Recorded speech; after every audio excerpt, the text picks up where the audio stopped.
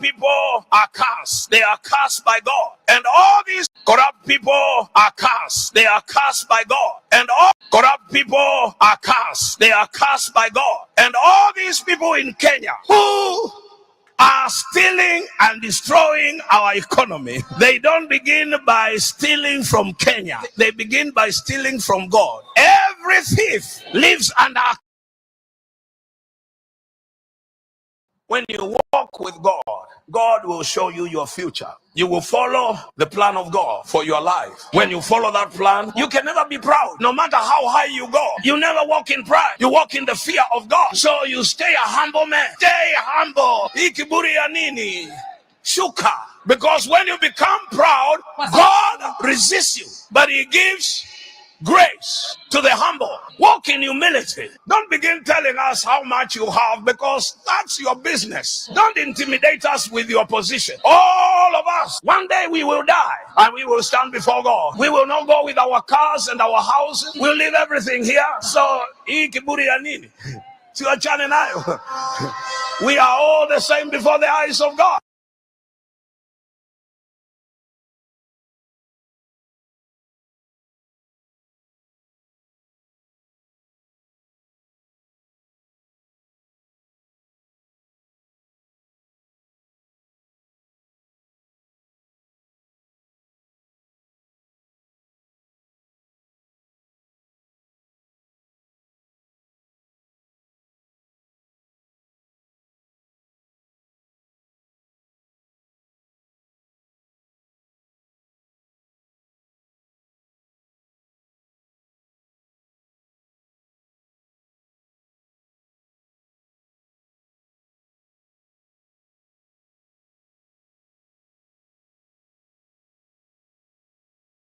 Kenya turn into an industrious nation. Kenya ikigeuka kuwa taifa la viwanda. People are going to see Watu wataona this nation.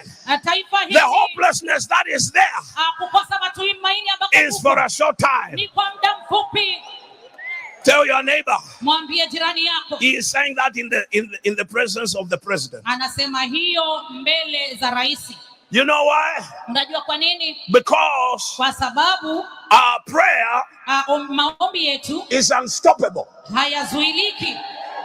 We pray before anyone else prays. Huwa tunaomba kabla yeyote yule hajaomba. Those who curse, before they curse, we cancel their curses. Wale ambao hulaani kabla hawajalaani tunafuta laana zao. It's happening all over. Inatendeka kila mahali. You can never find me in bed. Huwezi nipata kitandani. Never. Kamwe. I can't be sleeping at 3. Siwezi kuwa nimelala saa 9 asubuhi. No. La. I am a watchman over this nation. Mimi ni mlinzi juu ya taifa hili. We are praying for this nation. Tunaliombea taifa hili. God is going to bring a true revival in Kenya. Mungu anaenda kuleta uvuvio wa kweli hapa Kenya. And people are going to see na watu wataona Kenya turn into an industrious nation. Kenya ikigeuka kuwa taifa la viwanda. People are going to see watu wataona this nation. Taifa hili. The hopelessness that is there kukosa matumaini ambako is for a short time. Ni kwa muda mfupi.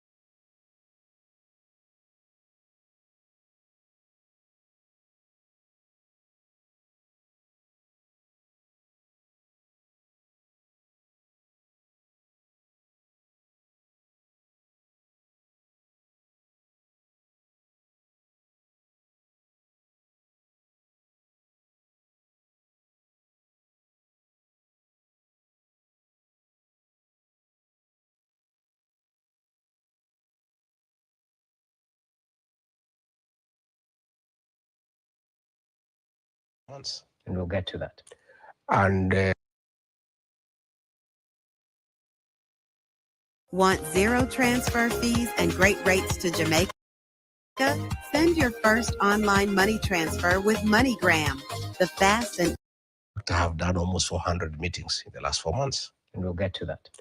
And the people of that area have asked me to look for friends. And we are open to working with anybody who means well for this country. You know? But we're talking about a man you decampaigned vigorously in the previous election. A man who mobilized his MPs to vote against you during the impeachment. The voting against me by ODM people is neither here nor there. The person who orchestrated the impeachment is William Ruto. That's the person we have a problem with. He deceived the ODM people the way he deceived all us in the mountain. And for the record, we, for many years, had problems with Raila Odinga because he had been demonized as somebody who is against the mountain people. In 2020, President Uhuru Kenyatta convinced us that Raila Odinga is a good man.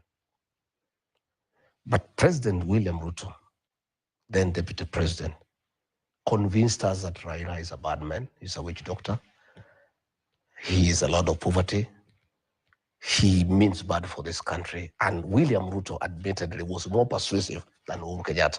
But you're on record saying this. No, I'm just saying, he persuaded us. And after he became president, he looked for Raila Odinga and he said he's a good man. So Raila Odinga has been cleaned by everybody. President Uhuru Kenyatta said he's a good man. William Ruto, who told us he's a witch doctor, who told us he's a lot of poverty, who told us he has no plan, who told us he is runnerless, who told us he's planless, today is singing praises for him as the best leader, not just for Kenya, but for Africa. So we refused to vote for Raila Odinga, not because he was a very bad man, but William Ruto convinced us he's bad. Again, I must say that Raila Odinga was a victim of our community's distaste for betrayal. We felt that Uhuru Kenyatta had betrayed William Ruto by looking for Raila Odinga. So because we hate betrayal, we decided to punish Raila Odinga and Uhuru Kenyatta at the same time. But still 1.1 million people from our region voted for Raila Odinga.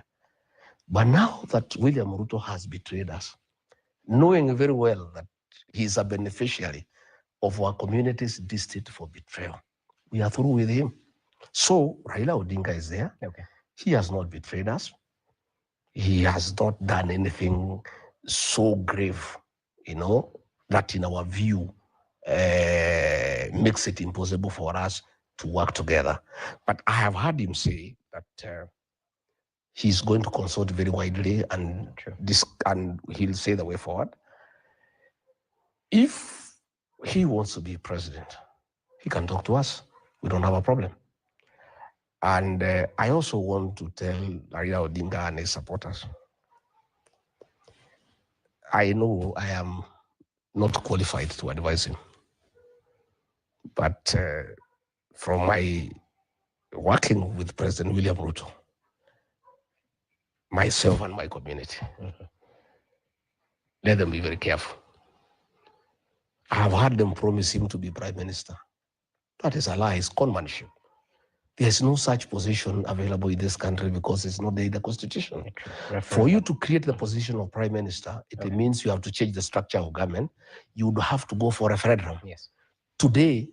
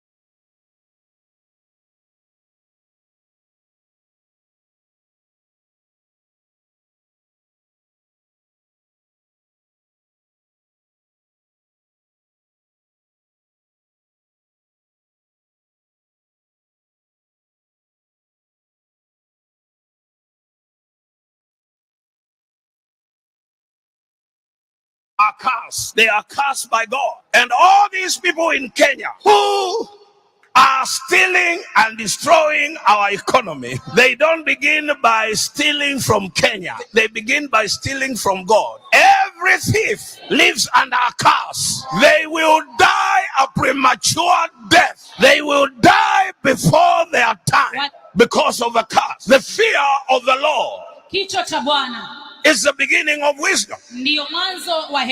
When you fear the Lord, in Acts chapter 10, the Apostle Peter says, now I know, and you need to know too, that God shows no partiality.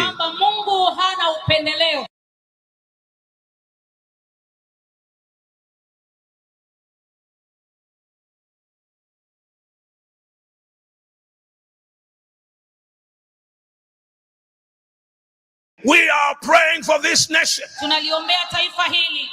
God is going to bring a true revival in Kenya. And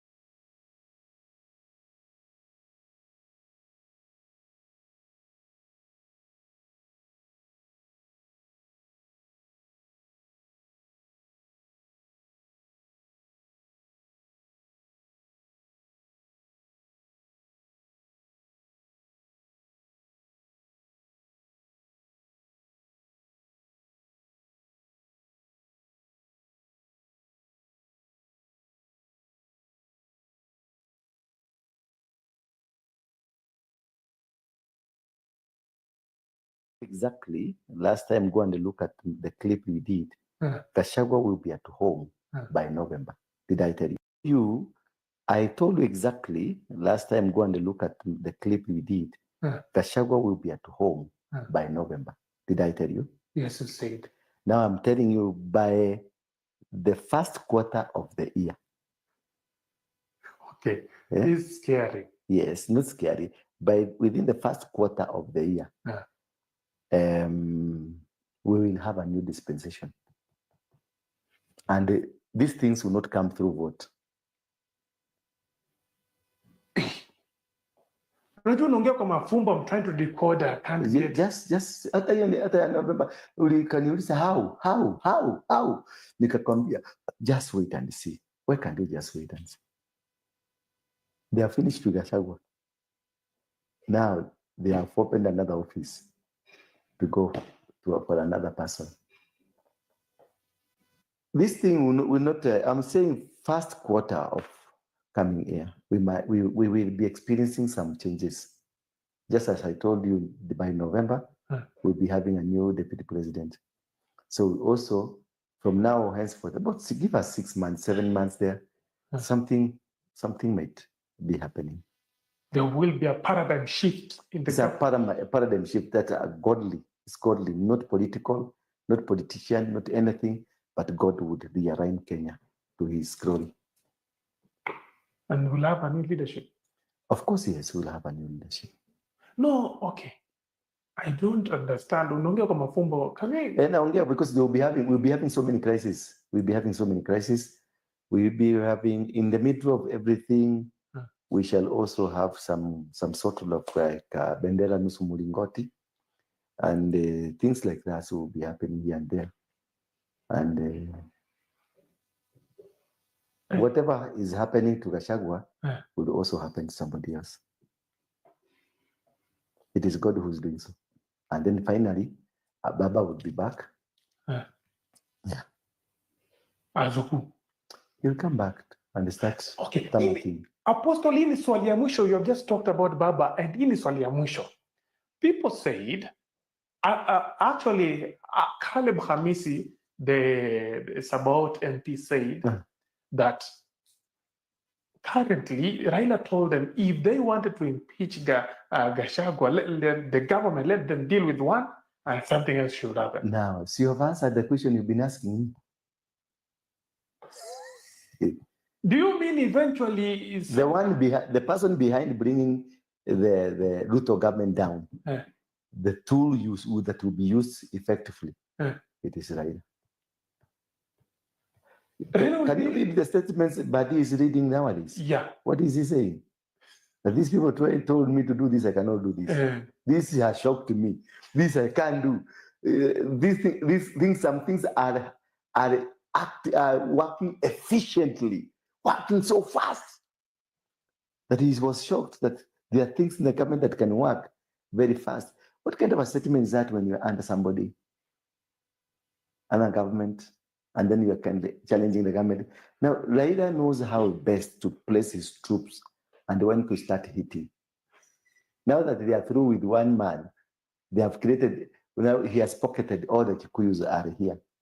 Because if a challenge to remove Ruto comes tomorrow, the people to finance it will be Kikuyus because of what has happened. But now, the president is always intelligent, ahead of time. No. You can never. He used to be. He used to be. The president is a master. No, Ruto used to be. This is not the Ruto used to be. The Ruto that we voted for is not the Ruto that is running the nation.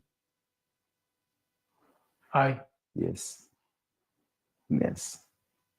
Just go and see. You want to say he can be caught off guard if such He's already. Gen Z was here. Where was he? The intelligent man.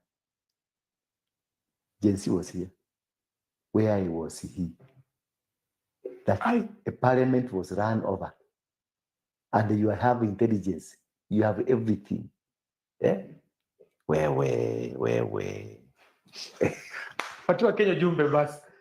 I am Ndura Warwenge, Apostle. This man has now changed the tune that he used to be calling me conspiracy theorist. Now he has said that within the first quarter of the year,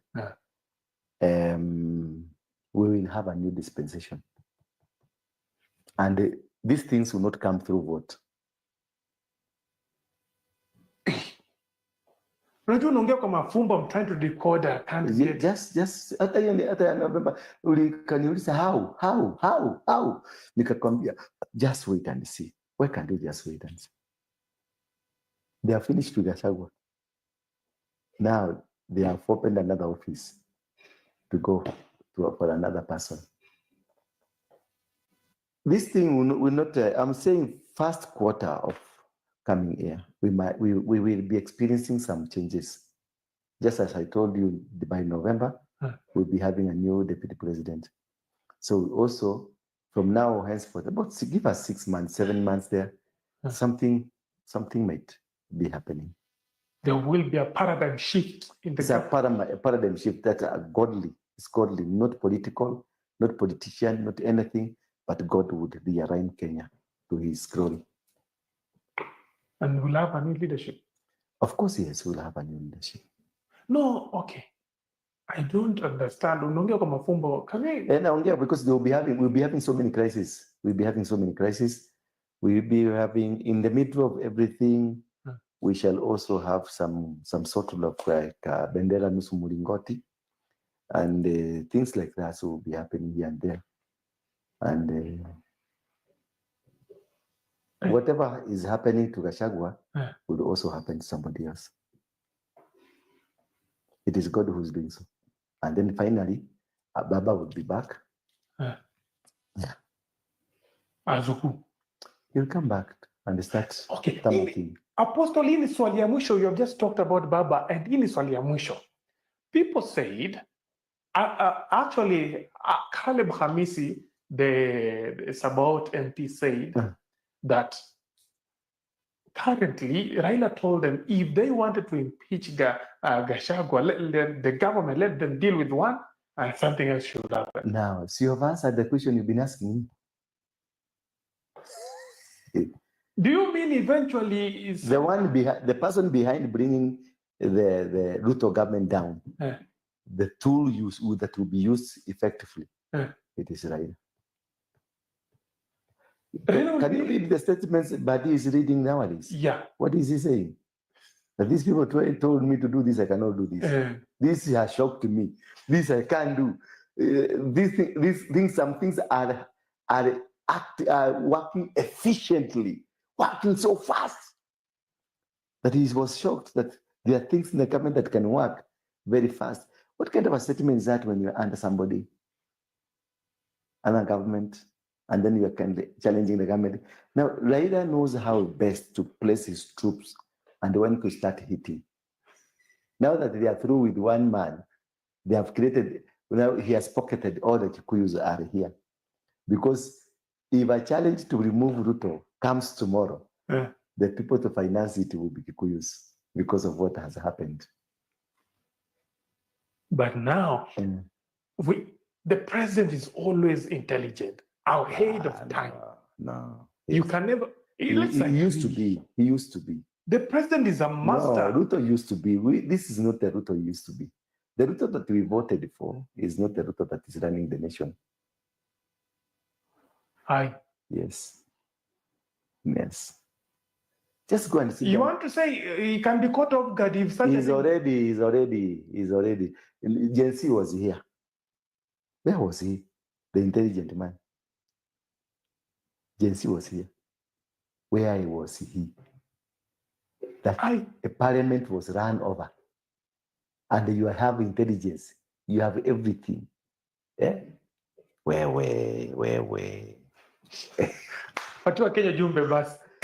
I am Ndura Warwenge, Apostle. This man has now changed the tune that he used to be calling me conspiracy theorist. Now he has said I'm a prophet. Now come meet the prophet. I will prophesy to your life.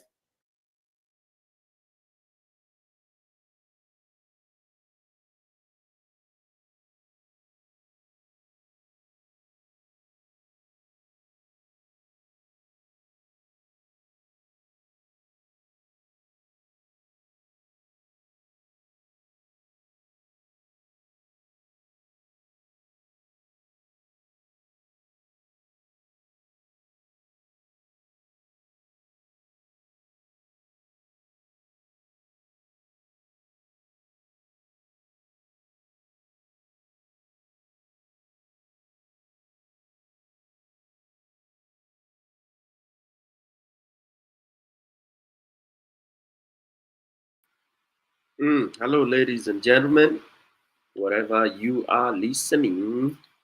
or viewing us from. My name is Tom PK, and I'm here to welcome all of you who are listening and watching us.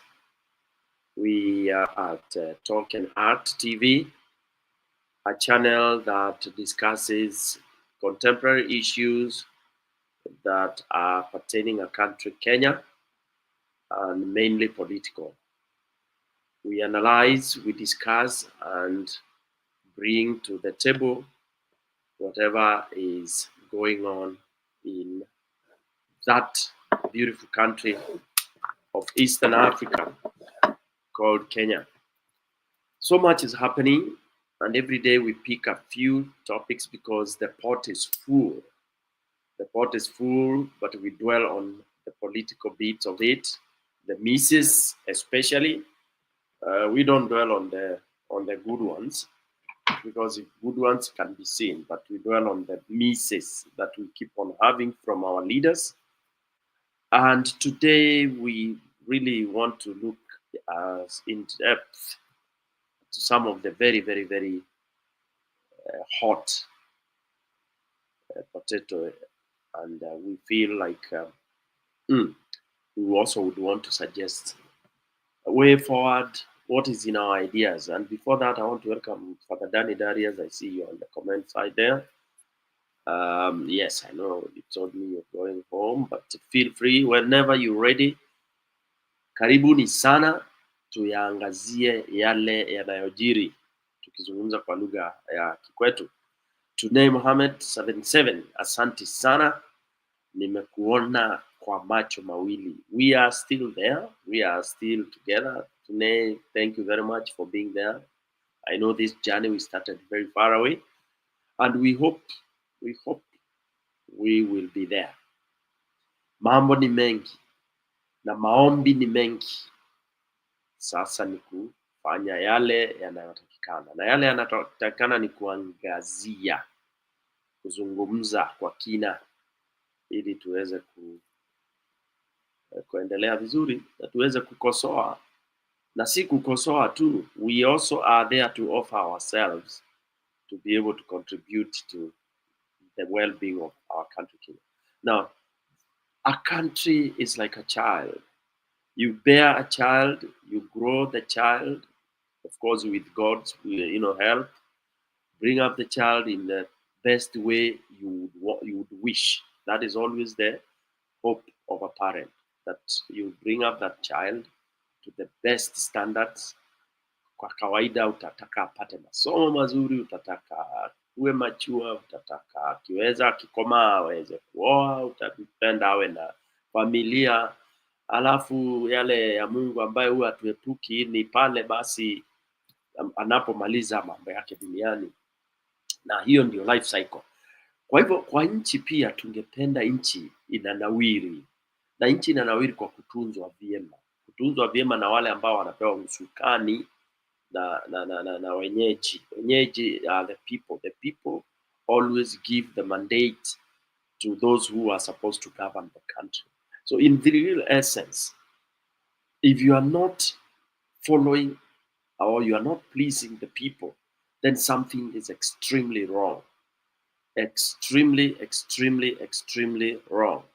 Yes, Njuru, I'm bringing the link. It is extremely wrong, ikiwa, as you know, that the people are the ones that you are there for the people. So when people start complaining about you being there, it tells you a very simple answer. Hii nafikiria hata mtoto wa nursery school anajua, and I think the best people can do as Stone PK, that is what I would do, and I always take my own example, that there is heroism in quitting. There is heroism in sitting back and asking, kwa nini watu wamepiga nduru hivi? You can imagine if you are a player in a soccer team. Yaani umecheza, kila fans wanapiga kelele, coach anasema unakosea, kila mtu, your teammates pia wanapiga nduru. That is Stone PK, maze umeguvu. Now you are there still insisting to be in the team. Sincerely speaking, that is sickness. Huo ni ugonjwa. All right. Sasa, similarly in a country like ours called Kenya, karibu wananjiro, you are there, you are claiming wewe ni kiongozi ama nyinyi ni viongozi. All right. Okay, mna claim mlipewa usukani, mlipewa hiyo mandate na wananchi, wakawapatia kabisa kwenye sherehe kubwa na mbwembwe nyingi. Then hata miaka miwili ijakuisha, watu wameanza kupiga nduru, wanasema nenda bana, hatukutaki. Wengine wanafanya mpaka mnawekwa kwenye nini inaitwa nani coffins, jeneza. Yani your own citizenship crying and wishing you death, and you are still there clinging and calling yourself mheshimiwa rais, mheshimiwa daktari, mheshimiwa sijui nani. It is sickness. We are waiting to see some of these very good principled people where mwananchi anakuambia hakutaki, unamwambia ni asante. I mean, somebody has told you hakutaki. We have never seen this in our country called Kenya. Okay? That they have said with all manner of expressions that you are BS. Anyway, sitaki kupreach, but kichwa cha whatever we are discussing leo, tunaendeleza. We had this topic yesterday, we introduced it yesterday, that our system ya kuchagua kuweza kuwatumikia wale watatuangazia na kutuongoza is failed. It is known kwamba electoral system, call it IBC, call it whatever you want to call it, it's dead, it's finished. Hiyo tumekubaliana. Kwa hivyo kama imekufa, what should we do to get a better one? Mtoto akifa mwingine uzaliwa. You have to go back to what you did to get the first child, and sasa hii system yetu, it's dead and we have never gotten it right. So whatever we do, tukianza kusema sijui Kalonzo atakuja, Morara sijui nani. Stone, yeah, I want to ask a question here. I know you're worried about IBC. You're not a man to worry about IBC. You've never been a man to worry about IBC. Your main focus is about revolution. But I want to ask people one question about dictators over the past and how they've cultivated a section of the population to give them the perception of popularity. Museveni ana ufuasi around Uganda. Kuna watu wazee diehard, hata mkifanya nini, he's cultivated them over the years. He's been a dictator. Moi had the same. Moi ungeona kwamba kulikuwa na watu wengi from all tribes that used to follow him. Putin himself had a following, whether you like him or not. Trump akona base. This is what Njero always talks about, a base. Sasa nikuulize hii kitu, when Ruto ran for president, there was a doubt in very many people. Me, I know his story, but there's always that benefit of doubt that he won. Benefit of doubt. Do you understand what I'm trying to say, Stone? Benefit of doubt. This guy right now, he walks around the country. He goes anywhere, he'll be booed by the Gen Zs, ataambiwa mwizi, and they're being recorded everywhere. There is no, mpaka inakuwa kwa vipindi ya habari, you cannot sanitize this person. He's number 2 in the world right now, number 1 in the world as being most corrupt. I know we're a bit worried, but I'm just telling you, kuna kitu, unajua saa zingine kuna venye hata akinunua watu wa judiciary, how are you going to tell the populace? How is the judiciary going to justify a man that is unpopular? Who said Museveni is popular? Who said Kagame is not popular? There are still people who follow this too. There are still people you can see around the country, these countries, that you can see they adore him. Putin has following. You can't deny it. You can't deny some of these fellows. But this man, other than my people, which is hanging on a string, because most of the Gen Z movements were in Eldoret, Bomet, Kericho, Muliona, mpaka Tanandi. I didn't see any in Baringo, but the other counties, Tuluko huko, Wasingishu. So, Stone, I know you're worried about the IBC. I'm very worried. We've talked about the system he's creating. But every time this guy opens his mouth, it's a blunder after blunder. So I'm asking you, in terms of the whole society accepting him, 2027 atakuja atudanganya hapa sijui North and Eastern is taken. Is it possible, Stone? There was trust me, kulikuwa na doubt. Kulikuwa na watu huko Central walisema wameshindwa 100%. We saw it was theft. But there was a way they could try and convince themselves that this man won. Because alikuwa anatembea, we saw people from Central walikuwa wanamwimbia mawimbo huku nyumbani, walikuwa na greet him as a hero. So Stone, let me ask you a question. Does this guy have an aorta of presence in Kenya? Munaweza muona kama ana ufuasi wowote? Why is he desperate about Raila? Why is Raila such a thorn? Unajua mimi nasipendi Raila, but wacha afanye kazi yake kama Wamunyoro. Because Stone, I'm just a bit surprised that you're the man who's talking about election. You're not a man of Stone. You're never a man of election. Where's into election? You are not understanding me. You are lost. You are not election person. Umepotea Keep. Utarudi hapo ukiliania. You've not understood me. You are saying Ruto doesn't have a following. You goofy. Which one? Tell me. Tell me. Tell me. Let's not engage. I want you to tell me. Let me finish myself. Excuse me. Okay, sir. Hapa tutadisagree kabisa. My line of thought, and that's why kichwa iko. Keep. Ruto has following. Take that to any bank you want. Ruto has his following. Kila shetani ana mbiwi wake. And why I'm dwelling so much on the election? Because you will be told to go for elections. Keep. You will go for elections. Ruto will koroga. You will steal openly. And then you will start screaming, going to IBC. You will start following that stupid system. Look, why I have said it has failed totally. It is Kenyans now should reject that in totality. They should say hatutaenda election. What then is the option? The option is let's have an interim government. Let's think of how to constitute a government that in the eyes of Kenyans can constitute and structure a system that will allow us to vote. Otherwise, keep utakaa hapo kwa desk ukisema Ruto has no following, you'll be shocked. He has following in Luo Nyanza, for your information. He has Kalenjins. So if he can get up to 4 million, he will boost that to 6, 7, 8, even 10. Ukiambiwa asubuhi ameamka na milioni hizo 19 wanasema, what will you do? Let's not play what we played in 2022. That we had blue here, blue here, blue there, blue there. Let's not do that. Okay? Wananjiru sijui ameenda wapi. So keep. When I talk of us avoiding anything stupid called election, I know what I'm saying. We'd rather say we will never go to queue in the name of voting. There we're together. There we're together. We're together. You had not seen where I was flowing.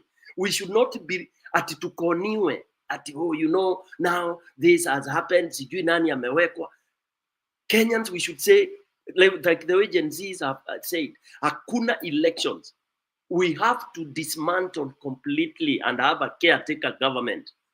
Ambayo sasa tutaanza afresh. Because today, even if they put the commissioners and they elect those idiots they keep there, the retirees, the headmasters, the whatevers and all that, you know how they are all the way to the ground. Some of us have also participated, we know. That is a very stupid system. Because all of them, they are bribed very, very simple money. 10,000, 5,000, and they do. In fact, our voting system cannot work in our country, Kenya, that is so corrupt. Akuna, it is so difficult. That's why we have to think of something else. And that's why Africa is said up to 95% are rigged leaders. Hence the total failure that we have in the continent. Those are not people's people. The leaders are not people's elected. Very, very, very terrible. So for me, I said, can we grind this country to a stop? And that's why I don't want any presidential candidate who is not addressing that issue. Anybody who is saying that, we register, we do this, we are just following in the same slaughterhouse that we have always been. For now, we have to fix. And fixing is getting a transitional caretaker committee of government that will be ile itachaguliwa vile wananchi tunataka. We propose keep anapigwa msasa, tunajua ni bure, tunakutoa. It can even take us 2 years to constitute that. But meanwhile, Ruto atolewe akae kando. Then we struggle with that caretaker government. Yeah. Then we are able to. But when we have this, like now, when you see people are now lured and they are saying, oh, Raila is the one who will, that's why I played those clips, that he's the one who will bring down Ruto. How does he bring down Ruto when they're already in bed making love? Keep endelea. He don't even defeat Uhuru, ule msoft kwanza, msoft kwa wote wawili. Sasa tena atazana na hii Simba hapa, hii Morana. Atazana na huyu. Mtu wa Serelak alishindwa. Sa mtu wa Bush, mtu wa someone who deals with parking boys and Faruk was a parking boy and Makangas. Utazana na huyu ni mtu ngumu, tough. Ruto is not a joke, my friend. And now I agree with you. Hii mambo ya kufikiria election, watu wenye wanaanza kusema sijui zones nini. If you're thinking about MPs, somehow I can feel you. Wenye ataanza kusema I want to vote for the right MP, I want to vote for the right MCA. Governor si sana kwa sababu analipanga pesa mingi. But you can start picking better leaders. Hiyo unaweza fikiria at least. I don't know if kama hiyo system yake watakata. If they refuse the system, at least hiyo mnaweza at least fight for good leadership there. Lakini kitu kama mtoi president mwenye anajita president before 2027, you're wasting your time, Kenyans. Hata Raila akienda sijui consultations, Matiang'i akuje sijui nani. Sometimes I just feel like everything he does is so deliberate that Kenyans can see. Anaonesha kwa usiku. Mimi natoa judiciary kwa sababu nimechoka na hotel. Because hotel is no longer doing what they want. Blatantly.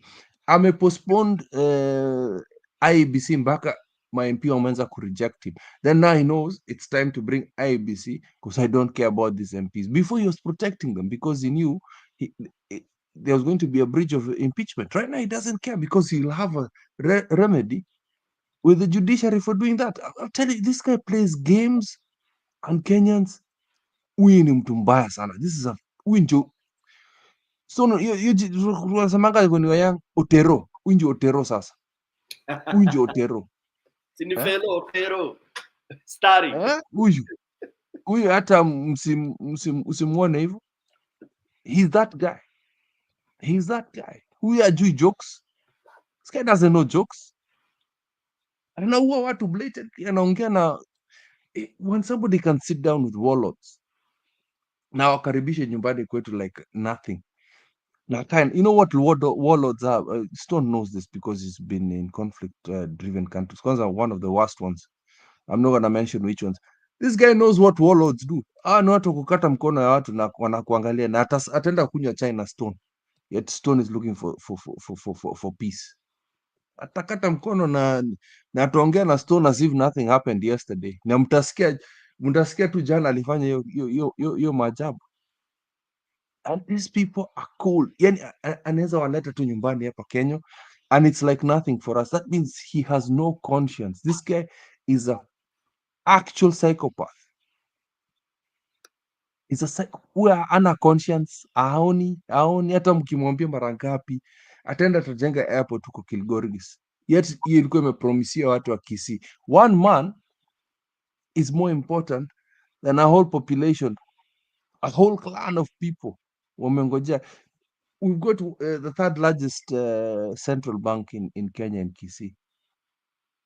Hawa watu wanahitaji airport. You can see how important that is because there's a lot of diasporans out there. Lakini Mujinga amesema wacha tutengeneze airport hapo Kilgoris. Si airport, airstrip. But it doesn't matter. Airstrip graduates into an airport.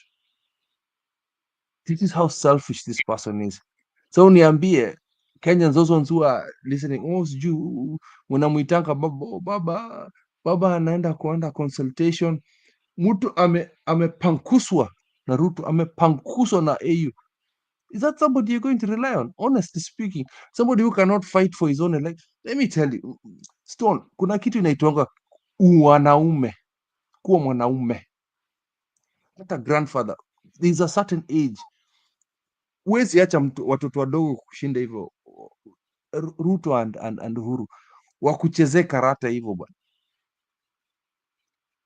At least Kibaki mko age mates, akina Kibaki walikucheza cheza hivi, akina Moi walikucheza. These are people, these are your juniors. They're rolling you around their little finger. From Uhuru to, you know how stupid Raila looks like. These people are circling him around his finger. Anaona tu something shiny, mzee atafurahia this prestige, this vitu zina you know, Stone, those things that impress 20-something-year-olds will take them to the political graveyard. That is what other politicians. Know what the EU do? Let me explain to you the EU, Stone PK. People love their country so much that they run to be MP, to be prime minister, or whatever it is in the UK or other European nations. Ile siku utapatiwa kitu inaitwa MEP. It's called political exile. Umefanya makosa nyumbani, utaenda uambiwe, wewe tutakupatia kazi ya kuwa president wa EU, ama utapatiwa kazi kuwa MEP. Yani, that is how useless these jobs are. This kind of continental jobs. Unajua upendo wa nchi na ile importance ya kuwa MP wa who knows what Raila Odinga's daughter does? She's a whole East African MP. Nobody gives a shit about that job because it does nothing. It's what you call political graveyard or exile. That's what Raila never understood. I've read a lot of political books, watched a lot of political shows, and I understand these international roles are what you call political graveyards, and unaexiliwa. Umefanya makosi, wenda kwera. Or you're going to be the Lionels of infrastructure in Africa. Who gives a shit? Ametengeneza barabara ngapi? How many roads has Raila built in Africa? How many railway stations has he built as infrastructure? Ametengeneza how many buildings as infrastructure head of AU? Department kidogo hivi so important. It's absolute vitu kama, it's like, why do you think Ababu Namamba is not very happy about ambassadorship? Who cares about ambassadors? Ambassador is another kazi ingine ya kuwa exile. Why wouldn't Moses Kuria take an ambassadorship? Afadhali akae nyumbani apatiwe kazi ya mkono. People understand that sometimes, and Raila at his senior age should understand. Oh, sijui is going to consult to the rest of the country. Oh, yani, what Raila has done within 15 years, a one-term MP, a one-term MP is embarrassing him. Wamunyoro, yani, Rigi miscalculate things that Raila should have been doing. Kae komiti huko ndani, aongee hivi, akuwe kingmaker. It's better to be called a kingmaker than one of this so-called stupid prestigious nonsense that Raila chases. Kukimbia tu kama mshenzi tu. That's how people say, oh, why do you insult your Baba? Mna insult Baba. He's the one who's blocking the road for the rest of us. He's blocking the road for the rest of us because there should have been great leaders that come out of ODM. Let me tell you, I would have never met ODM. I would have never met Stone PK if it wasn't for ODM. Unafikira Stone PK angekuwa hapa sahi? If ODM was run properly, Stone singekuwa namjua, angekuwa huko Embu anafanya kazi ya MC ama MP. Am I lying, Stone? I would not have met you in these shows. You would not be in the US. But because of the bureaucracy, the kind of greed, the way politics is run in Kenya, politics in Kenya is actually a formality. The few seats that are run with genuine results, I can say, Stone 40%. Am I going too much? Ama ni kidogo? 40%. What percentage of leadership is actually genuine in Kenya? 40%, 20%. Yeah. Wenye wamevotiwa ya ukweli. You know, it varies from election to election. Like this one of Ruto, it was totally fake, mediocre. And then I'm talking about like Sifuna was voted in. Let's just be frank. Akina Orengo, all these people. yeah, Talk about but it's a very small 40%. percentage. From Jubilee to UDA, the percentage fell completely. There was a lot of sweeping rigging. Terrible. So those Unalipa. would have been up to 15-20%. Yeah. Probably if you went back and asked the people, is this the MP you wanted? On Cemendio, bila bias, it got very low percent, 20 to 25%. So election is just a formality. It's a sham. You know, Would I? Let's be frank. Stone, would I have met you if ODM was correct, or if elections of Kenya was correct? Would I know you right now? No, because we met here on these issues of. So I would never have met you. You know, yeah, because I would be. Some of us would be doing very, very productive things with the country. You know, yeah. In fact, the most shambolic. Okay, people think it was UDA. No, ODM also. It was terrible. People are forced to. ODM is the worst. Yeah, people who are not their choice. You know, the ticket. Why do you give what we call direct nomination for what? Who told you people in, for example, in Githunguri want a candidate to be directly? Okay, for your party, yes. For your party, if there are others, yeah. But even for your party, why don't you make it competitive? Why don't they go for a fair, what we call nomination? What makes you think candidate A is more popular than the other, and you don't want to know that by being shown by the people who they want? It's terrible. The only reason for direct nomination was not even about money. It was about the popularity of the candidate, and this usually is seen by actual real polls. Si ya ujinga hii tutafanyanga hiyo ujinga. Utafika tu point unasema no. You know, Stone PK ulifanya kazi mzuri mbele. You are direct candidate. Hata ule alikuwa anafaa kwa opponent wake anasema siwezi enda na Stone. Stone is too tough. So inakwanga kwanza, it's never made official by the party. Do you know that, Stone? You're direct candidate. It's a formality. Wanasema this guy is too strong. But imekuwa tu kazi ya kulipa pesa ndio kuwe direct candidate, and it's announced officially. Hiyo ni ujinga na upumbavu. When a candidate is popular in an area, it's usually unawekwa direct candidate. Trump was a direct candidate because of his popularity with the Republican Party. Actually, what makes some of these candidates become or be given direct nomination? It's the money. Pesa. Yeah. Money. There's nothing called, it's popular with he buys the members and the owners of the party and all that. So he buys everybody. It says he's funding the party, he's doing this and that.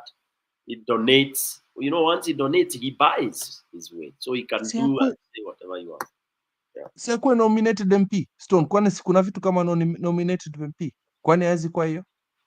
If indeed he doesn't want to be elected, hivyo lipa pesa ukuwe nominated MP, then the party can reward you on something that is not merit of the people. The people did not choose you. That is when hapo Stone PK, I'm not gonna argue about it. I'm like, kuna maslots za MP hapa, kuna maslots za senator. Huyu alikuwa loyalist wa ODM, empatie cheo ya MP lakini ni nominated. I have no problems with that. Patia mjika yote hiyo kitu. They have no influence. But now, ile mi nimetoka kijiji kidogo hapo Kilifi. I've grown up here. Lakini naletewa mtu wa town kutoka Mombasa. Who is this ninja? I don't know him. Just because we look the same, I don't know where he's from. Ndio mnaniwekea huyu MP. Mi nimetoka Migori, unaniletea mtu kutoka Kisumu. What is wrong with you? Natoka Kirinyaga, unaniletea mtu wa Meru, Nyeri. Because there was a space somewhere there, you're going to slot somebody else. Sometimes I just think, I like, at least tumeshikana hapo Stone PK. There's no need of elections. Wenye watajisumbua na elections Kenya, ni shida zenu. Wasting your time unless you fight for your constituencies or what. Nice time. Keep, you know, but the first way to fix or to begin to have some transparency in election is to go back and destroy the party system. Okay? Because party system is step number one, which goes into rigging and all that, buying and shoveling, and because it's a business, it's a shop. Okay? So if we could abolish that temporarily so that we mature, we grow into embracing, once we have a system that will have free in terms of elections, then if you want to have those parties, you can. But for me, I don't see any benefit. Ask anybody. I would want anybody to tell me what does it matter at Kukope, at we are multi-party. Why don't we have multi-individual? We meet at parliament. You know, if an idea comes, we don't agree, we separate. Today, people are on this side, the other day. We go by ideas, policies that are beneficial to Mwananchi. We can be opposing each other today, tomorrow we are in the same side, the other day we are. That, I think, would be one of the best way to go. Yeah. Instead of saying that now you're on one side, we bring BS things because you are supporting, you are in that party, you cannot oppose. Nonsense. I tend to think that is a lot of rubbish. No, what you're saying is I actually agree with you, Stone. We need to encourage more independent candidates. But I disagree with you about the party thing, but it's okay. But we need to encourage more independent candidates. Of what benefit is the party thing? Keep. What plus ideologies, communities? Drivers of the party. Yeah. Another thing we need to get rid of is that president nonsense. We don't need presidents. We need to have a parliamentary system. I'm tired of presidents that are overlords of the whole country. I want in the middle of a political season, like for example, 1 year down, tunatoa prime minister, and even if it's just within the parliament themselves, wamechoka na Ruto analeta mtu mwingine. We can sweep this thing as much as possible, make it as useless as possible. Hapa in the UK change prime minister kama underwear 7 times. Those are called mature systems. For me, I want comment section, niambieni tu umuhimu na utamu wa parties in a country as corrupt as Kenya. Ati mimi ni party hii, mwingine ni party hii. What I mean, really, what value does it add to Mwananchi? That's my concern. I'll tell you one ideology of a party. Yeah, one ideology of a party. Kulikuwa na party nyingine inaitwa chama cha mashinani. That was a party to bring money down to devolution. That was a brilliant idea. Hapa chini ni muinue. Simuoni, Jiru sikuoni, Jiru Morara. Jiru anakuchezea karata. Unajua ako na mgeni wa nyumba. Ako chini ya mwamba eh? Okay, sawa, endelea. Ako chini ya mwamba, ako na mgeni. Aliniambia I have to go pick somebody up. Ni sawa. Njiru ako na date. Kuna date katikati ya wiki. Ni mdosi. Tuendelee. Ni ninja. Sasa alikuwa anajiita Mr. Handsome. Na Alex wewe acha kunini bwana. Ati Alex anamwambia go up. I don't know where he is. Anyway, wote wacha to acknowledge as we proceed. Habil Yeah, go ahead. Matende kuona Dan Dario wako pale. Na kujeni studio. I don't know why watu wanaogopa alafu watu wanaingia studio masaa ingine alafu na tunaenda injury time. Yeah, Ndio mimi kujeni naingia topic ofisi. moto. Yeah, tumedwell na IBC system. Haya, how about hii maneno nani amesema? Nimecheza 2-3 clips za spiritual. Pastor Lai alipopasua mbarika pale mbele ya president. Kasema hii nchi haitaenda kule wengine wanataka kuipeleka waizi na nini. Kaambia angalia yule ako next, mwambie wewe ni mwizi, kama wewe ni mwizi talk whatever. Yeah, na akasema I'm saying this in front of the president because akapeana reasons.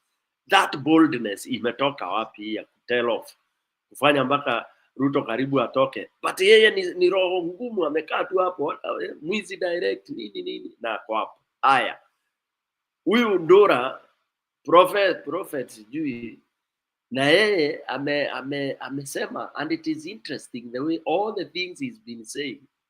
Surprising. The day before yesterday, I was playing all his clips. Stone, I have to address something. Stone. Let me finish. Very quickly. Let me finish this. Very quickly. So those spiritual, they are all saying and amounting to what is actually happening. It's scary. But what has really uplifted me is that wamesema this first quarter things will happen mpaka hata bendera zitaenda nusu mlingoti. That I'm happy about. Now, nusu mlingoti, I don't really care. Bora tu inaenda nusu mlingoti, kila kitu irudi kwa factory setting. That will be fantastic. Then akasema there will be a shake-up. There will be a shake-up and a God will be coming to save this country. That is fantastic. But of course, God uses people. So that gives me what I would call positive hope, because there are some hopes that are just a rubber stamp. But the positive hope is when you see dalili za reality happening. So that reality, based on those other predictions zimesemwa nao and showing what is happening one after the other, then I'm saying amen. Let that whatever happens, happen. Whatever happens, happen if it has to happen to fix this country in the first quarter. Endelea Kip.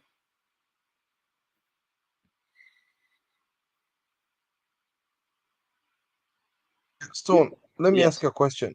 Do I have access to your StreamYard? Access meaning what? Are you able to? I don't have. I don't have access to. I didn't give you. I can give you. Yeah, in fact, I want to give you to cut for me some of those TikTok things. I'll do that. Because I think there are some delusional people in this show looking for attention and wanataka kuonwa, and every time something does not go to their way, they add stupid things on the chat like keep blocked me. I blocked you, Alex Bundi. Alex, you're a senior person. Blocked. You're older than me, and you need to mature. Who blocked Alex? Nobody blocked him. He does this. It's a pretense. It's just for attention seeking. He's not after attention. No. Alex, Keep doesn't have access. He doesn't. The only people who have access is Julia and Nani, and Kenyan with the love had given him the other day. He was clearing. Those are the two people. Yeah. You'll give me access because it will be good also. Good. Yeah. Thank you, Alex. So Alex, I don't think I don't know. I don't know why. Because when I check, I'm not seeing like you're blocked. You're not. It's attention seeking. That's it. Senior person, that is older than me and behaving.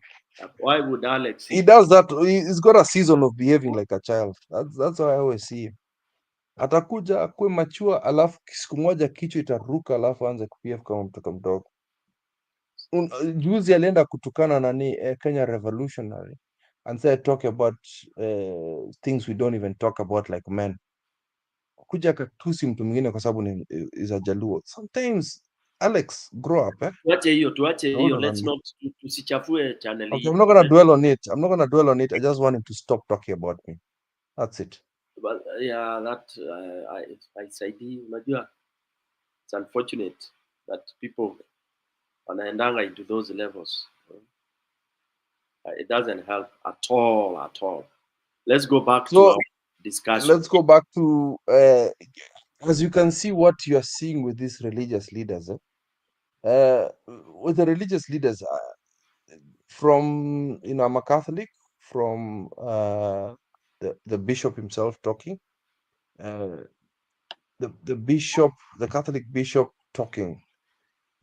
This is the second time the Catholic Church has thrown a shot at the government. But I'm always wondering, why is it last minute when these people are coming in, when things are dire, or when something is not being provided for them? Because wanapiga kelele kwa sababu walipwi juu ya nini inaitwaje, the financial, not the medical services that the church provides. Sisi kila mtu anajuanga sister, wanajuanga hizi clinics na hospitals zinapatiwanga na kanisa, but they need subsidies from the government because they cannot provide some of those services. I mean, they cannot provide some of those services for free, otherwise they'll go bankrupt. Alafu kuna huyu pastor wa nini, huyu pastor wa Mombasa, I really liked that. Ile aliongea juu ya corruption in sometimes we need, that's what we need these churches to do, speak about corruption. Because when Stone, have you been to Ghana? Yes, I have. I've worked there. Okay, when you're in Ghana and you saw the royal family and how the royal family see this actual anarchy, inaitwaje, monarch, vile wanakanga kwa viti kubwa mejaa na gold nini and by that royal family, wanakanga hivi wakikaa mbele na viti kubwa, alafu wananchi wanawaona. That is what Ruto is looking for. Have you noticed that?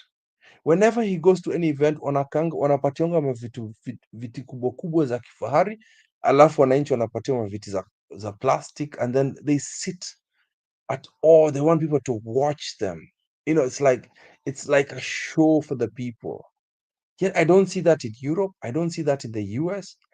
The only reason that the American president walks around with armored car is the most, what do you call it, the most targeted president in the world. Same with Russia. But you never see him sit in seats of you guys are in America. I watch news for American news. I watch Fox and NBC News. I watch both. I never see them go to kanisa. Sijui alienda kanisa hapa. Trump, Biden, Obama alienda kwa hii kanisa. Walienda kuhutubia crowd fulani hivi sijui nini. We only see that garbage in Kenya or in Africa. And US is the only Western country that goes full out in campaigns. Hapa UK tunapatanga mabarua, wanaongea vitu, wanafanya campaigns zao kwa TV hivi, wanakuwa na town hall kadhaa na inaisha hivyo. In Sweden unapata barua, Germany unapata barua, unasoma, saa zingine unapatiwa email, unasoma, unachagua candidate wako. In Estonia, Lithuania and the Baltic states, muna vote kwa text na inaishia hivyo. Yet we make it such a big deal in Kenya, like leaders are gods, politicians are gods in Africa. It's absolute garbage. They're not gods, they're servants. And the day Africans will see these people as servants, like, kuna hata siku moja nishaikuwa na mpesa yangu Stone PK, nimekuwa na mpesa account yangu, nimepata kwamba ile pesa niliweka huko ndani sio amount. Njiru, do you have a mpesa account? Stone, you have an mpesa account? Hata ukiwa huko US ushaipata siku moja ati other than transactional fees pesa yako imedisappear in mpesa? Unajua what I know is that saa zingine unakaa account yako unakuta ni kama hata imekuwa disabled, kama ija receive pesa for long. different, but now we're talking about when you have an active account.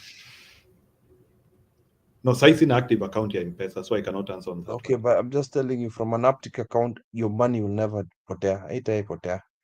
Why can't we create an M-Pesa for elections like the other countries like Estonia? Why? Why do we have to go Because through we paper? need loopholes. We need loopholes for stealing. You need loophole. Let me tell you, Bwana Kip, niingililia hapo kidogo. You see, Kenyan leaders will not want a credible election because it will not help them. Unajua hata Ruto will not want a still proof election. I don't think even Gachagua will want a still proof election. Every politician in Kenya, I don't think there's any politician in Kenya who will want a still proof election. So that's why unaona wanatupelekanga kwa hii circus. I saw Germany and I was surprised actually by the election of Germany. We were analyzing it, nimesikia pia kuna vile hiyo vitu ni kama imeanzia kurudisha maneno ya Berlin Wall. Nasikia sijui kutoka hapo kwa Berlin Wall hivi kupanda hivi. Anyway, Bwana Kipu, umefuata hiyo uchaguzi ya Ujerumani? Nasikia ati kutoka Bana, let me tell you, let me explain to you something. You can explain, but I'll tell you something. Me, I don't care about European affairs anymore. Me narudi nyumbani. Let me go back with my Ruto and my struggles here as an African. Hii kitu ya kuangalia watu wazungu wakipigana sahi. You know we're going week east. Unajua Gen Z wamenistua bana. Gen Z are telling me that it's time for us to go back home and fight for our rights. Hii mambo ya kungojea watu wanatunyonya hapa, wanatunyonya, they are just taking our resources, they're just sucking us dry. All our blood, we are so thin. Kumbe hizi resources zote, look at how France is surviving. France is surviving because they're sucking our blood dry. But continue. I know what you mean. It's the fascism is growing in France. Yeah. So now, what I was trying to say is that we have seen how how elections are being managed in those countries. I think citizens want more of responsibility than this rhetoric. Hata sisi Kenya, kuna siku itafika, maybe it is now, where we will have to agree that we need systems which can give us a government, whichever it is. As long, let me tell you, if Bwana Ruto did not steal the election, let me tell you, Kenyans would be comfortable. One way where the governance is motivated is when you are starting with a stolen ballot. So once you steal the ballot, there's no responsibility to anything. Ni mimi nimejifikisha hapo. But Bwana Kipu, ukijuanga ya kwamba wewe ndio umeng'ang'ana na ukafika hapo as the person who has won the ballot, you'll always be respecting the voice of the people. So the issue of a still proof election in Kenya, we will need a very serious human being to come and take us through that cycle. I don't see any person who is alive today who can take us through that cycle. I think that one is for Brother Benson. I think that one is for other people. It's for other generations. Our generation, what is Brother Benson, karibu. Patia link kwa Brother Benson akuje kudu. Our sister channel. Ndio hiyo nimemgongea hapo. So what I'm trying to say is that Bwana Kip, in our generation, we cannot achieve what you are saying. In our generation, a still proof election. But we can make steps which can give us an agreeable election. You know, there's a difference between a still proof and agreeable election, where we agree, where we have a consensus that we can have a leader this way. American election is not a still proof election, but it's agreeable. All parties can agree that this person has won and there's no much competition. I don't know, in China they don't do elections, so I don't know. In Russia, I don't. So that's what I'm trying to say. In Kenya, we now need an agreeable election. Can we have an electoral process which all parties will be comfortable to, whereby we can agree that Stone PK has won that election because we have been able to monitor the procedures and we trust that the procedures worked well. That is one. So what I recoil the discussion back to what happened today because it's also keen to what we are saying. The person who is the biggest casualty of election stealing, Bwana Kip, the casualty of election stealing in Kenya, Mr. Raila Odinga. is regrouping without even giving a procedure or a concept or even explaining how he has been affected by election stealing. Sasa ndio ulisikia nikikwambia asubuhi Mzaya anasema ati anataka kuongea. Bwana Kipril, Mzaya anasema tuongee ati sasa unajua Raila is usually very funny. The other day alikuanga na story ya kila mtu akoe.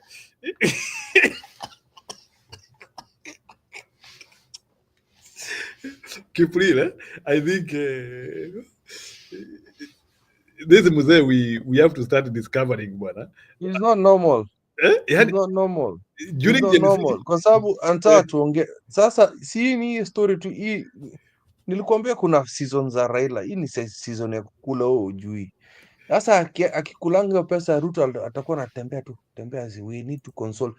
You know Ruto Raila's consultation inachukua how long? It takes about a year consultation. Sasa atakuwa anatupia pesa kidogo. Shika pesa. Mzee jamaa usinigonge sana. Chukua pesa hapa. This season of consultation ni kukula. Yeah. Nikwambia hii berries ziko hapa tu. Wacha nikumalizie. Sasa si ilikuwa consultation na nini? Handshake. Alienda kuongea na wananchi. So sasa Mzaya Pentagon ilikuwa Pentagon, hata kina Stone alikuwa kwa Pentagon. Pentagon ilikuwa consultation. It's always consultation. I don't know who is consulting. Sijuanga ana consult. BBI ilikuwa consultation. I don't know who these people are he consults. Mimi sijuanga. Hata Nadiko ilikuwa consultation. Yeah, consultio. Even Nadiko was consultation, right? Yeah. So consultation. Nasikia ulikuwa kwa hiyo meza ukiconsultiwa Njeru as a diehard of Raila then. Nasikia Stone Pike alikuwa kwa consult. He flew to go and have a consultation about Nadco. It was very important. Wananchi wa chini waliitwa bombers of Kenya. By the way, that one is true. Waliitwa bombers of Kenya for 5 minutes wakafukuzwa. Consultation my foot. Yeah, so Mzaya siku ya Gen Z alisema watu wakoe. Umesikia? Siku ya Gen Z alisema watu wakoe. So sijui sasa kikozi ilikuwa nini. So Kipril, kama ukusikia story ya kukoa, kila mtu akoe yake. Nataka kuambia bwana, Kenya ni politics. Tulitukanwa na mzee, yani kama ile, yani nilikuwa napangalia hivi. Wacha vijana wakoe. Tukoe, kila mtu akoe, atoe yake. Kila mtu, so tulishakoa sasa. So now our Mzaya has told us that you want to consult kila mtu. Mbudi wacha hivyo unajificha hapo, amesema he is even going to speak with the Kisis. He said that hata Wakisi tunaongea na wao. Somebody was saying that Wakisi washaondoka station. Lakini sasa Mzaya ashasema sasa ya kwamba we consult. So I don't know how we are consulting widely on that. Yeah. Kipril chukua, I'll be back in a minute.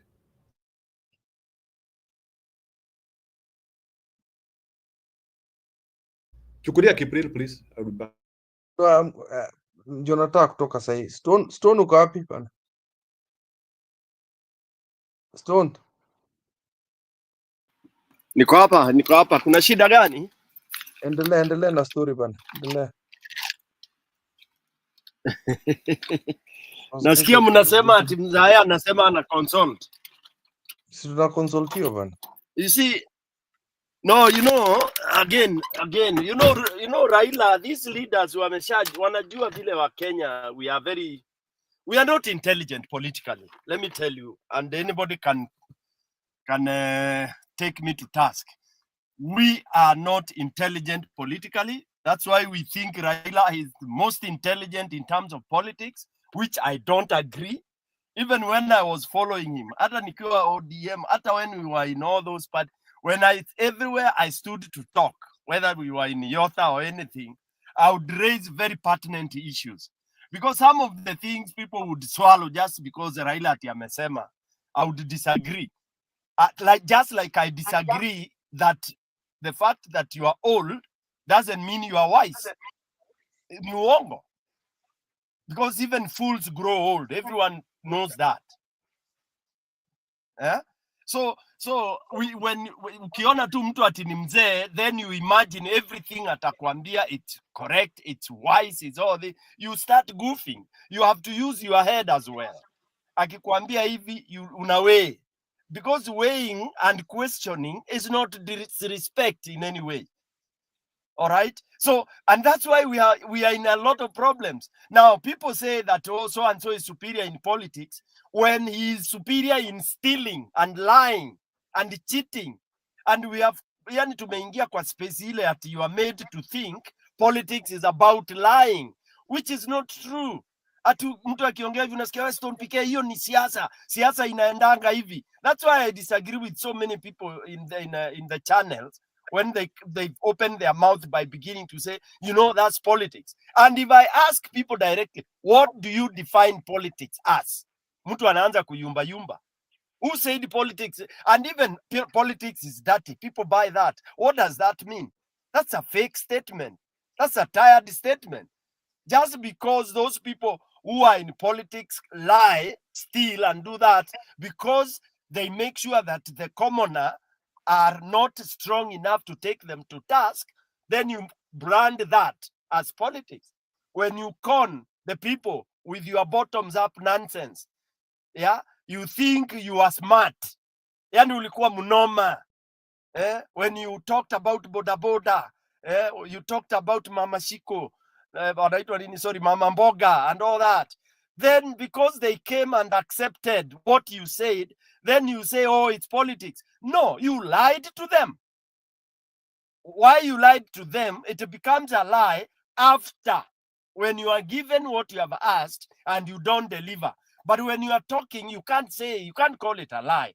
But knowing your character, like if somebody comes, he's a murderer who is known, he has been convicted 3, 4, 5 times, and he comes and you leave him there and you are told to trust that person, leave him with your kids, or a rapist, then you'll be making a mistake to trust that person that, oh, ati ame change. If you are clever, uta make sure you don't leave him unattended. That is how you do it. So when politicians come, somebody who has been, in court, ameiba, amefanya, yes, Kenya, watu wanasema the law, he is a suspect and all that. By virtue of being a suspect, my dear good listeners, to me, that is a no-go zone. Because we have no short of people. And that's why some of us, when we are in those spaces, we try to tell mwananchi, any suspect, consider him as a felon. Mtu akiwa, mbona, like, let me give an example that people laughed. I was talking to some youth in our Catholic diocese. And, the topic came of, I was talking about how parents sometimes are so nagging to their kids. Unaambiwa watoto wako boarding school, alafu wanakuja, unasikia mtoto wako is among those who are fukuzwa shule, wakuja na mzazi. Then before you even go to school, you start lamenting and shout in front of that kid that no, it's not possible. My son can never be among those who have been expelled. Hapa mwalimu amemuonea. You are talking in the house, trying to prove to be a very good king in front of your wife and your child. Then when you go to school, you'll be shocked. Unashikwa na bubwazi, ukiambiwa kijana yako alipatikana na wale walikuwa wana pedal bangi kwa shule. You become such a stupid parent who thinks that this boy would have been able to pedal bangi in a way that you'll be able to know. You must be a fool. That you would know if he's doing what he is doing. You'd be a fool to do that. And that's why I agree with my parents the way they were. My parents ilikuwa ukisuspectiwa mtaani tu. Hata parent akiuja tu a complain. Baba nani, unajua alikuwa na land on me. Straight. Whether huyo mzazi, because he could not believe that out of all the other kids, ame pick up on one kid to say this kid amefanya hii na hii. There I agree with those kind of parenting. you know, that there is no way a school with 1,500 kids, then 10 of them are chased out of school for misbehavior. Then some of these 10 parents come up in arms without getting to understand what is happening. It's the same thing. For me, any suspect is somebody that I cannot go. You come, you tell me my son did this, I'll still go deep and assume he did it, and I go into counseling. That is my approach, because it's better prevention than cure. And when you are counseling him, it's not that you don't tell him, I know you did it. No. It is, son, even if maybe you never did it or you did it, unampatia you benefit of doubt, but unampatia the way forward, the guidance and all that, not lamenting and insulting mwalimu and all that. So in politics, for good leaders, because we have many, I've seen, like, when it's an MP, you have like 10 people who the community know very well. Making the choice, if you are using your head, it's so easy. But now they make the choice by Stone Pike anachota ngapi, Stone Pike anachota so tano. Na Jemu anachota ngapi, ngiri moja. Na Njiru alichota ngapi, ngiri moja so mbili. Na Nyakairo alichota ngapi, ngiri mbili. Bas, twende kwa Nyakairo. Then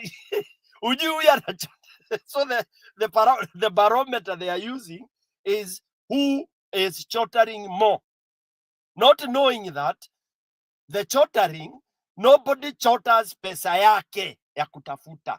You only chotter what you have stolen. That is what happens. Anyway, niwakaribishe Nyakairo na Jemo. Thank you so much. Karibuni kwa topic ya leo. Tunaendeleza kusema system ikiwa imefail ya IBC.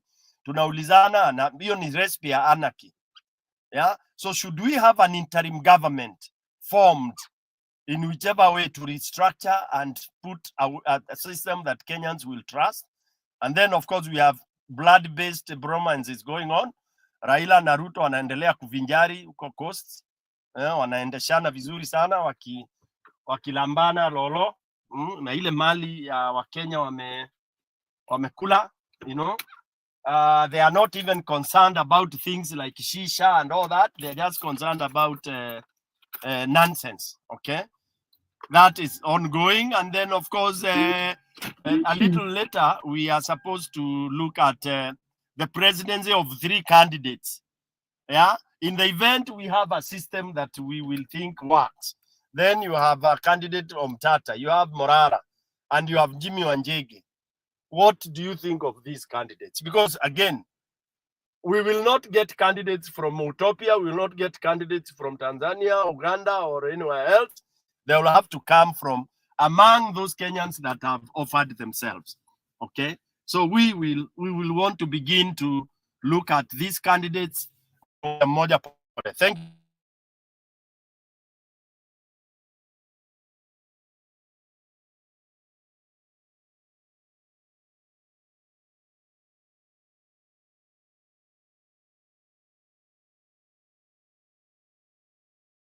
Aya, sorry. Nani anasema? Ni Jemu ama ni Nyakairo?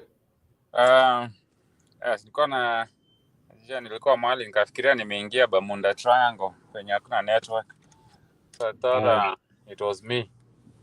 Well, thank you guys, Stone PK, Njiru na Nyakairo. I know Kipa alikuwa hapo lakini akatoka. Hey man, hiyo state yenye nimeona leo tuko Kenya tuko mahali pabaya bwana. I saw where just leave alone Baba na Kasongo penye haka. Unajua those people have been together now for almost 5 months. Give it another 4 months wangekuwa wako na mtoto amezaliwa. So they are together. What is saddening is I read an article that I think it was, hivyo vile Stone PK amemaliza, do we need an interim government? Yeah, yes, I think we do. Do we need extreme different people? Yes, we do. Because when I saw mtu akisema anaenda benchmarking kwa ODM, I felt so sad because I wouldn't benchmark the same people that have betrayed Gen Z. I don't know if some of these things are just strategical statements, but you're not really, you don't mean what you say. But at this point, we need leaders that mean what they say. And what they say should not be more of just, titles, Kukuja headliners. We are not looking for that. It's sad how the president is doing that, whatever he's doing. He's never in the office. And by the office, I don't mean being in the office in State House. State House is just a home. He's never in the office. Unaona the Mr. Yes Man siku hizi amefuata work ethics ya mdosi wake. They are just, hey man, nobody's working. The policy, I think we are making more policies that we are implementing. Kila siku, like we are all there doing inaitwaje, public opinion of am I popular? Why is my whatever they are doing is not out there seeing what the people want, because the people already told them what they want, but they are doing public opinion to see if their popularity is coming back. They know it's gone. They are not working. The president and the deputy is not working. Definitely, Raila, man, I said last week when Raila alianguka that Raila atakuja hapa na value yake itaenda juu. Sahi, these people, they are out there bidding. Who is the highest bidder for Raila? Ukisikia mambo ya kusema ati we are doing benchmarking. You know what Raila feels when everybody is looking for him? Ati nitaongea na Wakisii, nitaongea na nani? Raila has no interest in solving a problem of Kenya side. But guarantee you, I feel like his interest is to see how much of influence can he afford to dig deeper and acquire, as if he doesn't have influence. But now, Anna take the country hostile because he's the free guy. He's the idol guy. And they are bidding on him. Hiyo mambo ati na Omnyoro wasema ati ataenda benchmarking, Raila anatokea huko nasema he's open to everybody. He's not even addressing the issues that are facing Kenya. And I don't think he has any interest in addressing them. But since he's available and you guys will bow down for his attention, he's ready. That's what he's saying. He's open to anybody that will talk to him. He's just saying he's ready for you to bow down. You might bow down 9 times. Nyakairo, I bow down 10. Mimi ni bow down 11. Atena with whoever that's doing the most. But at the end of the day, Kenya's issues are not being solved. Ruto hayuko kwa ofisi. Anasema is in office, amekalia kiti, lakini kiti yake ni ile ya wale wachungaji wa Turkana wanatembea naye wakikalia huko kwa msituni. Like he's never in the real office where he needs to work. Where Kibaki used to sit down. Yeah? He's never there. So I agree with PK. We need an interim government, but we need to stay away. If we can use that or Munyoro to get people out, okay. But if he's benchmarking with Raila, the same Raila mwenye, what are you benchmarking in that when you are learning on how to betray Gen Zs? What's the benchmarking there? I mean, ni vile tulienda benchmarking Uganda to see how to stay in power for 30-something years. A country like Kenya going to benchmark in Uganda. For us to go and benchmark at ODM, who are right now sitting and smiling and eating with Kasongo, we are in trouble. We're in trouble. I was hoping for better approach. But if we can push Kasongo this far and only to go and dine with his accomplice, Kina Raila, then then Kenyans really might not need even Wamunyoro, because he might take us back to the same the trio. So, I mean, I don't know what you guys feel, but yeah, we need a different strategy. Wamunyoro needs to say what he meant by benchmarking. We don't need to benchmark ODM. If you ask me, we don't. The country doesn't need ODM for anything. ODM needs the country. But we don't need ODM for anything. They are over there right now. So they're against the country. They are signing and voting for bills that are not the best interest of our nation. So we don't really ODM. They need us because we are, we are brothers. But ni ngumu Njiro. I don't know. Inanisikitisha kiasi. Ndaachia hapo for now.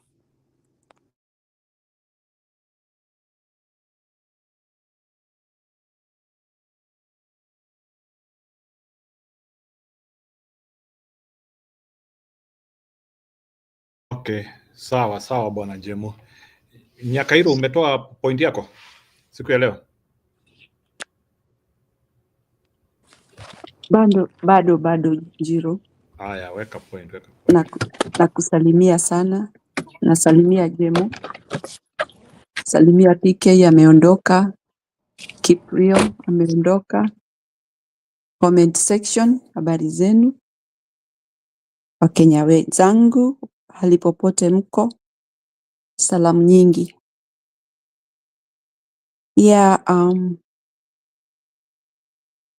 this recipe for anarchy is too much. Na nitasema hii recipe ilianza zamani.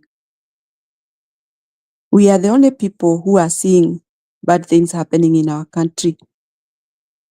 But those jambazis, they don't see anything going wrong in our country. Since the time we saw Raila and Ruto in Uganda with Museveni, I think we talked a lot, asking ourselves what is happening, what is all this going on.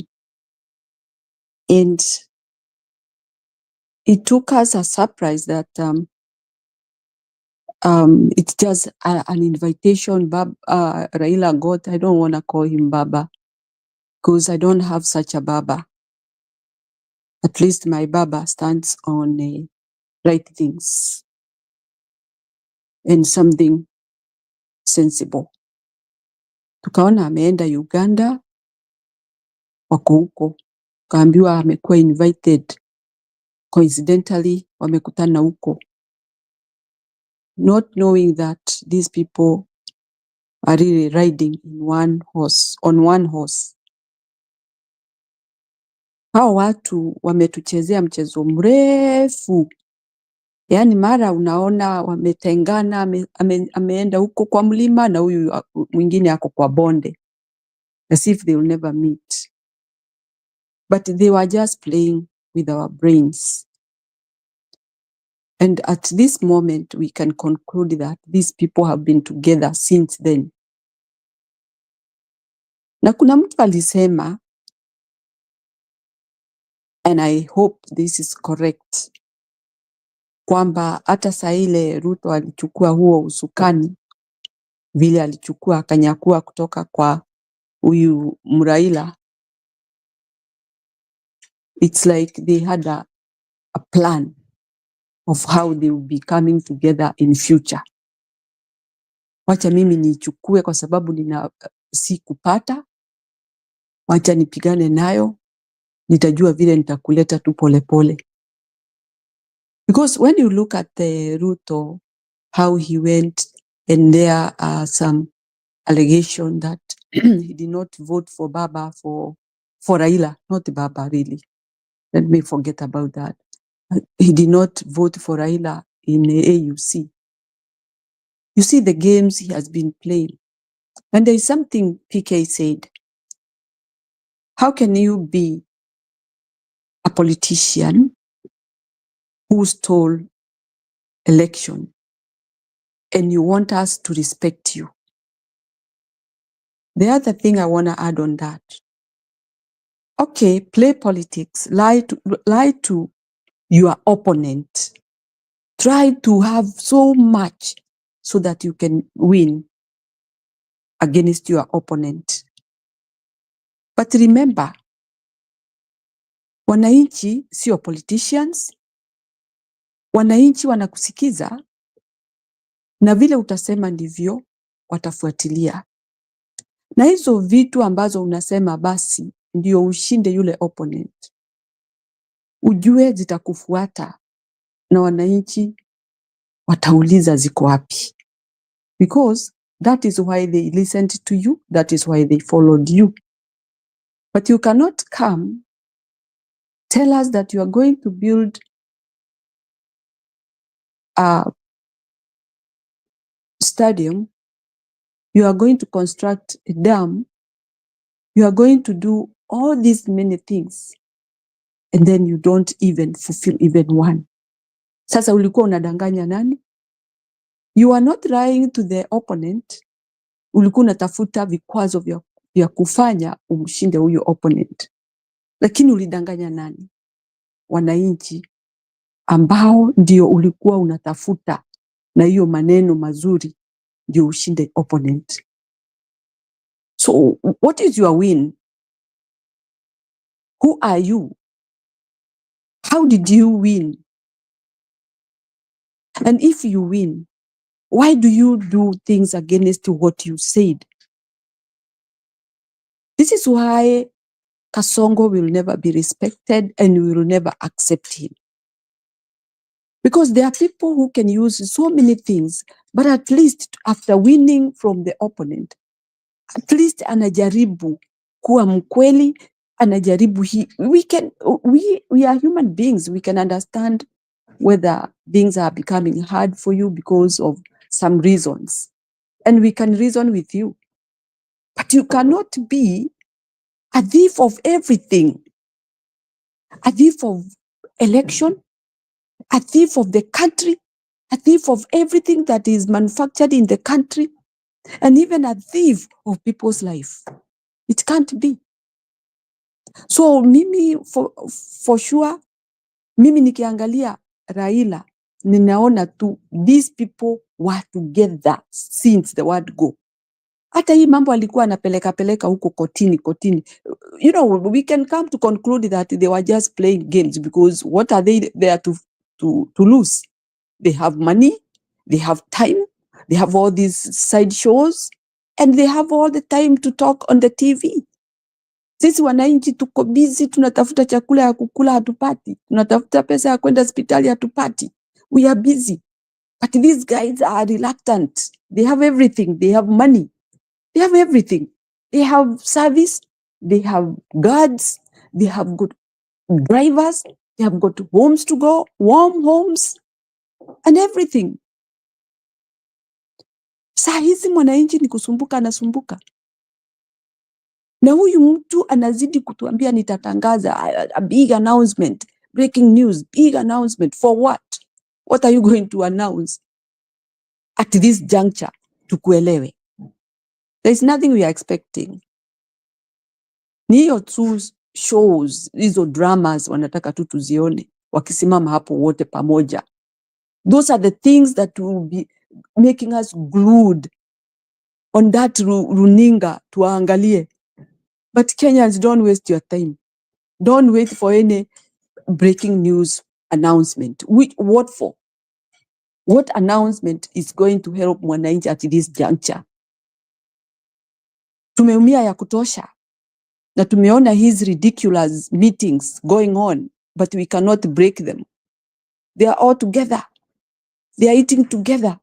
And we have been saying, these people eat together. They dine together all the time. It's us. what matters. And the country, it's a much gift to us, not to them. For them is nothing. Hakuna kitu hawana.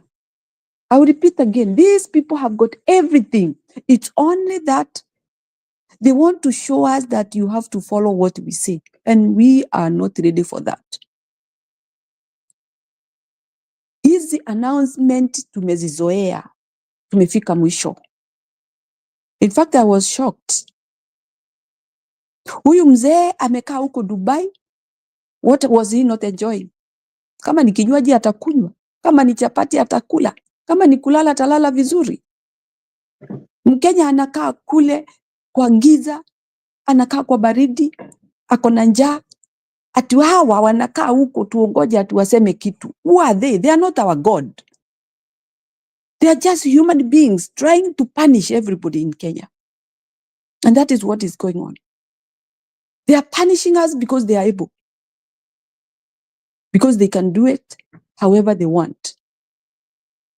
Hakuna kitu kibaya ama kuwa sasa wanataka ati tuwe tumewazoea hivyo, tuendelee na shida zetu, tufifie, ndio waendelee kukula na waweze kutufanya slaves zao.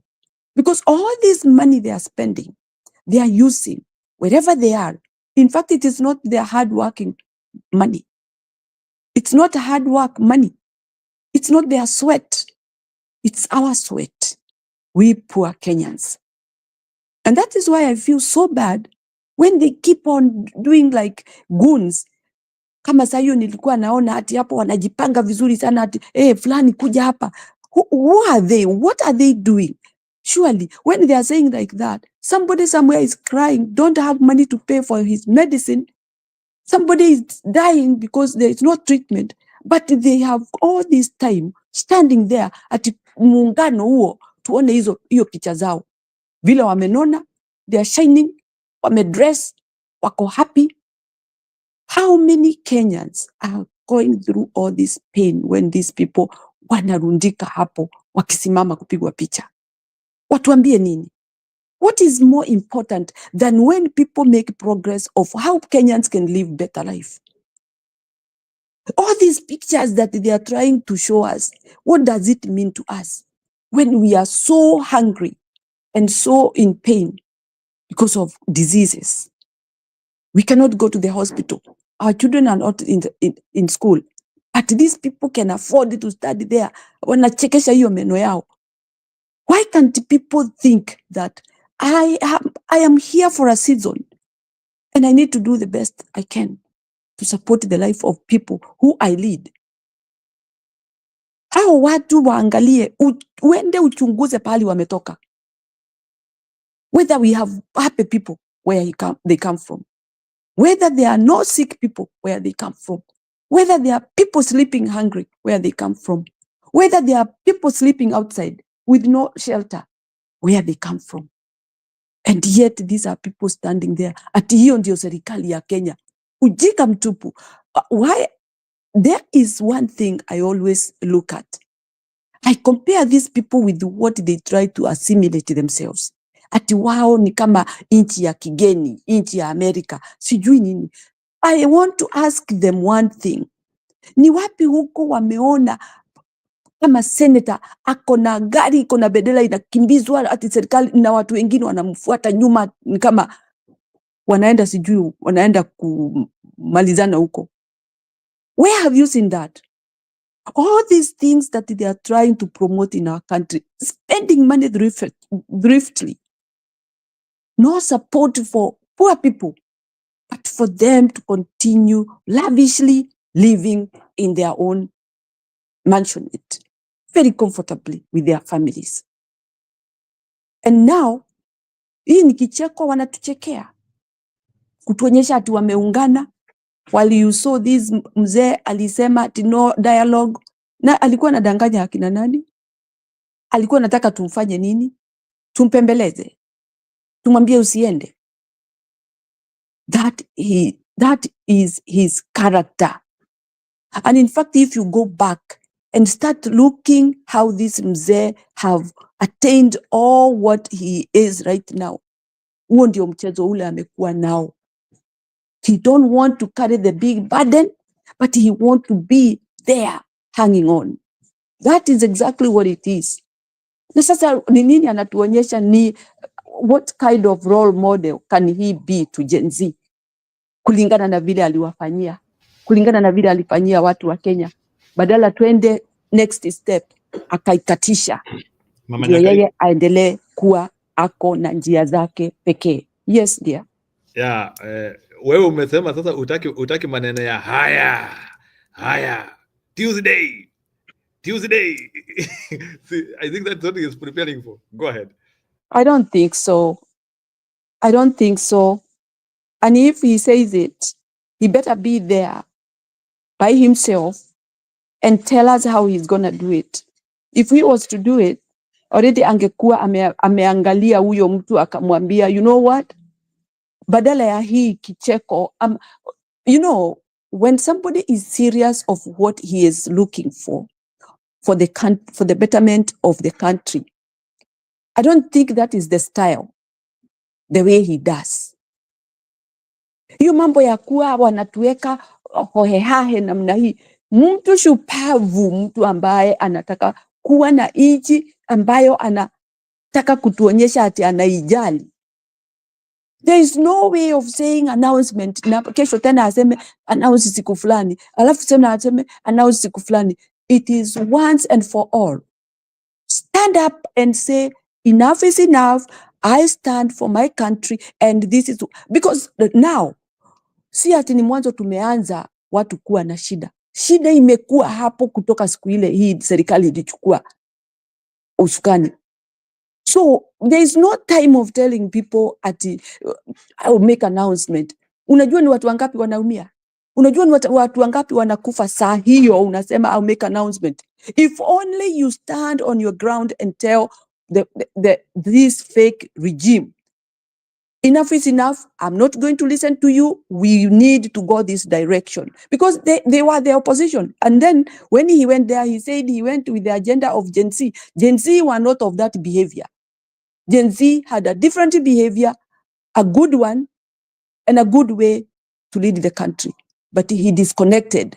So if you disconnected that, and you said you stand with what the Gen Z were thinking, what makes you feel comfortable every day nita make announcement? Tena hakuenda hapo Gen Z wa mtume kwa AUC. Alienda huko akafika akaanza kufikiria mambo ingine ya kwenda AUC. So the idea of what he said na mdomo yake hata sisi agenda ile tulikuwa nayo ni kama ya Gen Z. Gen Z hawakuwa wanaenda AUC. Gen Z were looking how the country can be stable for them to have employment and continue going for education and people get treated, everything go ahead as per the plan of a good governance. So he is not there to tell us Tuesday. I don't know if that one even can sound anything to anybody. People will just say, huh? Go ahead. Because who can we follow such kind of a person who disconnects a movement and then go start eating and enjoying life and making other strange moves from government to AUC? Yani, ebu jiulizeni, huyu mtu alienda na ajenda ya Gen Z vile alijisemesha hapo. Ndiye huyo ako AUC. Gen Z walikuwa siku gani wameagana habari ya AUC? So for me, this guy is a liar. It's also even more liar than even the one who he went to join. These guys know each other and their behavior cannot be divided. At huyu anakaa hivi, huyu anakaa hivi. They are just the same kind of characters, crooks who will never let us have peace in our country. Nitasimamia hapo. I'm still here. Guys, thank you so much for listening to me. Thank you. Aya, sawa Mama Mary, hiyo ni mzuri.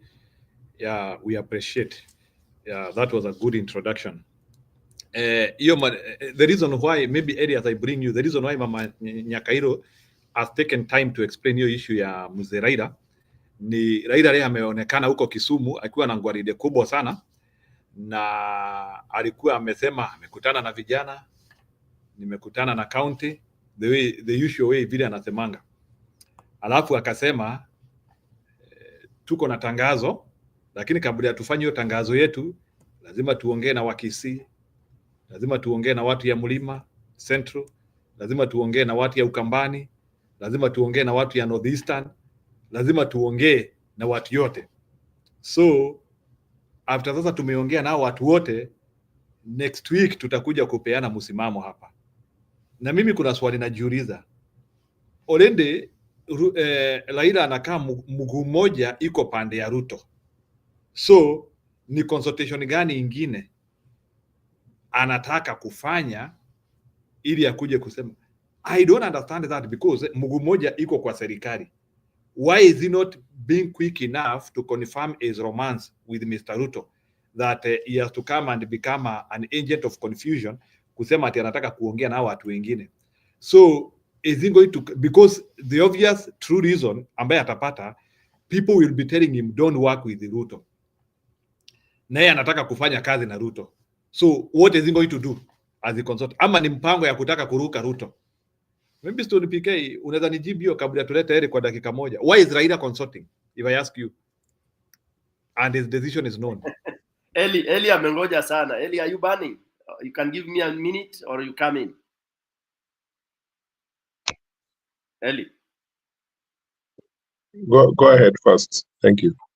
Yeah, so that hata utabuild what to handle. I know you and I have a lot in terms of unwrapping the lies and the conning of our mzee.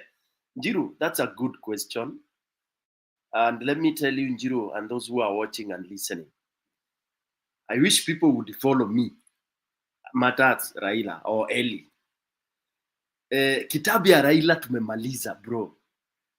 Some of us who had reserved, you know, when Miguna alitoa akasema, tulifikiria, okay, unajua Miguna saa ingine aliruka mbele kabla, you know, watu hawajamaliza. Kitabu ya Raila tulimaliza. Saa hii, if you know how to read body language, Raila alipoland kutoka Addis, that was a spent cartridge. Kabisa, and I'm saying this from very objective observation. You know, like my dad, I give an example of my dad, who was a politician for a very long time. We saw him wearing out. He was those who are staunch, die-hard wa KANU. Unajua KANU ilikuwa ni kama chama cha nini ile ya Tanzania, ile inaitwa Chama cha Mapinduzi. Yani wakiingia mahali ilikuwa ni serikali. Those, yani like my dad and those guys, they would walk the country of Kenya. Ukikutana na yeye, yani unaona ni kama Yesu amekuja in terms of politics, because whatever they said was law, and they would use tricks. These are tricks unasikianga za Raila, like they would land a place, you know, and then promise things even before consulting. They would promise things off head, create suspension, and all. That was the flamboyance that was there. For those of you who may have missed the days of KANU. Now Raila has enjoyed that flamboyance that whenever, even by him just appearing somewhere, the crowd would just gravitate. Even by just saying, "Aya," that would sway the crowd. Even by him kujipanguza ile jicho hivi, watu wanachukua ni swag. You know, even now the way he walks, hawajui ni challenges, wanachukua ni swag. That tells you how people have been swayed. Now, Raila had been, you know, kind of saying, kesho nita, you know, ile creating weight, creating something, momentum. He doesn't know. Remember, he's very old now. Na saa ingine, you know, brain even grows older than the body, for your information. And sometimes it's vice versa. There are those people who grow old body-wise, but the brain remain very whatever. Those of you who know that science, they know. Unaona mtu hata wa miaka 50 something akipigwa na hiyo maneno ya brain, ndiye anapigwa na hizo mavitu zingine kama dementia na the rest. So inakuwa hivyo. Raila ujue pia brain imezeeka. Ako tired. He still stuck and believes that he can pull the crowd. He has not hajashika kwamba amemaliza kadi zote. All the tricks, all the lies are gone. That Kenyans cannot wait for anything from him. Because as a Njiro and all those who are listening, what news would you wait to hear from Ruto? And umeuliza vizuri sana. I mean from Raila. Ati akuja atuambie ameconsult watu wote na wamesema support Ruto. Or ameconsult watu wote wakamwambia support Ruto. Now, you and I and everybody, anybody who is sharp, you know how much deep Raila has gone. Yani amepakwa matope, na kupakwa matope ni kulambishwa lolo. He has been bribed, given money, given everything, so much such that if he tries to betray Kasongo, ndiye atajua ajui. This you can take to any bank. Kasongo sahi atapita na anybody. Atapita na anybody ambaye amekula hela zake. If you want to, you doubt, uliza Chesoni. Not Chesoni, Chebukati. If you doubt, ask Chebukati. Mpigie simu mahali yuko. Kwambie. So Raila playing around with Ruto, ati hivyo watu wanasema ati hata Ndora na disagree na yeye ati Raila ndiye ataangusha Kasongo. Nothing. Hakuna kitu kama hiyo. Raila meno zake zimemalizwa na Kasongo. The way tunawanga nyoka meno. So he's just trying to, float here and all that. And don't be surprised. Akizunguka akwambie, watu wamemwambia asaidie Ruto because Ruto amekubali, watakuja na maneno ya compensation, all those kind of things. He will give you all those stories and figures for you to samehe. Remember, Gachagua even in his talk yesterday kwa TV, saying that Raila si mbaya, hakuna kitu, hata Wakikuyu mlima haina shida na Raila, kwa sababu Raila hakuna kitu mbaya amefanya. When the whole country is saying Raila did something very bad because of blood ya Gen Z. Look at what we are talking about here. Kenyans have not forgotten. So Raila is doing, all what he is doing is nonsense. People should not even bother. Atiana consult, that's garbage. Eli.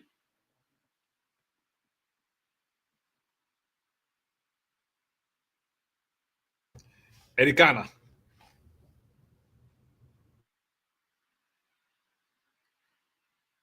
Kabla Eli akuje, are you satisfied Njiro? Mimi kuna kitu nataka unieleze hapo. I want you to help me understand. Why is he taking Kenyans stupid? Because mimi, and I saw him with a very big conference. Because hiyo ndio kitu sikuwa naamini. Very big conference hapo, watu wako kabisa na wanasikiliza akisema I will announce next week.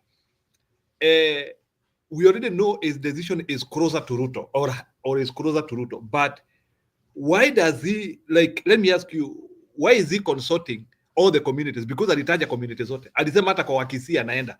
That's for optic. Hata hiyo crowd ni wajaka wake hao. Those one will always go around him. They have no choice. Na hiyo ndio unaona hiyo region pia itakufa maskini ajabu. I'm telling you. That region, no wonder Kenyatta nini, because they don't see anything beyond him. Even when he's in the grave, they will still be gravitating around the grave, crying, Mayo, Mayo, Mayo. Yeah? There is nowhere he will go. Ati Kisii anaenda. Kisii already ashaambiwa huko ni tawe. Abstract tawe. How can even Kisii talk to him? Alisema mpaka kwa Wakikuyu anaenda. He's going to consult Kikuyu. That's just saying. You will get some people you will sit around with. Nini, unaona? So you can still have audience. Can we say maybe Ruto want to use him to try and see how many people he can confuse in other places where Ruto has been rejected? Yes, but how many? What are the numbers like? Let's say maybe Ruto amemwambia sasa wewe jaribu kupenetrate because Wakisii ni kama wataki story yangu. So maybe part of the alliance is to use Raila to penetrate the places which have rejected Ruto. So Njiro, wewe from Mulima wewe, what would wewe sahi Mulima na watu wako in that village of yours, would you be able to convince them ati sasa Raila ametumwa na Ruto mumudhikirie Ruto te horivo Sasa can you imagine? Utapigwa na mawe bro. Anyway, I understand. I think the man is trying to build his relevance in the sunset years. I don't think he will. I don't think even Kenyans will be able to support that. But it is so unfortunate that all politicians are still glued at him. They don't see. Even Gachagua are trying to mention him in flowery colors and thinking that anaweza kuja kujaziria Mutungi. I think it also does not make sense.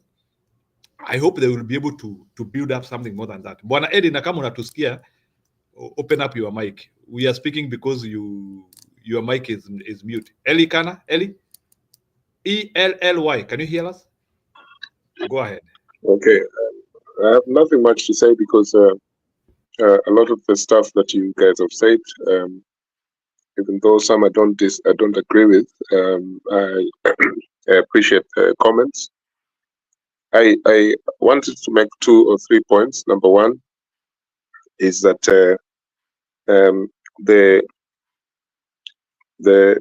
fight between Mr. Gachagua and Mr. Ruto and the Supreme Court, and how Ruto will respond to that. The Supreme Court, we already know that was captured and it's very corrupt. And I don't have any sympathy for the Supreme Court of Kenya because we all know the history of the Supreme Court since the Constitution was changed. I really don't have any sympathy for this particular court. And I can even say that comfortably that Smoking Wanjala and Njoki Ndungu, those two are probably the worst of the judges that I know of the Supreme Court. But those are my personal comments, because this goes on record as people who have been bribed in the Supreme Court at various times, and Mr. Ruto's, one of Ruto's lawyers and person who supported him very much in the last elections, Ahmed Nasir, has issues with the Supreme Court because he has brought them out as a very, very stinking court. And even though I don't agree with Ahmed Nasir's history, but he has provided evidence that that court is not worth its name. So I really don't care about the Supreme Court, what happens to it, or whether they continue as members of the 7 members of the bench. Of course, there will be a constitutional crisis, and that's a very important thing to think about. I think that Mr. Gachagua's last interview was pathetic, because this guy should now start, he should employ some coaches to coach him how to respond to questions in an interview and when to stop, because he's giving the Ruto man too much leeway in the way he's talking in these interviews. I think he's being unfair to himself and to Kenyans, because some of the comments he made about the Supreme Court and linking to the people of Mount Kenya is very, very unfortunate, because honestly, it doesn't make sense. It does not make sense at all. Most Kenyans will not even know who is the president of the Supreme Court, and I wonder why this man is now whipping emotions amongst the people of the central or the Mount Kenya region. I think he should stop. I think he should exercise his freedom of speech, yes. But if he considers himself a statesman, he should maybe just commit himself to what he wants to say, but not to try and bring us into at CG. This tribe is being affected by the actions of Mr. Ruto. We personally, we probably know, as much as he knows, the capture of the Supreme Court. And at this time, he needs to realize where he was before the elections of 2022 and just after, and how the Supreme Court conducted itself. My second point is about political parties. There are around 90, or I think 91 properly registered political parties in Kenya. Why would someone like Gachagua want to launch another political party? I think that my advice to Mr. Gachagua is that defecting from UDA is okay, and it's quite understandable because of the way he was mistreated. But I think he should look for a political party that is already in existence. And if he does this, then at least Kenyans will know, like instantly, what kind of politics we are expecting before or after the elections. I don't think that starting a new political party will change anything. But I think that if he joins, even if it's like a mundane political party, or even a big name in politics like Martha Karua, or those Western people, or any political party that has most supporters in Luoland or Northeastern, I think this will be a good thing for him to do. Personally, I think that Mr. Gachagua is a very, very arrogant man, and his arrogance can only just be compared to that of Mr. William Ruto. I think Ruto is more arrogant, to be honest.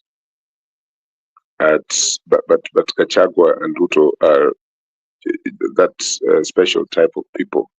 They cannot help themselves to tone themselves down. They're not as moderate and tactful as they should be. And I think that's really, really dangerous for Mr. Gachagua. Ruto is known. His track record is known. When you poke him a little bit, he can be extremely dangerous. We all know that one of Mr. Ruto's lawyers at the ICC, something happened to him. We know that. And we know the track record of Ruto in terms of the witnesses. We know that a lot of people disappeared. Why would someone like Gachagua think that what Ruto is suspected of having done to these people cannot happen to him? I just think that Mr. Gachagua needs to be very tactful. Maybe he needs to use his emissaries when he is doing his groundwork to find out what are the security issues, what is it that he should say, when to say it, should he read from a speech or not. But at the moment, I think it's just a profound carelessness the way he's talking, because he's making people think that he's a tribalist, now confirming. Me, I didn't think that he was, because I believe that every African person, national and ethno-national identity is quite important, especially language.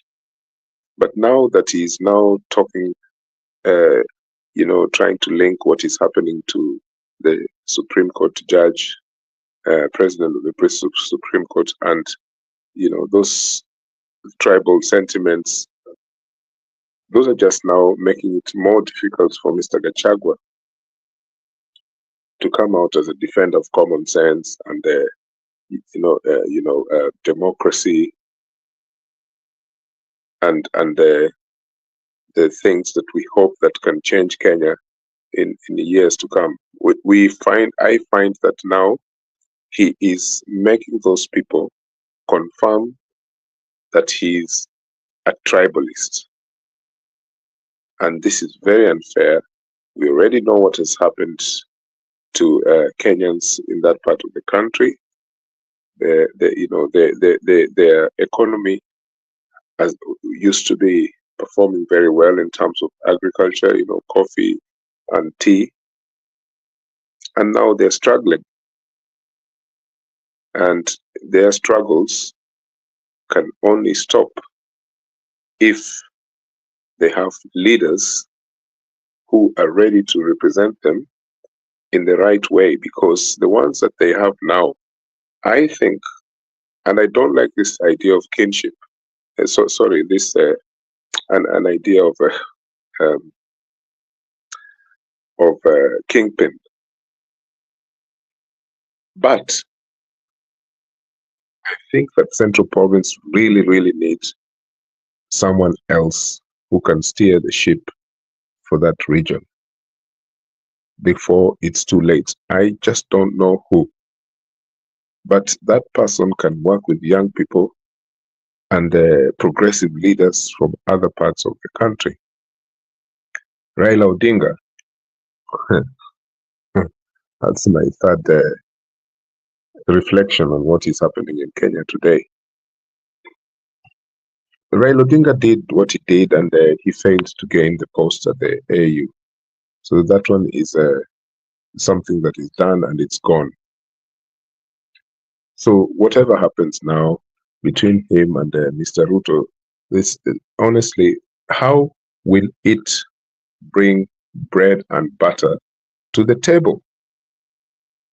Whatever happens, and we know it's going to happen, it's not going to fix the problems facing ordinary Kenyans. And it's going to happen. So, why are we obsessing with a person who is really not involved now in the everyday running of the things in Kenya? He's not involved. These people are together in business. And that's number one of everything that we know about them. So why are we even pretending that Mr. Odinga's comments next week, whichever speech he makes, will affect whatever happens in 2027 and thereafter? It will not, because the media are telling you that Mr. Odinga is so important that whatever he does will affect how society is run. Why? It's because the media are not giving him a blackout. Like, they're not giving all these stupid political leaders a blackout. If they did that, which now is a very, very plus for new media, social media and platforms such as this, take advantage of the fact that the mainstream are talking nonsense and it's the usual status quo. It is the chance for us to find very, very powerful constructive ways of saying this is what is probably going to happen before 2027, and this is how people are going to do this. We should not be afraid to imagine the impossible, but to let the mainstream media be the people that we're looking at and thinking, Atisji, Raila this, Raila that. I don't agree with. Me, I don't think that we should obsess about Mr. Odinga.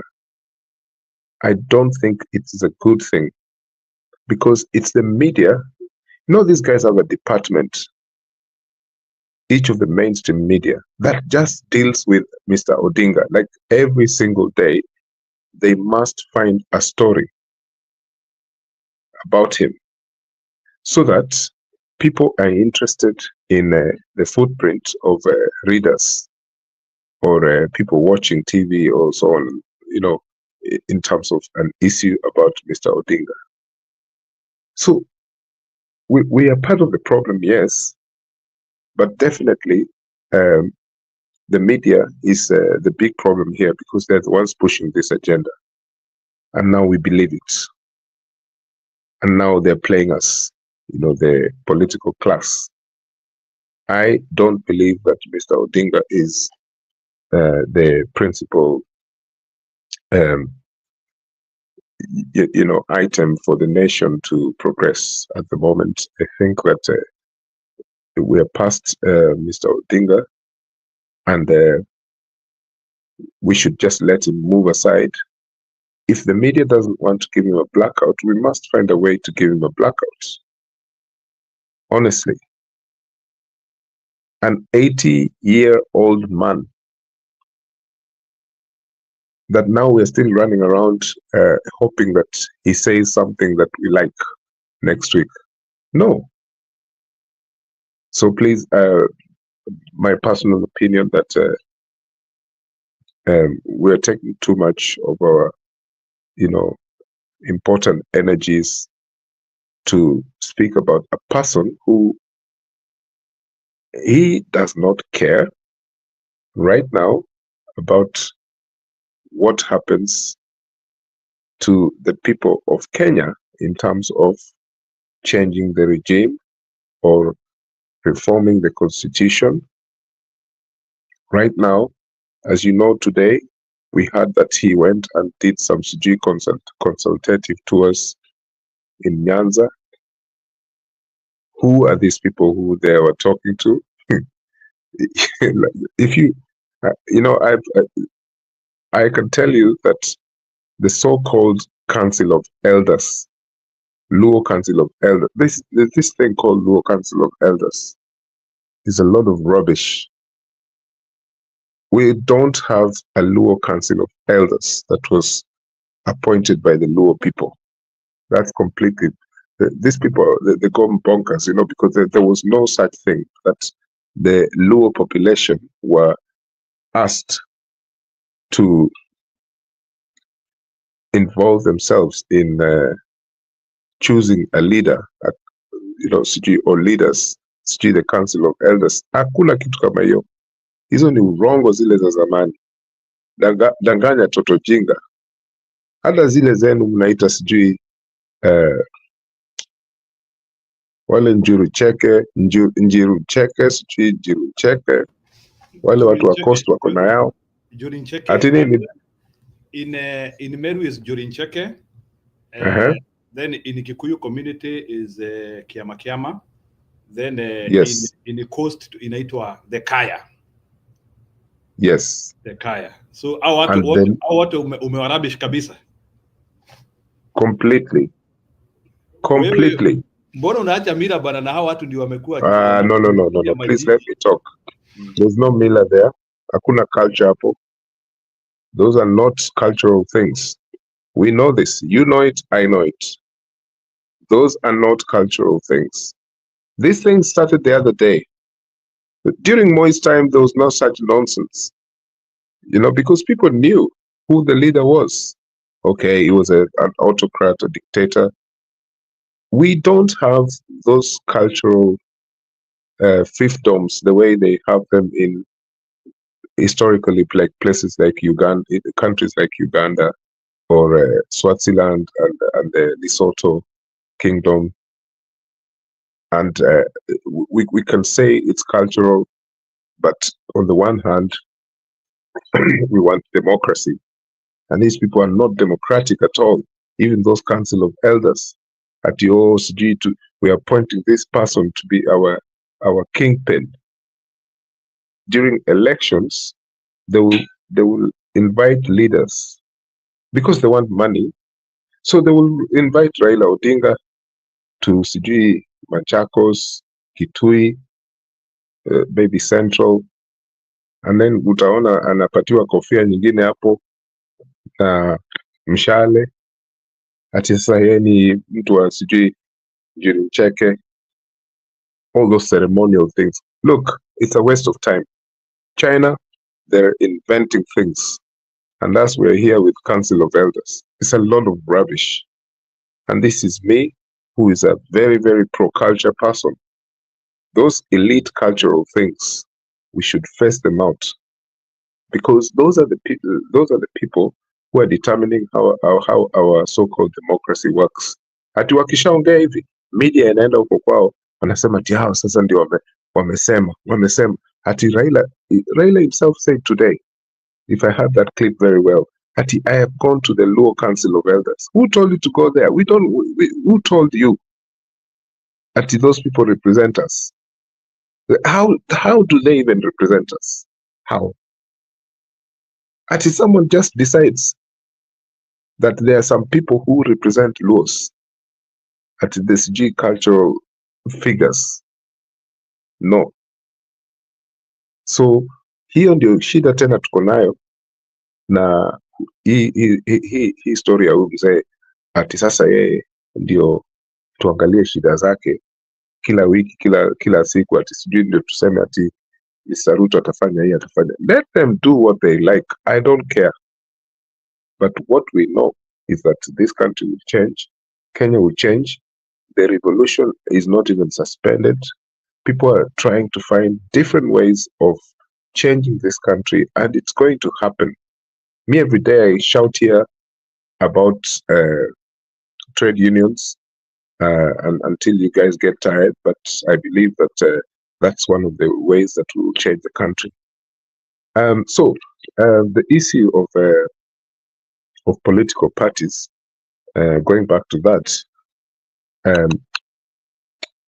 it's a very, very problematic issue, because those ones were captured a long time ago as well. And the MPs, they keep making noise, making us believe that it is because of them that a politician can garner votes in whatever region at the presidential. That also is one of the things that's going to end. Yani hii kitu ati tulikuwa tunasema zamani ati so MP is from this area, is going to mobilize this community so that the candidate of presidential elections gets a vote. All those things will be vanquished. I believe this. I believe that the young people don't want that nonsense. So the last point I want to make is what we are speaking about here every day. All of us, in fact, we're trying to identify who are these young people? Who are these people? We need to make noise and find out who are these people who are ready to change the country. If they make some stupid mistakes, like that guy SG Kasam Wells G what, there's another guy from Kisi, Morara, let them make mistakes, because that's the way we'll know them. But let's work with them. Even there was this girl, there was one girl who really, really impressed me during the revolution last year. A 17-year-old girl, the one who said that Baba asitoke asikuja kwa street. Does any one of you remember her? She was only 17. Yeah, nakumbuka. Yeah, I think she was from somewhere in Central, but that doesn't matter. But she was very, very articulate. She went into, she was invited by a couple of TV stations. She was nearly a celebrity at the time. And afu, yeye alikuwa one of the few in the revolution who were saying, guys, now it's time we have a leader. And me, I'm not going to lie to you, but I will want to stand for a parliamentary constituency position. She said it at one stage. I will want to do that, you know. So, wow, wakampigia makelele, wakasema to you, you're a sellout because you are talking about leadership. So, these young people, at the moment, mi nakuwa very confused. Sijui wanataka nini.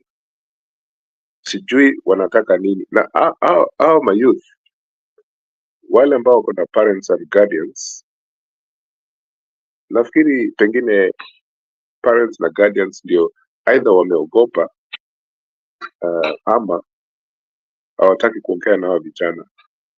They should be like Mr. Muturi, Justin Muturi went and defended his son. And Justin Muturi is in government. You know, he has spoken openly that these young people should have a voice, you know. And I think that the rank and file of parents and, guardians of these young people should now come out in the open and say, push this thing now, because we already know that Parliament was desecrated by the security forces. No media house, even new media, wants to talk about who did what when those young people were killed in Parliament. Who did what? There are big questions. There are conversations about how members of Parliament, some of them were armed. There are conversations about who gave the orders for people to get shot on the grounds of Parliament.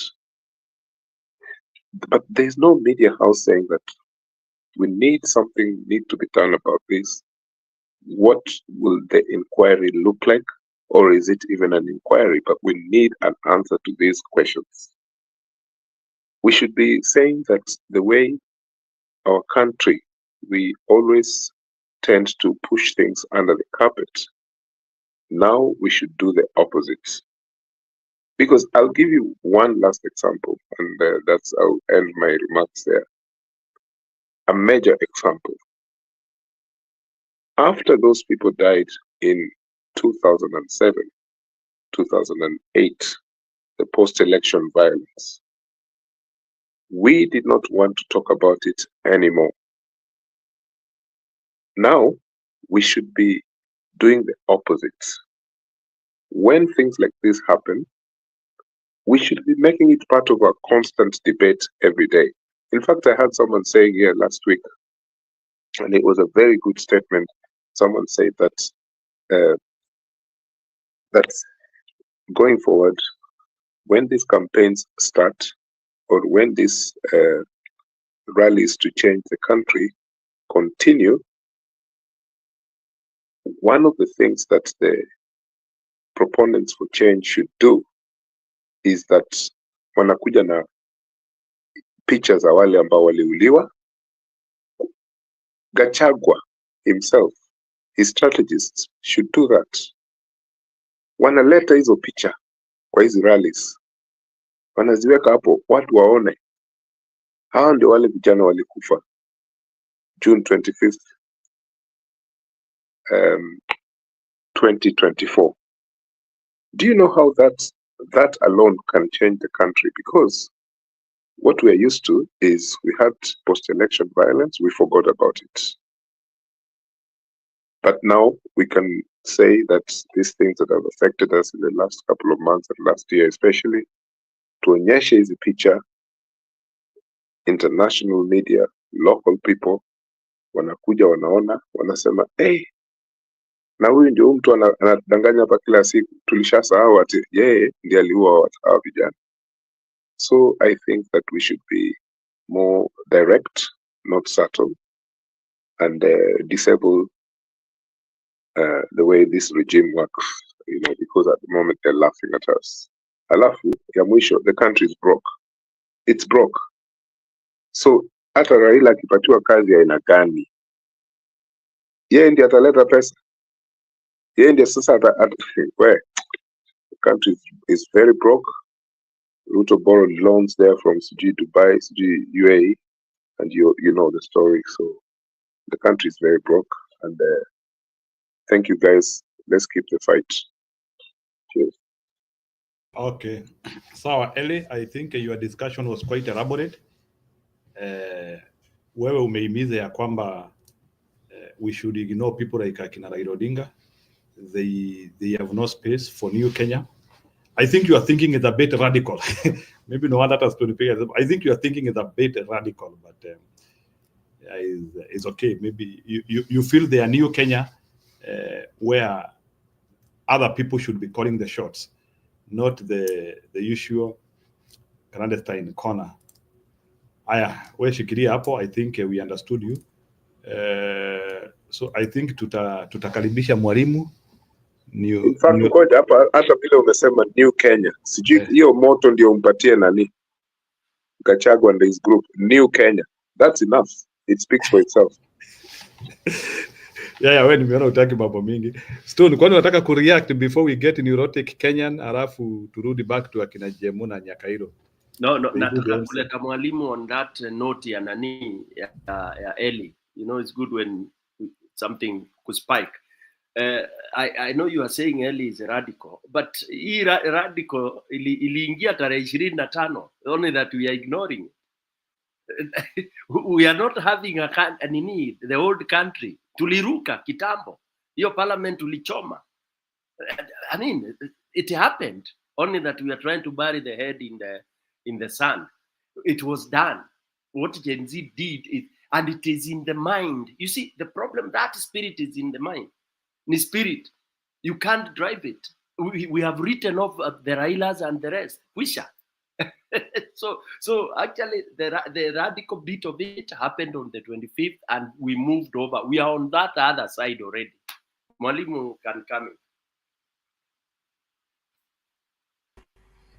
in. Hi, good morning, afternoon, night, from wherever you're watching from. Thank you, Njiru and Stone PK, Ellie, Cairo, and Jemu. Well, I believe maybe I might have a different opinion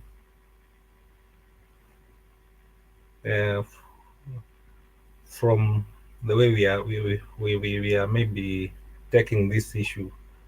I don't know, Stone PK, as I continue narrating my points, there's a clip I've sent you. I want you to put for me so that I continue putting it. I don't know whether you are able to do it. I can do it if you give me a minute. Yeah, as I continue talking, ukiweka tu ntanyamaza ni ndio tusikie the direction which we need to take. And I believe maybe that guy was prophesying to Kenyans. He didn't know, or maybe knew what was going to happen. And that's why I'm saying I'm taking, we are in the same page, but I'm taking a different direction. So don't, najonga watu sometimes ukiongea wanaona ni kama you're supporting somebody ama you are out of order. I'm in order, you know my stand. Wakina Njiru na Stone PK, you know I'm on ODM, but nilisema nataka kuiua kutoka ndani. But as we continue kuiua kutoka ndani, things are not that easy. You know, it's not easy. I know you moved. Okay, maybe we can listen to that and then I'll speak. Yeah, I'll continue as you continue putting it, and it's okay. Ikilord nitacha. So why am I saying that I'll take a different direction? I don't want us to undermine or underestimate the effect. The narrative we need to be discussing about the future of our country is how we handle corruption and how we create an integrity system of managing our country so that the resources God has given us can benefit our children and our children's children. Now, instead of having that conversation, the artists, the political artists who want to avoid that conversation, they come up with all manner of excuses. Oh, there are people who hate me called deep state, and you sit with them daily. So when do they become deep? When they are with you or when they are not with you?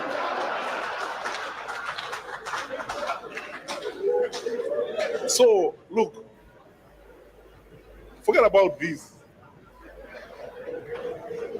We run an open, transparent, accountable government. Our president, my boss, told you earlier that the narrative we need to be discussing about the future of our country is how we handle corruption and how we create an integrity system of managing our country so that the resources God has given us can benefit our children and our children's children. Now, instead of having that conversation, the artists, the political artists who want to avoid that conversation, they come up with all manner of excuses. Oh, there are people who hate me called deep state. Thank you. I believe Stone PK, especially those who are now experts in this political analysis, you've picked more than 5 points from there. And from what Matiang'i was saying is exactly what you put to us on your topic, failed systems. And that is what Matiang'i is saying, that we need to put up a system that is going to guide us. And that's why I say that it's the same script, but different casting. Same script, and whatever we are saying is the same, but I'm trying to cast it in a different way. I say that let's not underestimate Raila's effect. Once I said here that Raila losing or winning AUC will still have an impact in Kenyan politics. For me, one, I wanted him to go to AUC so that we can have new crops of leaders in Kenya. We can have a new ODM. We can have a new way of doing things in Kenya without having that effect of Raila. And the other part, I wanted him to fail so that he can come and help Kenya. But I'm disappointed that both of them ni kama niliangukia patupu. I thought him failing atakuja tusaidie as GNC ama revolution yenye alikuwa ameanzisha itaendelea kuban, but you are seeing what is happening. Amerudi na anaendelea kushikana na Ruto. So I believe now tuko pamoja mpaka hapo.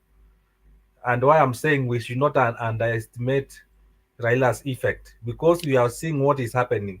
You can see ODM is rejuvenating in different parts. Mali inakuanga na wafuasi wake. Uliona wameenda Mombasa, you've seen how those guys are talking.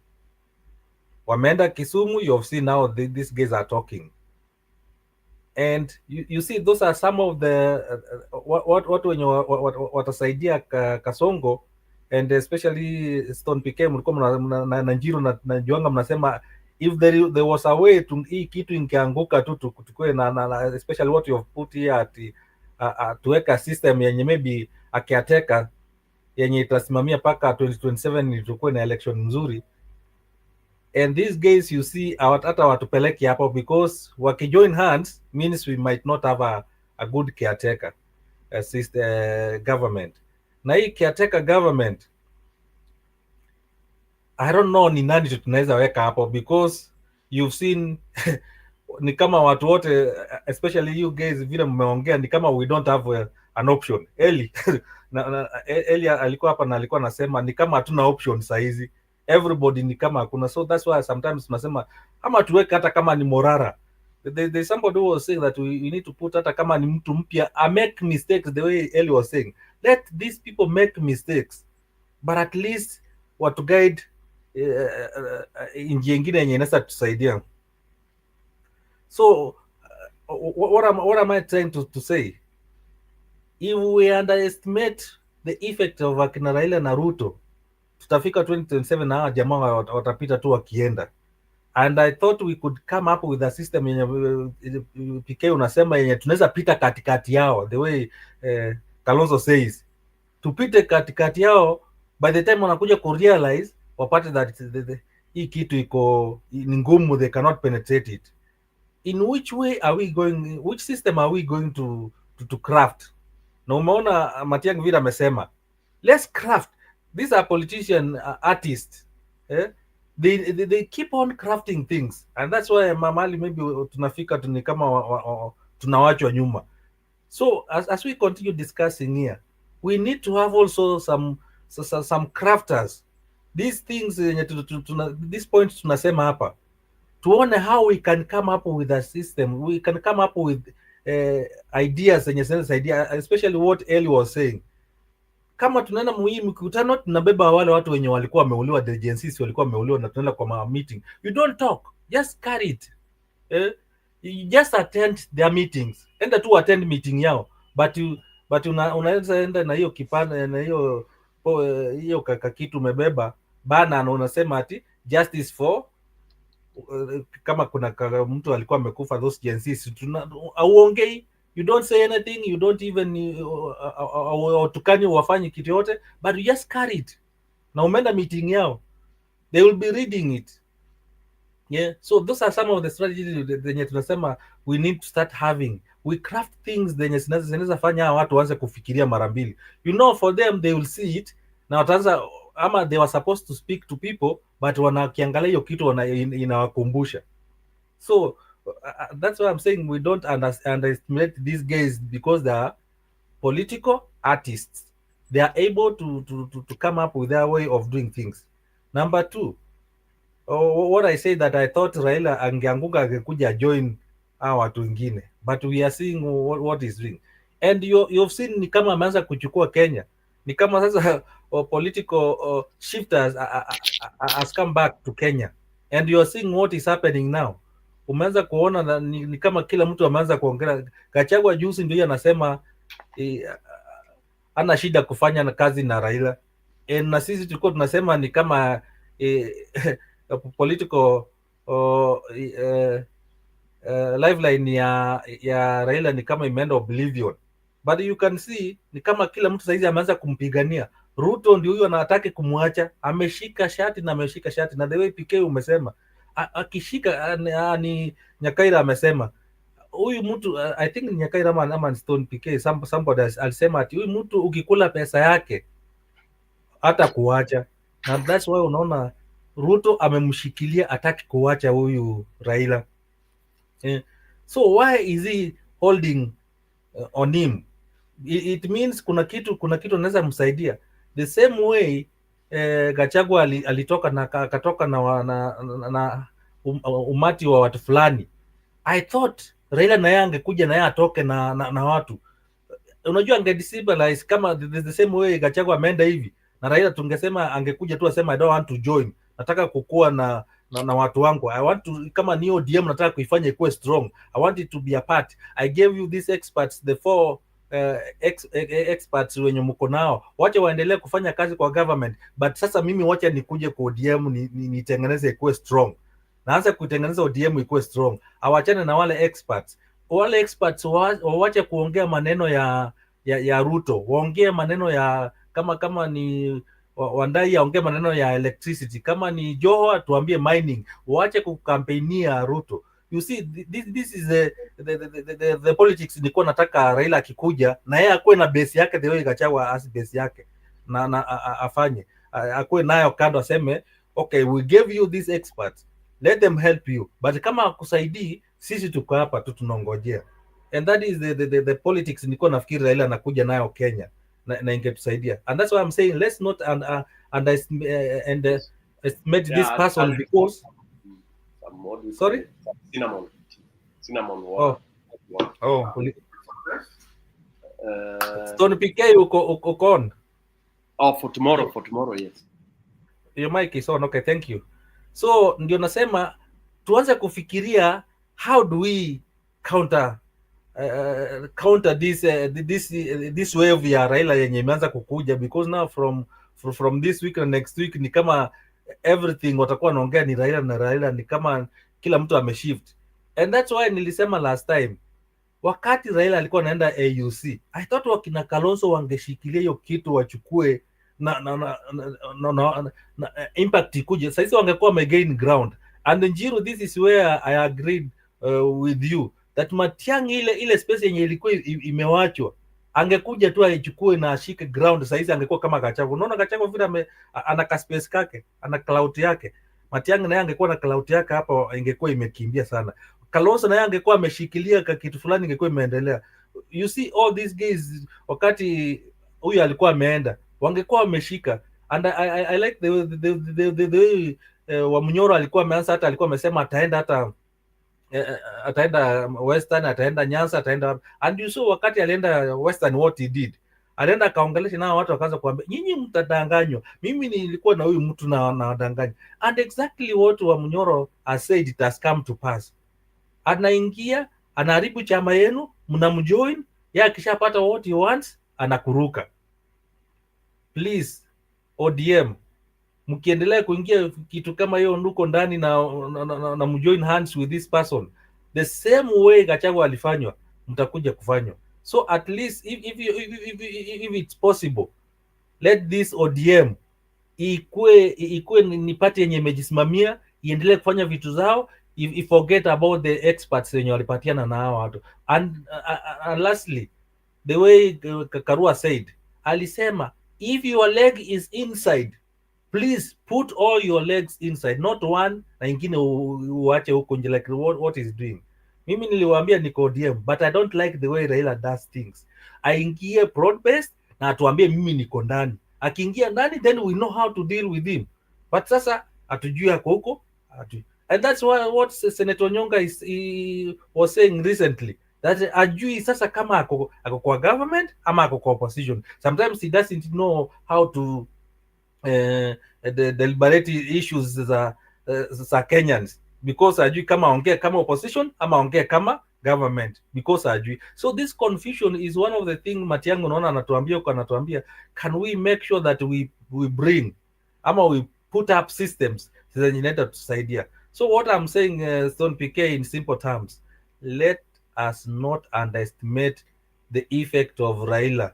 Tunaweza kusema ati hakuna impact, na unaona watu wa ODM wameanza kuingia ndani na wameanza kujoin from especially coast. Umeona what has happened Kisumu, we don't know what will happen, na tutafanya kama mchezo hivi tupate Ruta ameshika some regions, na regions wenye atakuwa ameshikwa na ndio hao ndio wanaweza tushinda. But one thing I like, Gen Zs wamesema wanashika ID cards, na wakishika ID cards they are able to do something. So one of the thing yenye nasema the way forward, if the Gen Zs na milima wakishikana vizuri na washike hizi card, ID cards, alafu wapige kura vizuri, hata hao watu wakishikana, let's say tumeregister new Gen Zs, I'm saying Gen Zs hawa wenye wako below maybe 22 kuja chini, tuseme wako around 7 million, na tusema wote wanapigia candidate wenye wanataka. So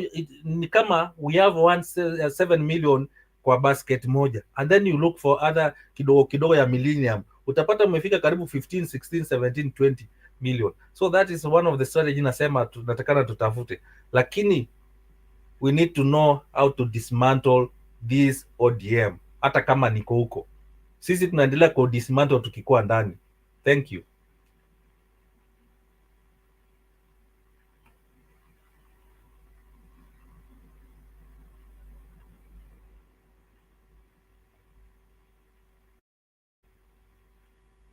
Njiru, if you are there, ama kina Jemo, anybody mwenye anataka kuendelea, ni kama ako karibu ya Cairo, you can take over. Ama huyu ni nani? Alex, you can join. Alex, you can take over. I think I want to be short. My remarks recently are very controversial, na watu wengi ni kama hawanipendi na hawatanipenda. But the issue of saying that Raila's one foot is here and here is a total lie. Raila is in the government. Let nobody lie to you that Raila will come out of where he is. History shows how he makes deals. Unlike 2002, the scenario is different. And I keep on saying, when I read what I hear from the ground, apart from what you see, when Trump was elected first, there was that thing you hear the political analyst wants to tell you in the media. But then again, when you talk to the white people, there was something you are hearing from what they were saying. So even today, there is something in the ground in the Luo Nyanza, and something else they are saying in the social media when they are with others. So least we take what is being said in the social media for cohesion and believe that is what is going to happen. ODM is in the government, and it has invested so much to a point that anybody thinking that Baba was coming to join Gachagua and other people to remake Kenya something different, I think that is beyond comprehension. The day Raila said, Ruto anaenda wapi? That statement and the tone he used and his body language, you could tell that this is a foregone conclusion. Ruto anaenda wapi? That's what he asked us. Ruto anaenda wapi? That was a good question politically that until today we don't want to answer. We want to use our emotions and our perspective and our political needs. Even me, I am there in that, in that perspective that I keep on saying, why don't he do this? Like we are taking our emotions on what we want, and we want to push Raila to us. Raila left us long time ago. His point of departure was the NADCO report. And do you remember when one of the judges in the courts rubbished the NADCO report, how Raila replied very quickly before his announcing of the AUC seat? Do you remember that? Put that clip once in a while so that it can remind you. He asked the court, and the court kept quiet. To date, the judge who tried to dismiss the NADCO report is silent. And if you look, what is in the NADCO report is the IBC. It was not even, when we were going for the negotiation or the round table as we called it, it was because of the food prices. It was because of the energy prices. It was because of the school fees. Our kids were not able to go to school. If you remember what at that particular time, when they had removed subsidies, how it was so bad to everybody. But when they came to negotiate, the number one thing was simply the seat of the opposition and the NADCO report, which particularly emphasized on one thing, the IEBC. And if you look, the approach to IEBC, mara iko, mara haiko. The other day it was activated again, but it's so silent. You never know if we have IEBC or not. And if we have, it's in the hands of these two men. And they have a plan. So let us not be lied to ati tulifikiria akirudi atakuja kwetu. If we had finished that conversation and knew that the guy is not coming to us, we could have moved ahead. Now, my fear, and this is to Njiru again. Njiru, I want to go. I re-listened to that clip again, and I was laughing when Rick G was doing his maths, okay, and he said, "Huyu ni hivi, huyu ni hivi." When he reached to Raila, passionately saying, "His even looks even more what?" Go listen to the word he said, more interesting. And he said this: his pattern of voting is usually at 10, 11 a.m. And he has already 6 million votes. That is Gachagua telling us. He's lying to people that Raila still has 6 million votes. So if we put a little bit of his to what we already have, anasema that Raila will become a president before he votes at what? At 10. You know, I really listened to that 4 times to ask myself, that man is a master of language. If there is a reason why he's a polygamist, it's because he knows how to seduce. And if I was a woman, I would not escape his seduction politically. I'm talking about a woman political. I'm comparing. So what I'm saying is this. If you look at the narrative that is being brought, even to the mountain right now, is let us first of all, because you heard what he was saying, that our first and foremost priority is to have a mountain what? Candidate. And if we are not able to prevail, then we will have to talk. Is that how we want things to go? Is that the narrative that we've been thinking through, or we want to be coerced into? We must cushion ourselves from these extremities, because if we allow that talk to continue, it is going to impact the uninformed masses that, look, in order for us to take Ruto, we need a deal with Raila, because already has introduced the narrative. And if you heard, he belittled Kalonzo so much. So he is having his base, as Mr. Innocent, you have said, he has made his base. And that was the missing spice. That's why he got impeached. But luckily enough, he has been able to have a base that is very formidable. Very formidable. And also, it will impact the next election. We like it or not. That is a factor. If we were to go today how things are, Gachagua is a factor that will sit on the negotiating table. And he has already thrown that narrative to us. Now, then why are we talking about a third force? Now, the question that comes to me, why are we talking about a third force? If the same men are already playing what? Tribal mortgage, political tribal mortgage. We must deconstruct totally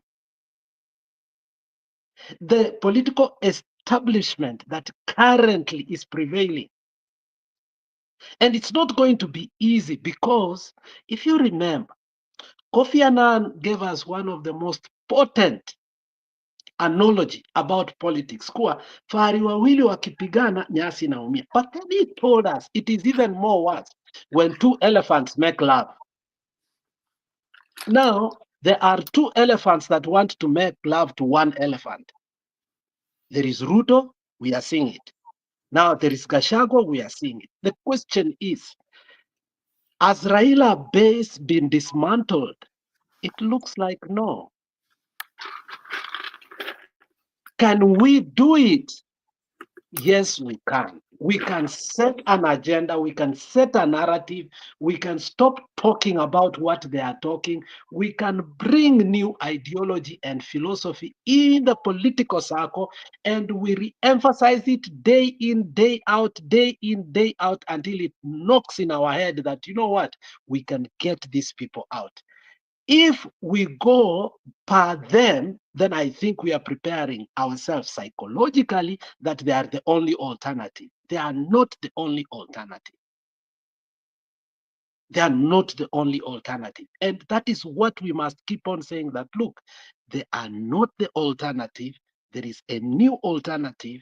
And that's what I think even the originality of thought of the creators of these channels, both Njiru and Stone PK, were saying, we have another alternative. We must have a narrative that we will change our people. But us thinking that Raila has been dismantled is a little bit like a mirage.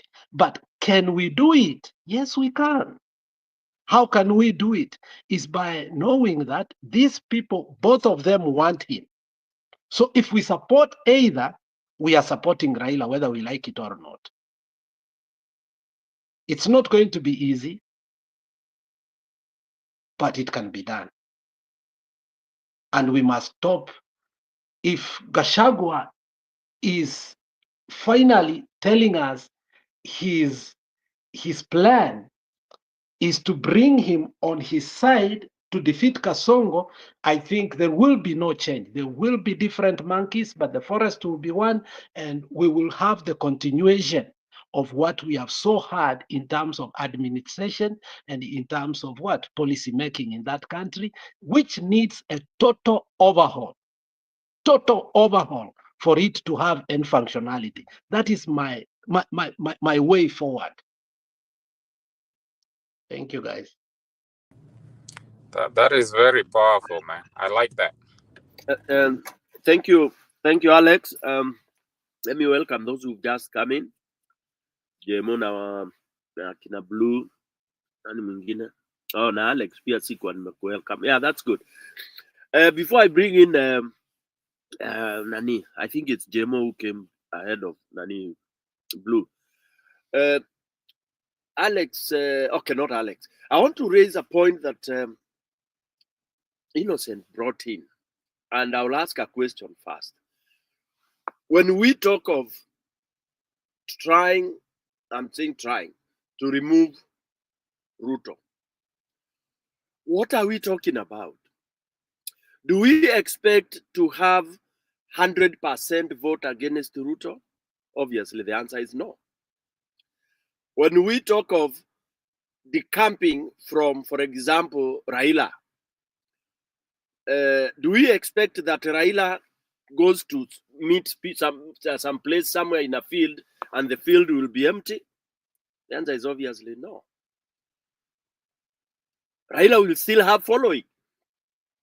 But the other question is, if I flip it, do you think, assuming the votes he got, the whatever votes, I hate calling the number because it is traumatizing. Assuming that is what was given to him, that was his vote. So today, you would think if we voted tomorrow and they were counted properly, he would get the same. If you tell me yes, then I'll say you don't live in Kenya, or we are shorter memory than that of a warthog. Maybe we have the memory of a fly, okay? Because fly ndio unaipiga hivi within inazunguka inakuja. That, why am I saying that short memory? Because the biggest thing, and Alex, you brought it up, we departed the Kenyans who reason properly. And this I will say it with all candidness. Any rightful thinking human being that is a Kenyan, whether it's a fanatic or anything, should have departed way with Raila na ODM like Jana. This very narrative that, oh, experts were donated, then the party has this, oh my God. ODM munakunywanga nini? You must be sharing the same drink that UDA drinks. Because I hear this narrative that you see there is a separation. There is a separation of the experts donated to the government, and the ODM party is on the other side against the government. Give me another day. Really? And that's the belief of ODM, that they are not in government, but they are those who went to the government. Yet those who went to the government were the top brass, the officials of a party. And we never had them resigning. I mean, we never had them, resigning their positions and all that. Yeah? So you can't chew this side and you're chewing this. And that's what Raila is doing. That's why he has goofed. We are not saying there will be no impact. There will be impact, of course, because he might get 1 million. That's a million we will have lost, which we should have had. But to let him have his relatives and those who are so close with him, it's okay. All right? And let him continue doing that nonsensical thing he's calling consultation. Okay? He has joined Kasongo. They'll be transporting those Luo fanatics all over in buses and trains. They love traveling. Okay? So wherever you'll be going, you'll go with a crowd.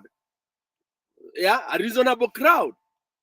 But for somebody, a Kenyan, to think that Raila has the same impact that tumesahau. Alitoka siku ya Nadiko, akakuja akaharibu kabisa. And Alex, I'm looking for that clip. Akasema mnataka Raila aende wapi? Kenyan walienda walinyamaza hiyo siku. It was like there was a bombshell in this country. For those of you who have fresh memory, people went. Wengine walisikia hivyo, wengine wanaenda kukojoa, wengine. It was a shocker on the negative side. I mean, it would be so crazy that we play down that question, play down the fact that he has never been apologetic to the deaths of Gen Z. Mtu aniambie where he ever became apologetic. He only went kule kwa nani kulia machozi ya crocodile. Kule kwa inaitwa nini? Kule Kware or whatever it was. Raila was not apologetic. Raila has joined the club of Ruto, who you talk unamuadresa na kuangalia macho kavu. Devil, evil people. So we are not saying that he brings all his followers. No. Let him continue. Okay? After all, the difference between him and Ruto was, they are saying 200,000. So we don't expect Raila not to have following. He can even go up to the ballot if he wants. But what we don't even imagine he will do is to go and divorce from Ruto. He can't. If he does that, he's finished. He's dead. Okay? Even Gachagua, the slip of his tongue, and by the way, that was not intention of Gachagua to loop in Raila. He was just cornered by the journalist. And then because, of course, he doesn't want some bashing from the Luo fanatics, yeah, he tried to play. Can you imagine Gachagua trying to pakapaka Ruto mafuta? Wa Kenya tunasahau sana bwana. Ati sasa ati Gachagua now starts talking about somebody alikuwa anasema ni kama kuenda kuuzia nguruwe kwa msikiti. If you are going to take Raila to Central, wananchi wetu, ndugu zangu, you analyst bwana, lazima nitawachezea hizo clips. Nothing has changed. The hate for Raila cannot change from Gachagua, tafadhalini. They are just now playing optic.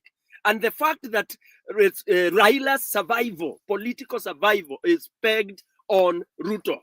It is not that Ruto depending on Raila. No, Ruto only has hooked in and bribed Raila because Raila is one of those looters. Okay? And that's why they were so scared by Gen Z. Raila was as scared as the looters. Okay? And then Ruto knew, let me bring in Raila, buy in these Luos because they are the noisiest. They are the ones whom you can never be comfortable when you are doing your things, you are stealing. They will be in the streets. So the best is to bring them in. And that is true. So you will do everything possible to make sure, because you will not see a Luo in Mandamano anymore. That's over in Kenya. Kwisha. They are telling you all over. I have clips all over. That's the message they are spreading everywhere. They are elites and everybody else. They are saying that now the government is good. They are in the government, period. The rest of the ODM are in government. They are just lying. All right? So I just wanted to put that in my own perspective, that personally I can say whatever impact Raila will have, it will not be so huge. It will only be disorganizing people if people don't want to rally behind the call of Ruto must go. Let Ruto, Kalenjin vote for him and the Luos vote for him. And then all the others, regions, go against the two. They will win. They will win if there will be no system, no IBC system. They will rig. Okay? Because what we are talking about is difference of a few votes. Not you can't have landslide. You could only have had landslide if the Luos were not if they were not bribed. Then of course those ones would have fanatically been on this other side. But now we have to subtract that. I hope that this time around they will come out and at least be wakue milioni moja, which is impossible. I don't think they will. Okay, Then of course under those are few Somalis there and here. Luya watatoka ODM kama haraka upesi. You can take that to the bank. Then the Kisses watatoka, labda Innocent yatabaki kwa ODM. Where Stone? I said we are there to destroy it. We are not there. Your formula, hiyo ni zamani. Stone PK. We've said this. Tuko huko unajua ni one thing I want you to know is Raila going to do the same thing alifanya kwa KANU kuidestroy ama anaenda kumezwa na hii wheelbarrow, anaenda kuendeshwa na hii wheelbarrow. Raila anakalia wheelbarrow, don't doubt. Ndio nasema sasa, that's what I'm saying. Na kama amekalia wheelbarrow, that is exactly what I was saying. Sisi tunataka kujua mali amesimama tu aseme na mdomo hivi. Then you will see what will happen. Sijasema wewe mwalimu unangoja Raila akwambie na mdomo when he has said everything. Nimekuambia we are just giving him a benefit of doubt. You know what in English means ukisema benefit of doubt. Sisi tunajua where we are, but we are just ile tunataka tu kidogo hivi and then you will see. Otherwise kama Raila atamezwa na Ruto ama Raila atameza Ruto on this marriage, then we will know who is a political genius in Kenya. Thank you. Wow, it's good. You guys have some hopes. How can you how can you meza ule mtu amekupatia pesa, ule amekuokoa? Raila amepewa pesa, amenunuliwa totally. If he jokes, akajaribu so let me ask you, Innocent, are you saying what other people are trying? Because there's a narrative I'm looking on the media that is so laughable that and the person bringing it is a person that for a very long time people have told me is not a professor. Don't listen to this guy. Is Manyara.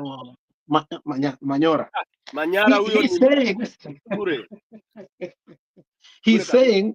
He's saying this, that ODM Ruto might run on an ODM ticket.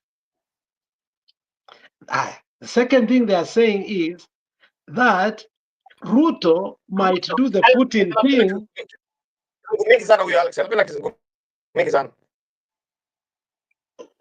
I'm just asking a question. Is it wrong? Endelea, Alex. No, it's not wrong. You know. I don't know. This almost happened yesterday too, and it caused people to run out. He doesn't know how to behave. I allow you talk and talk and talk because we are not in a hurry to go where. Yeah, I want Innocent to help me because I've heard that several times. It doesn't make sense to me, but probably he has said it again here. But now that we are here, I wanted just him to clarify. Now, Innocent, nani atameza mwingine? Will Ruto eventually succumb to you guys, or will Raila play Ruto in the end, edge him out the way he edged Moi, or what is the expectation? What is the big announcement we are waiting? Thank you, Alex. Nilisema hivi, and that's what I want you to get me. We believe that Raila akikuja atasimama na ODM yake kando, aseme wale walienda huko ni experts, ameze huyu, lakini amekataa kusema na amesema hivi. But from the look of things, Ruto amemeza Raila, na kama amemumeza wengine hatutamezeka. Thank you.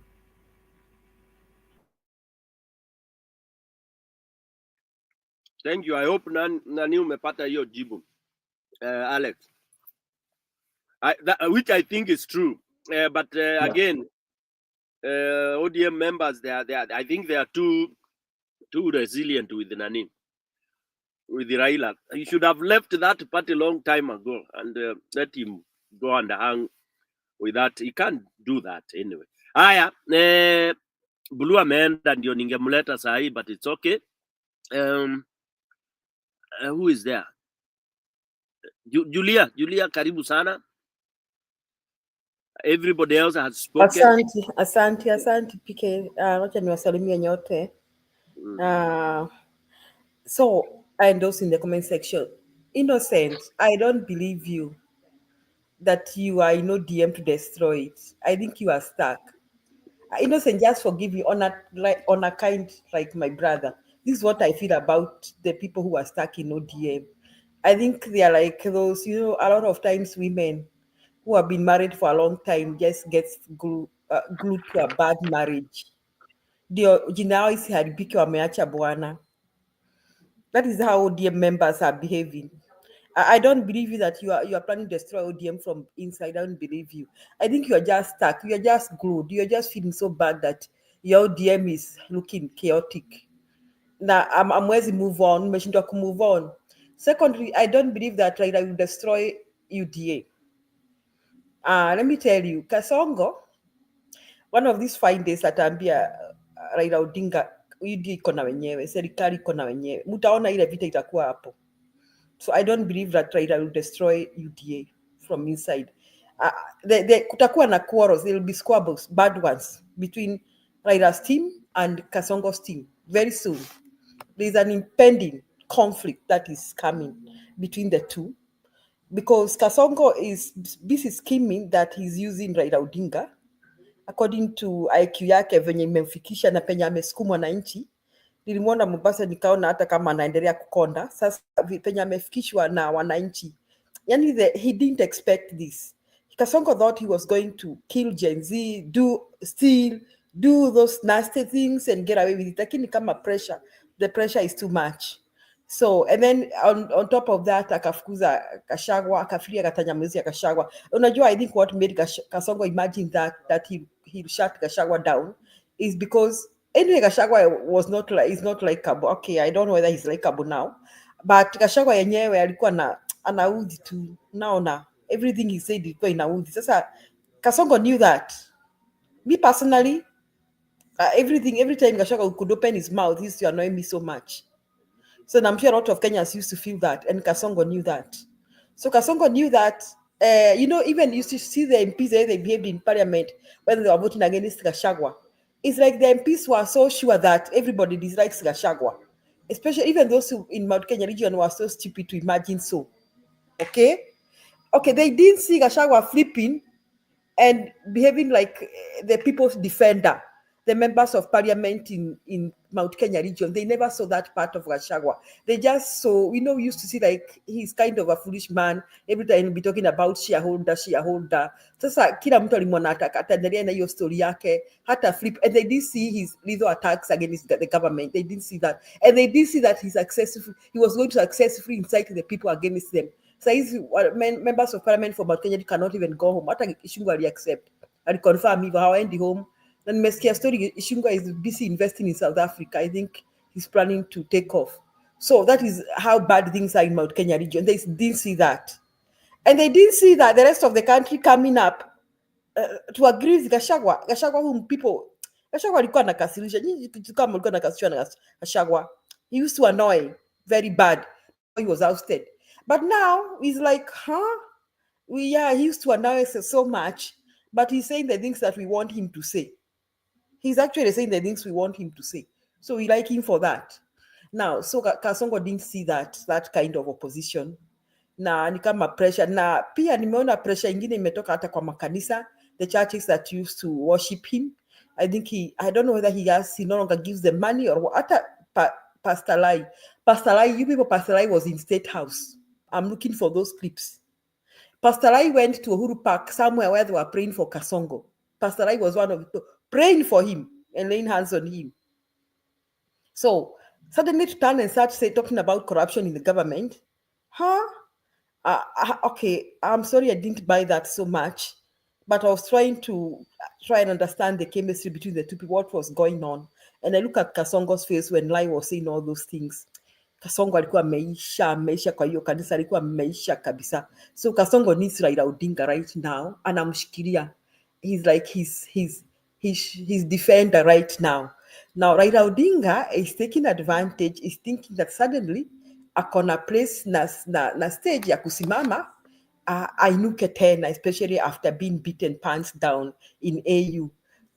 But like I want to agree with PK. Raila Odinga, I hope he's aware that the support he had, he no longer has it. So I'm wondering how he's gonna destroy Kasongo. I wonder who will destroy each other, or both will destroy each other and go down together. I think my take is they'll go down together. Now, if you remember, Raila Odinga entered KANU and split it. But still, let me say this. If Raila Odinga had not supported Kibaki, KANU would have emerged the winner. So, still, I don't believe Raila Odinga destroyed KANU. I think if KANU only went down when Raila Odinga decided Kibaki tosha. So this scheme at Raila Odinga can get into a party, destroy it, tear it into part, walk away with it. At least hiyo ni ujanja yake. Goja utaona. Mimi my take it, they are both going down. And Raila Odinga does not, some of us supported Raila Odinga and campaigned. There are about 3 million votes from Mount Kenya region. Sisi tuliteta, tukaongea na manyanya, na maanti, na mashangazi, na makazi. PK, I don't know whether you did that. Personally, I campaigned. And campaigned with all my relatives. I campaigned at home. Hata kuna watu niliambia kama if they want me to be calling me for anything, they must first flip sides from Kasongo, from UDA. We campaigned and campaigned. Uhuru also impact was felt in the mountain. So this story ati anafikiri akona power, akona backing that he can bounce back. Secondly, he's old. I'm telling you, hana hiyo energy, hawezi mbio nawambia. And let me say this, we have only not had somebody coming out say now I'm vying for presidency. But me, my take is, the moment the race will shape, and I hope the race will shape with the likes of Akina Matiang.